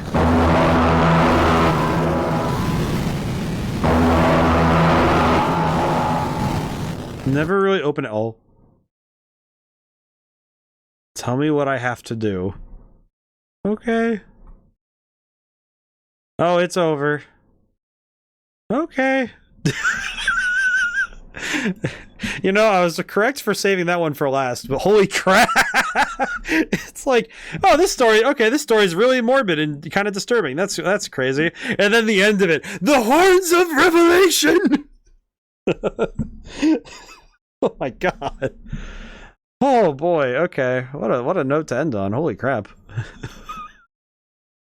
Oh my god. I feel like, alright, to go over the whole Haunted Cities collection, I think Exclusion Zone might be the favorite. I like Grandmother's Garden. Personally, Grandmother's Garden's my favorite. But, ooh, I think Tenement was definitely the most... I think Tenement felt really good. Just very short. It felt like if you, like, just, like, the resetting was a little bit, like, it was hard to explore everything. and find everybody, but it was good. Lethargy Hill is it's really like you're reading a short prose story, and then you have a virtual space explorer. I feel like the end of the story would not be quite as terrifying without the horns of God raining down upon us, which genuinely think this one was my favorite. Didn't do much to express the most emotion. It was like there's a lot of subtext going on. I think depending on how far you want to go down with it, you'd end up with different layers of like metaphor and allegory. I do know that Kitty Horror Show works through a lot of different themes with her work, and I think she handled that one quite well. It was very, very good. So of all the games I played, we had Ratshaker, the Exit 8, and then we had the 4 games from the Haunted Cities collection. And so we actually got to play 6 games today, technically. I would say that the Haunted Cities, given how long they were, I think that they kind of feel like one experience overall. It's like the 4 games together form a sort of cohesive message. Kind of like the 4 of them together feel like that's the whole, you play those 4 together and you get the full experience of that era. So it feels kind of like we did 3 games, but it was actually 6, which was kind of surprising. We did pretty good today. I technically doubled the number of games I got to try. So that was quite good. So I'm going to talk some schedule stuff. Feels like the full story. Maybe they're all connected. I feel like at the very least thematically and in terms of the time they were designed, because I believe they were all designed in the same year, I believe. So it's like it was her work all put together, which I think is quite good. But I think it can be difficult at times, I think, to separate. I'm going to drink some water while I think about the hydration time. Okay, I formulated the thought. I think when you have somebody who is a prolific creator of things, it can be a good way to view their work if you look at what they make in total and see what their body of work says as a whole, as well as what each individual piece says. Because going through each individual piece will give you what that piece did and then everything within it, and that gives you a lot to work with. And then there is the overall story that comes from what is this person saying with their work as an artist overall. Like, if I look at my own work, it's like I look at my music, I can look at my games, I can look at my books, and I can look at... Also, to me, I also like looking at my streams, because it's something I've noticed with certain creators, like the ones who stream and make videos and then also make other things, is that you can sort of start to see strata and different layers of their works and themselves. And that story also is carrying through with each work they make. I think especially those who write. I know Luke writes, and it's interesting seeing the things he grapples with in his writing alongside what games do you choose to play and what stories do you engage with, as well as the stories that you make. And I think with Kitty Horror Show, it's interesting because she makes enough stuff where I could seriously see someone being able to come to a greater understanding of the themes that she grapples with. I don't think it's good to psychoanalyze somebody from the work they make, but it's interesting seeing what themes they deal with often. And I feel like the games, I feel like the 4 games together with in the Haunted Cities collection they all in a way dealt with different pains of the soul, different things that we want and things that we lament and things that we feel, different pains. And I think it's interesting how we grapple with them. It was really fascinating. So yeah. Thank you all for coming by. Thank you to everyone who came by, couldn't stay to the end. Schedule stuff. So Wednesday, we're still playing Yu-Gi-Oh! The Falsebound Kingdom, but we're moving pretty fast through it. According to, at least from what I understand, this next Wednesday I'm going to put a big asterisk on might be close to finishing it based on the number of missions that are in the story. Because there's 22 missions, and we finished 4 missions. We've been finishing 4 missions a stream lately. So we might finish. I'm not going to hold my breath on that, though. I don't think that's something I will do. If we finish Yugi's story, I am going to switch Wednesdays to something else so that I can fit more games into this year. I think what I'm going to do is do something where Wednesday will alternate with Yu-Gi-Oh! The Falsebound Kingdom until we finish all 3 stories. So it'll be like Yugi's story, do another game, Kaiba's story, do another game, Joey's story, and then we're back to normal games. Let's see, anything else? Thursday, I'm gonna make sure everything's set up, but we should be playing Silent Hill F on Thursday, because that's the day it comes out, officially for everybody. I will have access to it early, because apparently I'm gonna have 3-day access, but I'm not gonna play it until Thursday. So it'll be fresh for everybody on Thursday. And then Sunday, we're streaming the new Sonic Racing game, because I got it, and I'm excited about it. So it's gonna be fun. Because Sonic Racing Cross Worlds looks really good, so I'm excited to see it. I actually pre-ordered that one a good month and change ago, so that's gonna be. I've been waiting impatiently for it. But I also have not played any of the betas. I have actually purposefully left myself blind as to Sonic Racing Cross Worlds, besides like trailers and stuff, because I want to come into it as blind as possible and see how it feels in the first 4 hours for a new player. At least, you know, a new player and somebody who hasn't played that game yet. So. And as usual, streams are 7 p.m. Eastern Standard, Wednesday, Thursday, Sunday. So, all right. I'm going to see about who's on so we can raid to somebody. Today's been quite good, and I want to make sure I raid out more often when I can. Because I know, see the end of the horizon, is that Ratshaker Miku? I will say Miku, I love that Miku is on there. Let's see. It's Eclipsium. That looks interesting. See someone playing Undertale. I'm not. That's in the middle of the game though. Let's see. Where do I want to go? That's the question. Let's see. Who do I raid to? I want to raid to somewhere I haven't been before. Just looking through. Let's see. And if anybody has anywhere that we can raid to, I might take the suggestion, because I'm looking through and I'm like, where do I go? Where do I go now? What am I do with my life? Yes. That sounds so silly. I've been checking out the Miku songs they're releasing ahead of the game. 5 songs over 5 weeks. We're on the last one this week. The Shadow one is so good. The Shadow one sounded so... I did hear that one. That one sounded quite good. It was very fascinating. I think it's amazing that they've been just doing... What a raid. I feel slow. It's so good. I love it. So raiding is basically we take everybody here and we throw this audience at somebody else. Some part of me it feels reckless and just feels like raiding out to someone who has like way more viewers. Just because it's funny. Oh, dope. Yeah, it's a Twitch thing. I like to... We received that raid earlier from Bubs, and that's, we got raided into. Archipelago with the boys. Seen this before. I've been over to Maniacal a couple times. But I know during collabs it's hard to respond to raids. That's always tough. It is always tough when somebody's like playing with somebody else and they get a raid and it's like, how do you handle it? That's one hands down. Yukosuke P did so good. Yeah.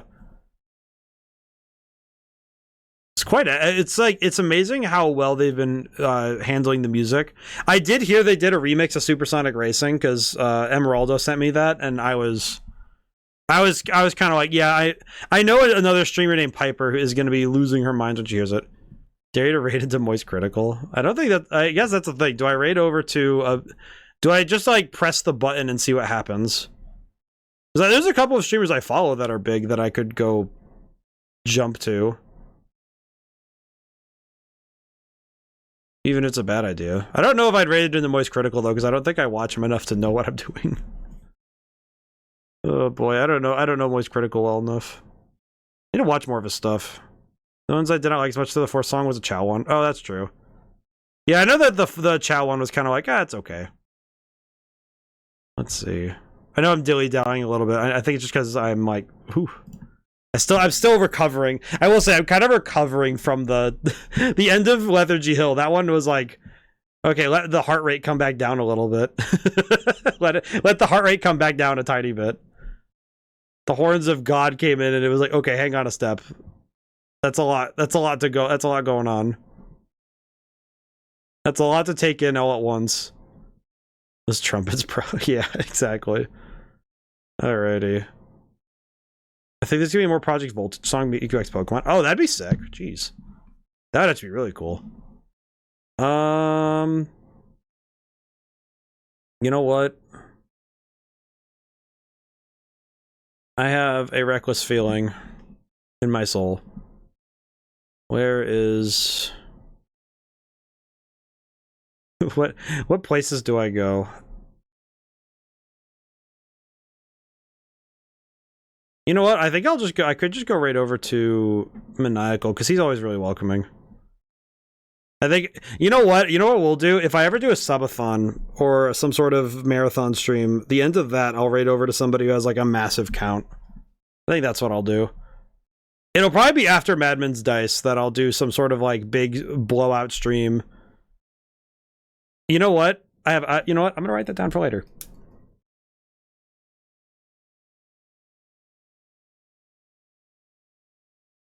I have an idea. I think I'm gonna do some sort of like thon type stream, subathon, donathon, whatever stream. I might do one of those after Madman's Dice, so November 1st. I think that might be what I do. Alrighty. Alright, we're gonna call it. So now and whenever I see you guys next, goodbye for now and thank you so much. I will see you soon. I'm probably gonna fall asleep real fast after I do this raid. See you guys later.